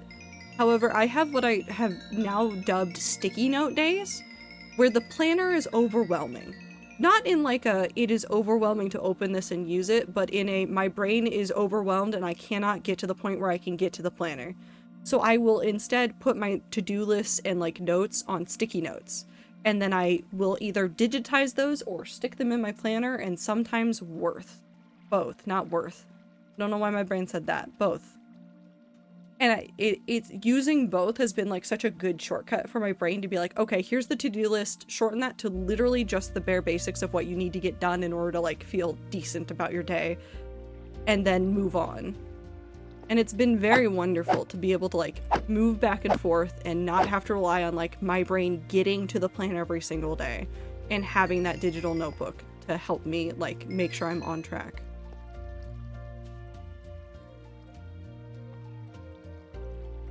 Yeah, Threads is banning journalists for talking about current events. Wait, Threads is banning journalists? How many people are using Threads? I'm so confused. Short form content is getting out of hand, sadly. I mean, short form content was already getting out of hand. And I think Hank Green, this has to be a Hank Green video, hold on. I'm gonna post the link in chat if I can find it. I'm pretty sure it was one of the most recent Vlogbrothers videos. Yeah, no, it's literally 2 days ago. Hank made a video about the internet needs to change. And I think Hank says a lot of the stuff that I feel about this in a much better way, because he is a lot better at talking about it. Also, it's an edited video, so he's had a chance to like parse through his feelings, write a script almost, and if not write a script, then edit it down. Well, algorithmless shit, please. There's... I think one of the comments, or like one of the things I remember Hank saying was like, he hates the internet, but not really, and he hates algorithms, but not really. And I've talked about this earlier. Algorithms do... This is the video, by the way, in case you want to check it out. It's a wonderful video. I love Hank Green. Most of us love Hank Green. He's wonderful. Science man to us all. I think the important part of it was, you have to understand that algorithms are not there to feed you good information. They're there to keep you on the internet. That's their point. Like, if they're there to keep you on the internet. And that comes with an interesting risk of like, you can't be given only good information or only useful information, because that doesn't keep you online. If you read a couple of stories about like all these good things out in the world and like all these people accomplishing things, you'd probably go outside and log off of the internet and go do stuff and like be like, if they can do it, so can I. Get out there and I'm gonna do it. Whereas if they show you, oh, there's ads, but I'm gonna keep talking anyways. I'm so sorry to the people watching ads. If you go online, you see one good story about somebody doing something amazing and then 6 stories about people suffering or having tragedies happen to them, or like the world is ending, you're gonna keep scrolling to try and get to that next like positive story. You're gonna be like searching for that because you want to like see happy endings. You don't want to see just terrible, terrible, terrible, terrible. Your brain will keep searching for like something better. But if I read like 2 stories about somebody doing something amazing, I do stand up and I get away from the computer and I'll like start making lists of things I want to do. There's literally a James Lee video about keeping you inside despite wanting to go out and do things. Yeah, no, that's the point. They want you to stay inside. They want you to stay on their I think I've talked about this before. The way that everything works now, it's an attention market. They want to keep your attention. I think as soon as I see the terrible, I would get off and start reading or something. More people are more likely to interact with things that are terrible or make them angry or make them feel something strongly, and it is a lot easier to respond to things with anger or negative emotions than with like the happiness. Like you can send that one comment, it's like, this is fantastic, I'm so happy to see this, and then get away. But if you go comment on a video that you hate or like describe something you hate, and then you start talking about that, and then somebody says, yeah, but, and then you get involved in that conversation that goes down forever, that's meaningless and doesn't do anything, you've been sucked into the attention machine. And a lot of people do that, which is again why I suggest doing things about blocking, muting, getting away from those. That's the thing. And I'm not saying that everybody does it all the time. I'm saying that it is an incredibly human reaction to be like, I hate that thing, I have to say something. And then somebody's gonna see your comment, say, I hate that comment, I have to say something. Imagine existing on social media, kind of cringe. Hey, Ethan, you're on social media right now. So you're cringe too. You're cringe with the rest of us.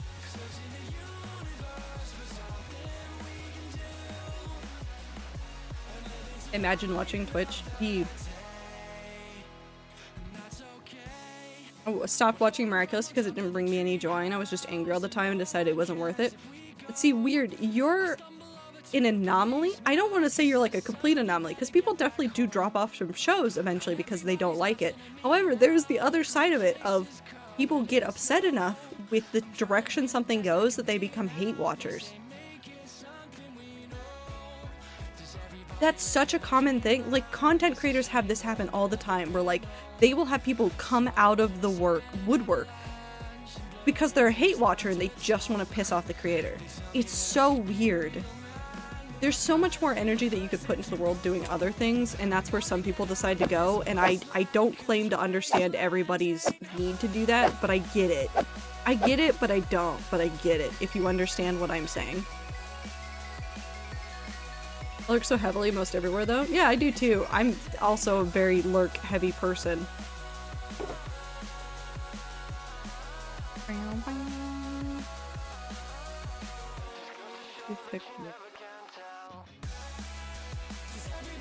I feel like I'm missing tools, but I also don't know what I'm missing. I put the grass is in. I'll figure it out one day. Or it'll get better because they've been sticking with it for so long mindset. Yeah, the sunk cost fallacy. I've seen lots of people do that one. They're like, well, I've been watching it for years. I want to see if it gets better. Me with Homestuck. With the new Homestuck where I'm like, I'm not as thrilled with this one, but I want to see what happens. I want to see where they go with this, so I'm just going to keep consuming it. And then I go, wow, I've just continued to consume this for no particular reason other than I thought it might get better eventually. Maybe. It happens to the best of us. Wait until Twitch bringing short form content. That would be the end of us. They tried to. They did like stories. Namiko, there's stories. Nobody uses it. Straight up, nobody uses it. I think the most I've seen of like the amount that I can scroll through is 5 users. From my following list, there's 5 users. Clips, but Clips is not consumable in the way that Reels, Shorts, and TikToks are.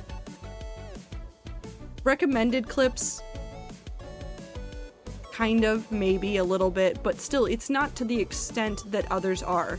It's not just pushing a constant stream of information at you. It is more or less just like these content creators. Oh, I need to turn that on. These content creators that you follow have posted these things or recommend these clips, and that's kind of it. Very different. I think it's actually kind of a healthier approach of like, okay, these content creators I watch are recommending these clips from their collections. I'm gonna go look at those clips. That's it. But it's different from TikTok, Reels, Shorts, where I could open up YouTube Shorts and just scroll for 7 hours and it would just give me a string of videos from many content creators that I would have never heard of. I've never seen a button for stories anywhere. It's not a button. It would show above the, in the, actually, hold on, where is it?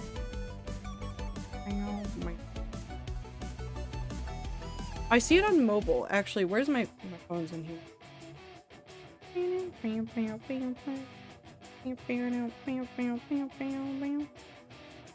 Which, where are you? Jack is one of the people that I've seen use it. Namiko is correct. I think he's one of the few people I've seen using it. Okay, so today I have 5. Again, this is what I've meant by I have max seen 5 users. So when I open up Twitch, there's this feed at the top of stories. And it's just like sometimes a clip, sometimes somebody like announcing something. Is it only on mobile? I think so. I think so. I'm off to bed now. Have fun, combo rats, and lovely rest of your time zones. Have a good night. Over? Oh no. Should I be afraid of this? I feel like Clover should be afraid of this. Use 30-party app, no wonder. Yeah. Used to tell you what for, but I will tell you it makes a choice. What does it mean? What does the 16 do? What did it do, Woo? Great, thank you. What does it do? I'm so scared right now. Tchaikovsky, I'll take that time card. I'll grab it for you after stream.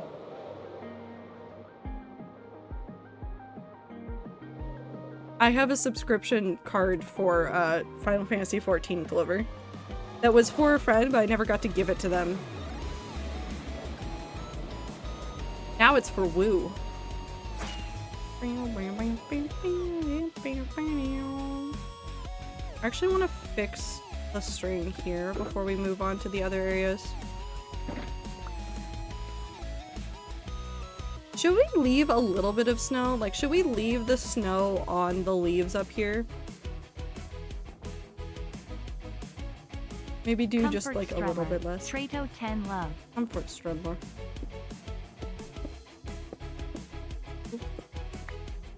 We'll leave some of it. I need to fix some of the spots on the ground.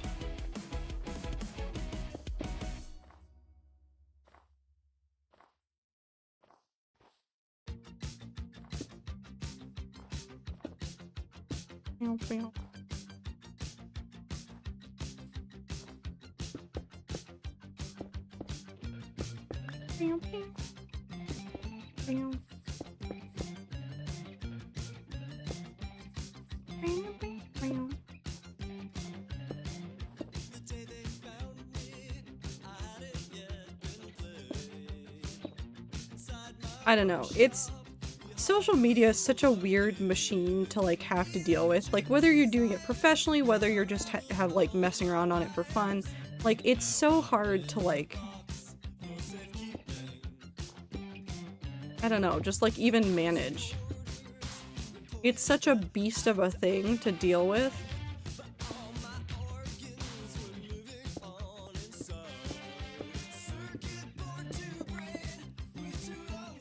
And I wish that it was easier to be like, well, just use it responsibly. No one knows how to use it responsibly. People just keep going, well, I'm just gonna be on it all the time and I'm gonna live my life on here and never get off of social media and I'm never gonna like talk to people IRL. And I'm not saying like go touch grass, although I am saying go touch grass. But I am saying that a lot of people have like kind of just attached themselves to social media and been like, this is everything I will ever know, without thinking about like, maybe it would be good for me if I like read books or like did photography or did something that takes me away from the computer. Even if you go back and like share it on the computer, just like getting 2 steps away and be like, okay, I'm gonna go do this hobby now, and then I'll come back and maybe I'll share it with people on the internet that like the same things I do. Giant robot arm? Giant robot arm would be cool. I don't know if that counts as a hobby away from the computer though. It would be really cool though.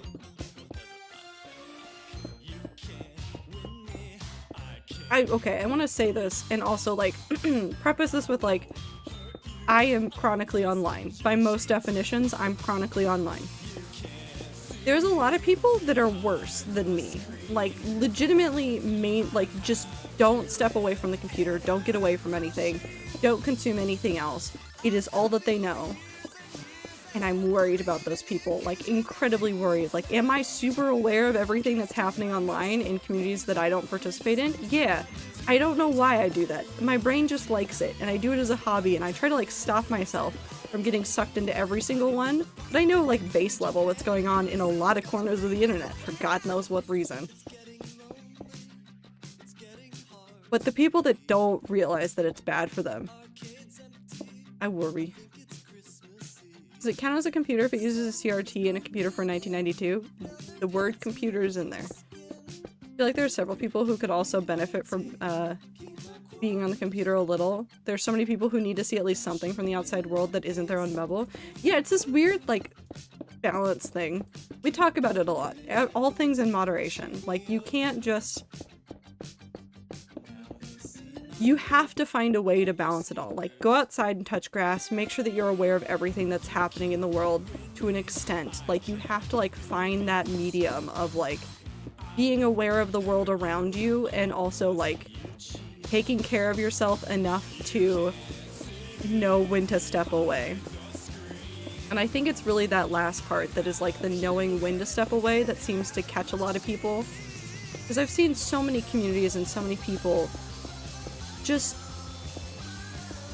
spend so much time online, and I'm like, if you spent 20 more minutes interacting with people every day, I'm pretty sure this issue that happened here where you miscommunicated because all you're doing is texting people and not talking to their face wouldn't have happened.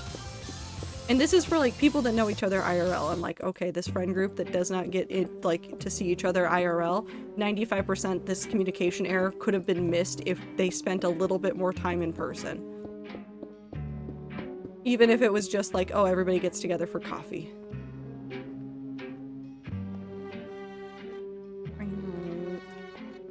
Honestly, more people should normalize disconnecting from the internet for a few hours a day. I spend, I try to turn it into like a weekend thing.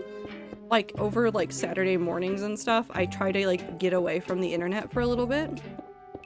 Even if like I still have the internet open on my phone, like to listen to a podcast or something, I will just legitimately, besides like noise, because I require a lot of noise in my brain or I will go insane, I just don't look at anything.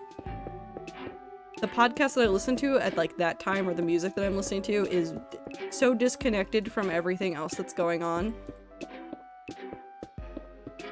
And it doesn't even have to be major disconnecting. Like, I just block myself from going on scrolling websites, like, every now and then, like, for a couple of days. And I go, nope, we're not touching this. We're not touching the YouTube Shorts portion of the website. You can watch a 15-minute video, that describes a whole bunch of like weird things about technology. You cannot hit the YouTube Shorts button and scroll on it for 25 minutes. Finding ways to disconnect that fit your life are also important.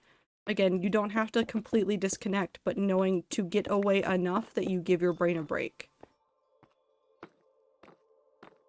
I require noise, and it's so easy to fall into the YouTube trap rather than just turning on VLC. I turn on,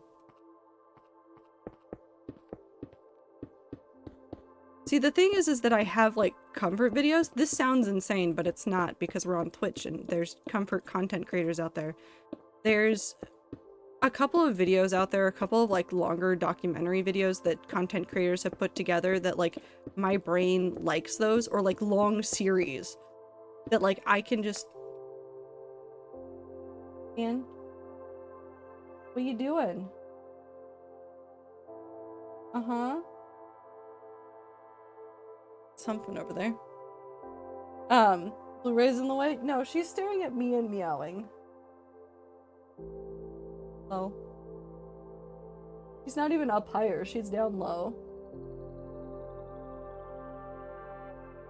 You're very cute. Being ominous. What was I saying? Oh, like comfort series, like series that I know I can click on and watch, and I know like vaguely what's in it. I don't have to think about it. I don't even need to be like listening to like what's going on. It's just noise. There's shows that are like that for me too. Like Parks and Rec is one of those shows to me. I don't have to watch a single thing going on in Parks and Rec to know exactly what's going on. I can just turn it on the TV and just have it going in the background and my brain is empty. And it's delightful and I love it a lot.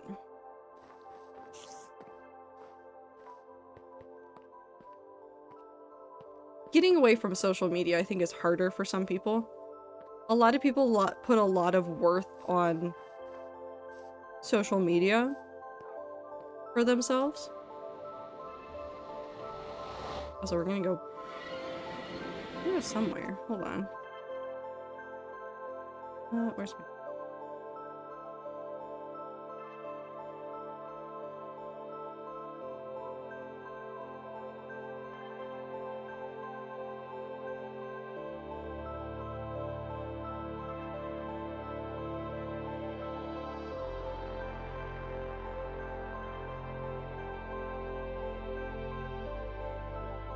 Actually, let's go over to the tree at spawn. I'm gonna do that. But disconnecting is important. I think I've talked about this before, but hold on. Why are there a chicken and a bee out here? I'm not gonna question that, actually. They can just live there now. There was a class that I took in college. This was not my habit and play class. This was a different class. I think this is one of my technical writing courses. One of my technical writing courses, one of the tasks that they had us do at one point was just thinking about where we're reading things and wanted us to think about how much content you're consuming in a day. And so as part of it, the teacher had us track vaguely. She didn't want like hard and fast numbers, like didn't want to know that at like 9:08 a.m. I opened Tumblr. And then I scrolled until 9:17 and then I closed it. But she wanted us to think about like how much social media we were using and like actually asked us to like keep track of it for a day or two. And at the end of it was like sitting there and thinking about like how much content that actually ends up being in the world. Like how many words you're actually reading every day and like the importance of that being clear. That was like the point of it for that class, was thinking about like how important the words you read every day are, which is an interesting way to go about it. But it was like eye-opening, because once you start tracking how much you're using social media, and once you like start using apps that like tell you like, oh well, you use this for like this many hours over the last 2 weeks, like that can be a horrifyingly eye-opening experience of like, oh, I use way too much of this. Also, I need to finish that one. Not related, just need to rant. Who the fuck spends hours of their time making a giant, super advanced and useful library? for doing very useful shit and creates exactly 0 documentation for a single part of it. Why is it so fucking common? I'm gonna light it on fire. I'm so sorry. For me, it's because I use Instagram to look at art and cute animals. I use Tumblr to find silly takes and talk with friends. I use Facebook to keep in touch with family. Well, no, there's completely valid reasons to use social media. What I'm saying here is not to be like, social media is the end of the world and you should never use it, and if you touch it, you're going straight to digital hell. That's not the point. There were 2 that were not done. The point of it is you have to be smarter about how you use it in this day and age. Because again, algorithms aren't meant to show you everything wonderful and smart and nice in the world. They are there to grab your attention and keep you on the platform. That's the point of an algorithm. The algorithm is not there to help you. The algorithm is there to say, okay, you like this kind of stuff, or you interact with this kind of stuff. We're going to make sure you see more of that. Why is that so dramatic? Hello, Harry? Why are you in the house? But it's just about keeping your attention. That's it. At the end of the day, that's it. That's literally all it's about. I want more dumb/less intrusive social media. I unironically think if more social media was like the Dragon Cave game, the Drag Cave game. If you don't know what I'm talking about, if you go to dragcave.net.com, what's the Dragon Cave website? .net, dragcave.net. It is the simplest fucking dragon game in the world. What you do is you get a limit. I think it's at the beginning, it's 4 eggs that you can hold at a time. No, Ether. It's not dragnuts.net. Thank you. Thank you for talking about these nuts.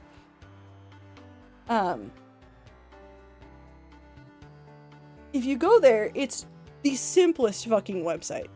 You can pick up a couple of eggs, you have to wait, you use different places to get them views so that the eggs hatch, and then the hatchlings grow up into dragons. Super simple. Nothing complicated about it. There's places to interact with people, but you can largely use a lot of this without using a whole bunch of the social media portions, and in fact, the social media portion of it is separate. It's over on the side. It is a separate website. It is not the main part of this. It is just a stupid little thing. But it's so good as a stupid little thing. It's so good as a stupid little thing. Like, honestly. Because it just exists and you go, ah, yes. Oh, I think the thing happened. Oh, no. I did it, sorry. Okay, so there's an event going on with new eggs, and I just got a second of the egg that I wanted. I'm very excited to see what hatches from it, but we won't know for a while because it's brand new eggs. But it's like, oh man, they're doing a new event today. I'll log on, check it out for however long, and then log off. No consequences, no, like, constantly keeping you locked in there. The event happens for 24 hours on the launch day. Then the new eggs are part of the new eggs. They're just out there. They just exist in the world. But it's such a good little example of like, this is how you can do parts of the internet really well. Whereas something like TikTok is hell. Literally.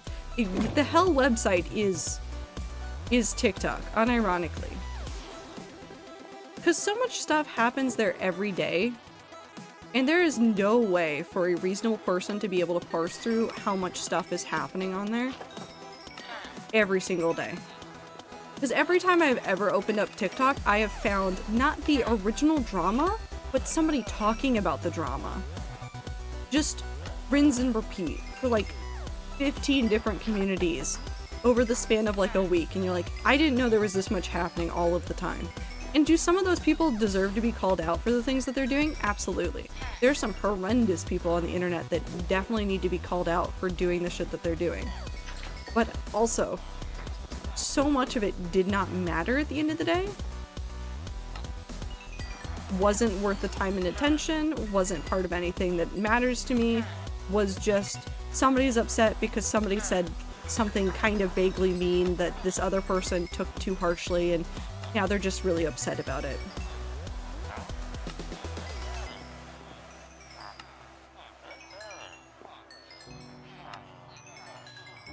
there's a balance to be found in it, and really, I think the main thing that needs to be taught is, I think internet strategies and how to behave yourself online need to be something that's taught in schools at the end of the day. I think that's my biggest problem right now. Nobody teaches kids how to be smart on the internet. They in fact, I think they feel like they skip it a lot. They go, okay, so we've seen X, Y, and Z, and then something bad happens and they go, well, don't do this on the internet, and all the kids are like, but I've been doing that thing for years and nothing bad has ever happened, and so why should I listen to them? Whereas when I was growing up with the internet, it was always, if you say your private information on the internet, somebody's gonna come out of the computer and kill you. Hi, homosexual.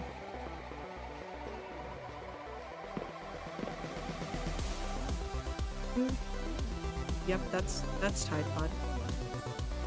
Person is me, the homosexual? No, that's a sniffer. Hi, Tide Pod, I like you.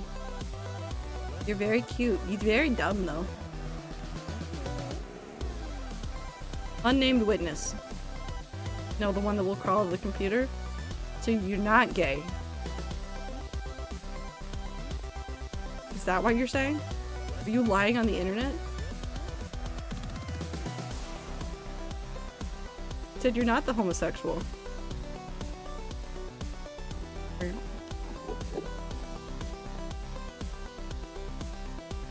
Then, okay, that's fair. But I do think there's like a distinct difference in the way that people were taught about the internet when I was younger versus now. Now it is, oh, well, you can make all of your money on YouTube. You can become a TikTok creator. You can become famous on Instagram. There's not a lot of emphasis on like, this is how you deal with the internet. This is how you don't get murdered. You need to make sure that you're being smart about it. You need to make sure that you're not doing things that are going to get you in trouble. You need to make sure that you're not giving all of your information to people, because all these people are growing up with, well, all of my favorite creators met each other online and they know everything about each other. So that must mean that it is okay to share everything about myself with strangers online. In many formats.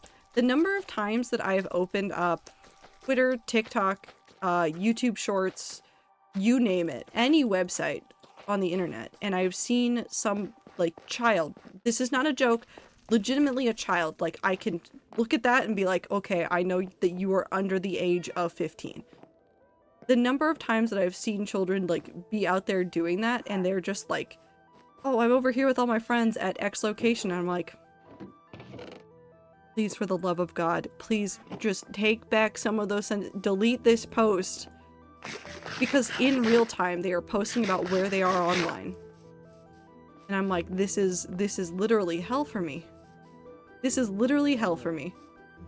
This is how you get murdered online. And everybody's like, but I haven't gotten murdered, so it's fine. I'm like, not how it works. I want to see people be smarter about online. And I'm really worried, genuinely worried about some of the generation after mine, because I'm a millennial. I'm worried about Gen Z, I'm worried about Gen Alpha, because they have largely grown up with the internet at their fingertips since the day that they were born. They are legitimately iPad children in that they have been given the iPad almost out the womb.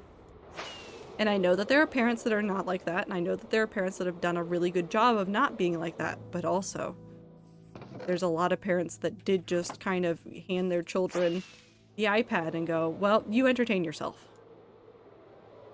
And then they went, oh, okay, so this is how I spend all of my extra time. You with Anne. Listen, I only did it because she was really obnoxious and she liked staring at my computer screen when I was working on stuff. Oh, we wanted to work on trees over here. That's what we were working. Because we started working on the edges of this.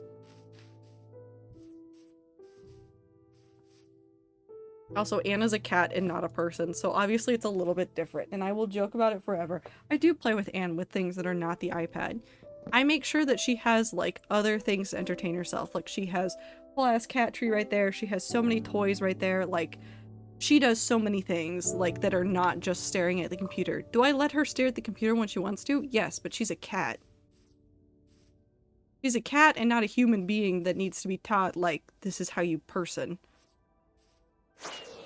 So there is a little bit of a difference there. And I will joke about it forever, but also she's really cute when there's squirrels on the TV screen. She really wants to fight the squirrels, I think. I don't know what it is about squirrels that she wants to fight them for, but she wants to fight them. Put kelp down. To teach Anne how to type? Please don't teach Anne how to type. I'm so afraid of, like, more... Not actually afraid, but, like, it's horrifying to think of pets being able to communicate directly. It's wonderful. It's horrifying.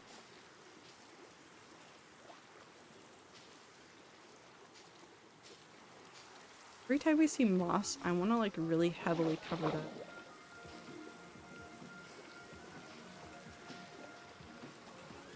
But, like, all the pets that, like, know how to use, like, typing things.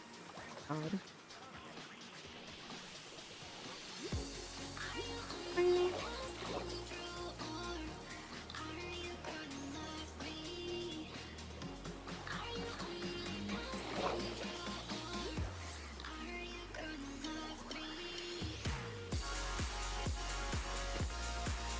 I'm gonna spread out some of this stuff that's further out.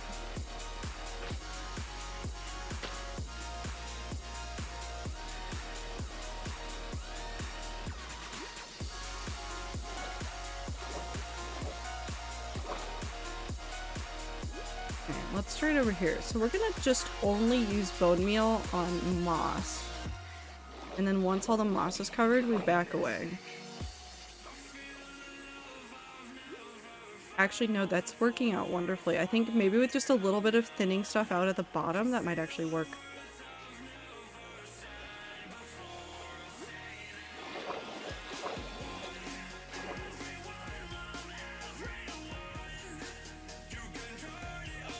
We'll break this up with some kelp and some other stuff as well, but I want to make sure that we're focusing on the moss stuff first. No.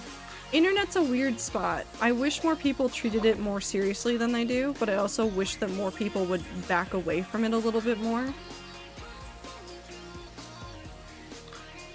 Because there have been some instances, and I'm going to say this because it is this, but when there's been internet drama, I do not mean crimes that people have committed that are internet famous. I mean legitimate internet drama.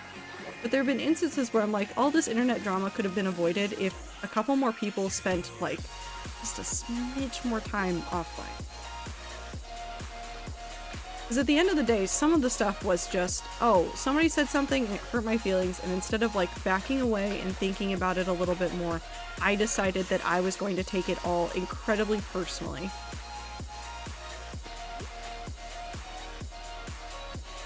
When it was an offhand comment from somebody else. And I can understand people getting upset about stuff. I've gotten upset when somebody said something about, like, a friend of mine and I've responded when I shouldn't have. That happens a lot. It is a human instinct to want to respond to that. But sometimes when I've had those moments happen and I've backed away and, like, gone outside or gone and done something else for like 20 minutes, I've realized, like, oh, I'm overreacting a little bit because this comment isn't really that serious, or even if they are being somewhat serious, I don't have to respond to it. Don't have to, like, acknowledge everything always. If they want to think that thing about me, that's fine. Oh.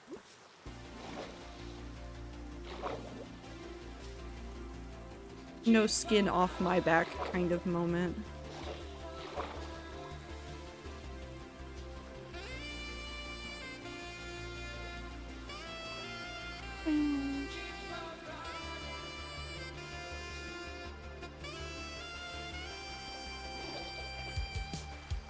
So now, visually, you can see exactly where the moss is without even knowing where the moss is, because you can see all of the seagrass growing up around it, except for that one spot that we haven't done yet. But you can see where the moss is because you can see, like, oh, there's seagrass growing right there. I think I like this as a way of, like, showing that. I'm just back to thinking about electronics made with limited computer power. I want a social media that would just stop you from using it. Like, not like browser level limited. I mean like the website stops you from like using it after like X number of minutes of the like it registering you being there.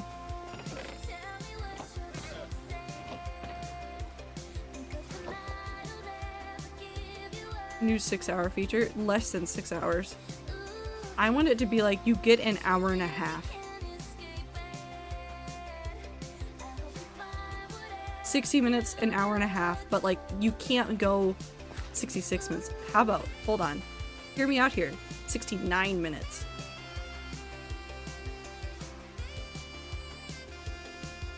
Weed. Thank you. But like legitimately, I think something like that would be like really good. Like legitimately like website level. Like make it hard for them to deceive the website in order to try and get around it and make sure that they aren't really able to get past it.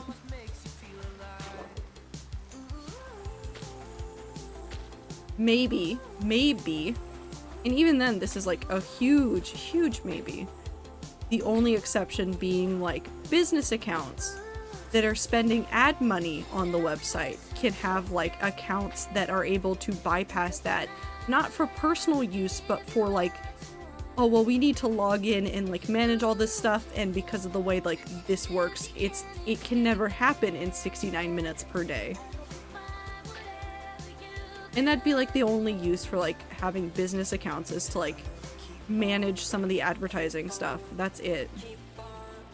I like those. I like the vanilla tweaks that adds the little flowers to the top when they're done growing. Just looks nice.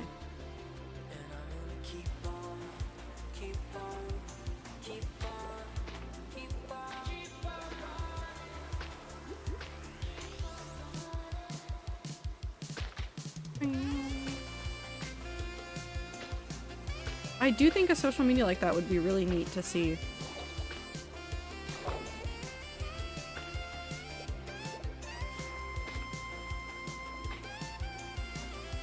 I think it might also create some sort of like FOMO, but like because like something major happens at the end of the day and like you missed it because you used up your 69 minutes like way earlier in the day, but at the same time like maybe being able to create like a better like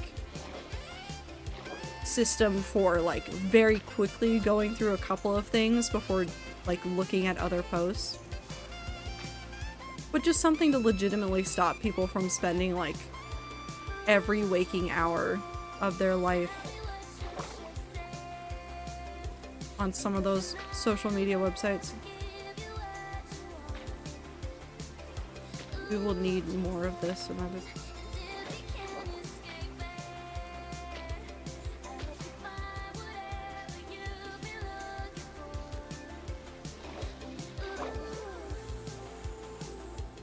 Oh, maybe we've hit all of it. Maybe one or two in the middle.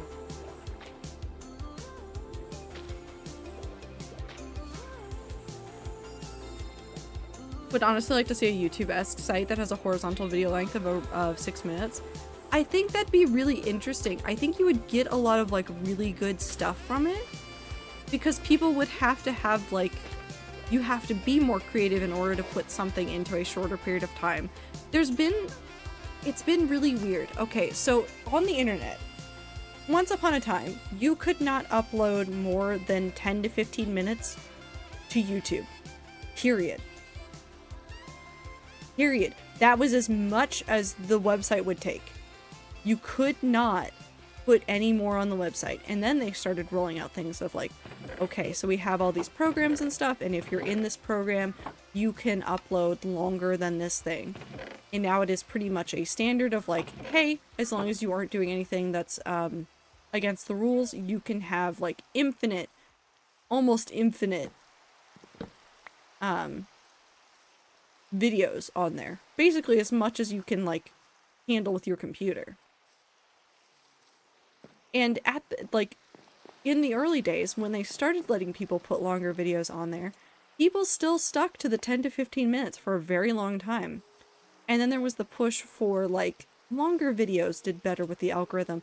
And so that started the Let's Play era of like all of these people doing things online to create longer Let's Plays, and then they started getting longer and longer and longer. And then some changes happened to the algorithm and it changed it from those longer Let's Plays into other forms of content. And right now, I think we're in an era of, there's a lot of things happening with the algorithm, but the current era, like some of the metas right now are really long documentaries. There are a couple of content creators that I watch on a regular basis that are putting out videos that are over an hour long every single time. So weekly, they are putting out documentary length videos. And sometimes they have more than one channel and they're putting those out on multiple channels. And I'm like, this is insane. And then I thought about it and I was looking at some of the even the Hermitcraft videos. Bumbo's most recent one is 25 minutes. Grian's most recent one is 25 minutes. B-Dub's most recent one was 40 minutes. Etho was putting out 40 to 50 minute videos. And he was like, that's too long. I need to bring that back down. I don't know what I'm doing. I'm just wandering around right now. I'm gonna go on a walk. And I was like, that's insane that these videos are getting this long. Because I remember watching some Hermitcraft videos and they were 10 minutes. 15 minutes max. And that would be all that they would have. Also, I'm skipping the end song.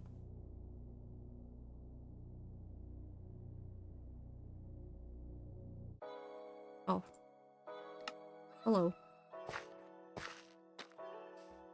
But they were like 10-15 minutes and they would show off what they built and they'd do maybe a couple time lapses to show off the building process. And I'm not saying I'm hating the current formats. I love that those content creators are getting to show off more of what they're doing, but it's interesting to watch like the increase and decrease of video time as time goes on. Same, I've been getting 2.5 to 3 hour exposés for my Japanese food craftsman channels featuring multiple restaurants. It's interesting how they're gradually getting longer and longer. Something's gonna happen, it's gonna go shorter again.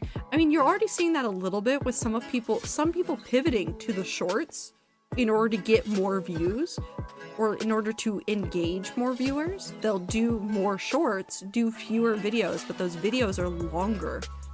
It's fascinating. I think the current YouTube meta is swinging back over to very long content again. Yeah. The number of very long documentaries that I have unironically watched is a lot, and I know that they keep pushing it to me. They're like 27-part vertical videos now. I hate those shit. I hate that shit. I hate that shit so much. Even TikTok is extending the length of videos. They've been doing that for a while, but that's because TikTok wants to fight YouTube. YouTube and TikTok is the major fight that's happening right now. I think Bloodwig's talked about this before. That is the major fight. YouTube's not fighting with Twitch, which I think is why Twitch is not getting that deep into the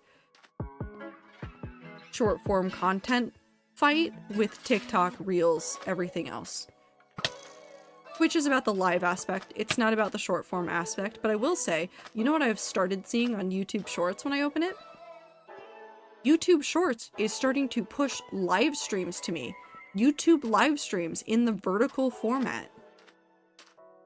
It's pushing those now, which is directly like TikTok trying to push their own live streams at you in your feed. Fucking weird. Very interesting. Kind of hate it. Shorts feels very much like free samples at a supermarket to me. Sometimes yes, Woo. Sometimes yes, they will like basically treat it like a free sample. Some people make their entire careers on those short form videos now, which is fascinating. Like there are creators that like I've seen them do other stuff. They do a couple of longer videos, but the majority of their content is the short form videos. Specifically under a minute so that they're on the shorts feed. It's interesting. It's weird. I hate some of it. I hate a lot of it. Also, bees.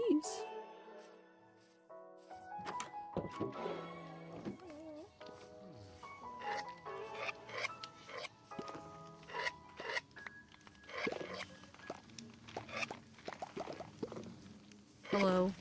So many bees doing the popping.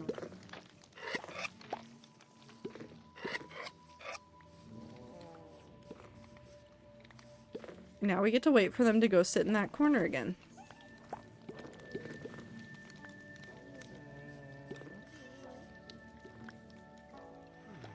Are you guys not gonna... No. You guys are getting stuck in some new and interesting places.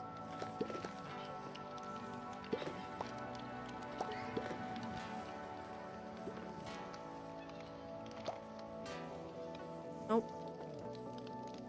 Hey.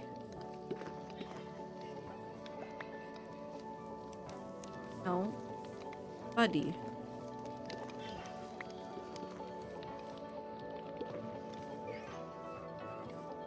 That back. Time for bed, have fun, everybody? No, we're about to head off too. I'm just messing around now in the hardcore world.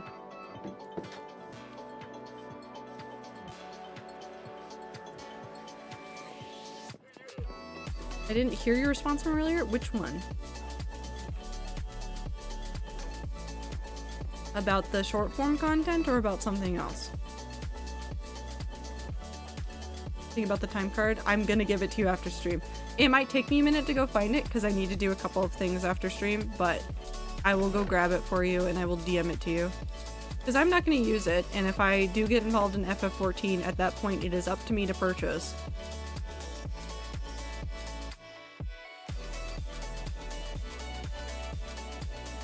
Oh no, that's fine, I just didn't hear anything at all. I'm sorry. I'm sorry, your internet was shitting itself. Wait, no, I went the wrong way. I don't need this iron here, I need to put it in there. I think this might also be a good place to end. Did a lot of rambling at you guys about social media and the way that I feel about it, which is conflicted. I'll have more thoughts another day. I've been working, this happens a lot. I know that I kept promising and promising and promising like another ramble video for you guys at some point on the YouTube. No E. Not put the E there. And then I never did it because I kept getting distracted and I kept struggling with scripts and stuff. With the work that I'm doing on my commonplace book, I'm thinking that I'm going to be able to do something more like productive in terms of a ramble video of like putting my thoughts together and then sitting down and editing a video about it. So I'm working on that. We'll get there, maybe one day. Maybe it'll be about analog versus digital and the entire time will be just Minecraft gameplay in the background. You know, just something for funsies. But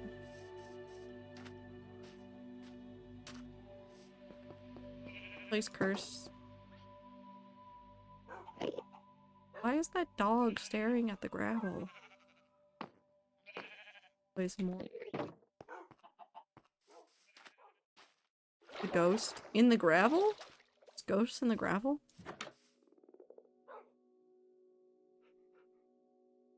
Oh, we'll just leave that there. Well, you're doing a good job, buddy. I can't wait to get you dog armor. Past the gravel. Got that 1,000-yard stare. Yep. I've only ever had one thought about social media. It's almost exclusively. It's just really good for shit posting, and I love that about people. Please shove more content down my gullet about my favorite content and the relevant memes. I think there's good ways to deal with it. I really do. I think there's good ways to deal with social media.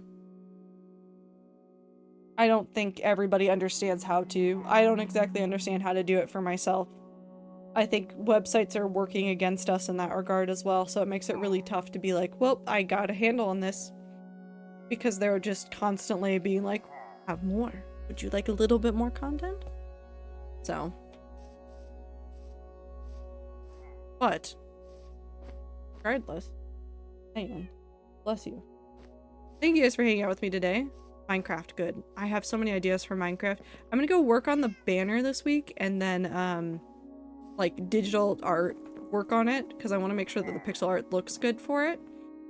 And then we'll probably do it in concrete. We'll work more on Project Stronghold when we come back next week. This week, Tuesday and Thursday, will be more Tales of Symphonia time. If you've never seen Tales of Symphonia, I try to make sure that I start the stream with, here's what's happened, here's where we are, here's what we're doing next, as best as I can. Unfortunately, I can't do that the entire stream, but I do my best to let you know what's going on, regardless. I appreciate you guys very much. For the big screen. So set up the router parental controls for myself. You know what, Ether? If it helps you, it helps you. Go for it. Have fun. Regardless, I hope you guys have a wonderful start to your week. I don't think there's anything major going on this week. It's the end of March. We're almost a fourth of the way done with the year, which is a lot to think about. But I hope that you guys take care of yourselves, drink water, eat food, take a shower, get bed, take your meds. Again, just do everything you gotta do. Take care of yourselves. Make sure that you're able to do your best, whatever that is, every day. And I will see you guys in the next stream. Bye.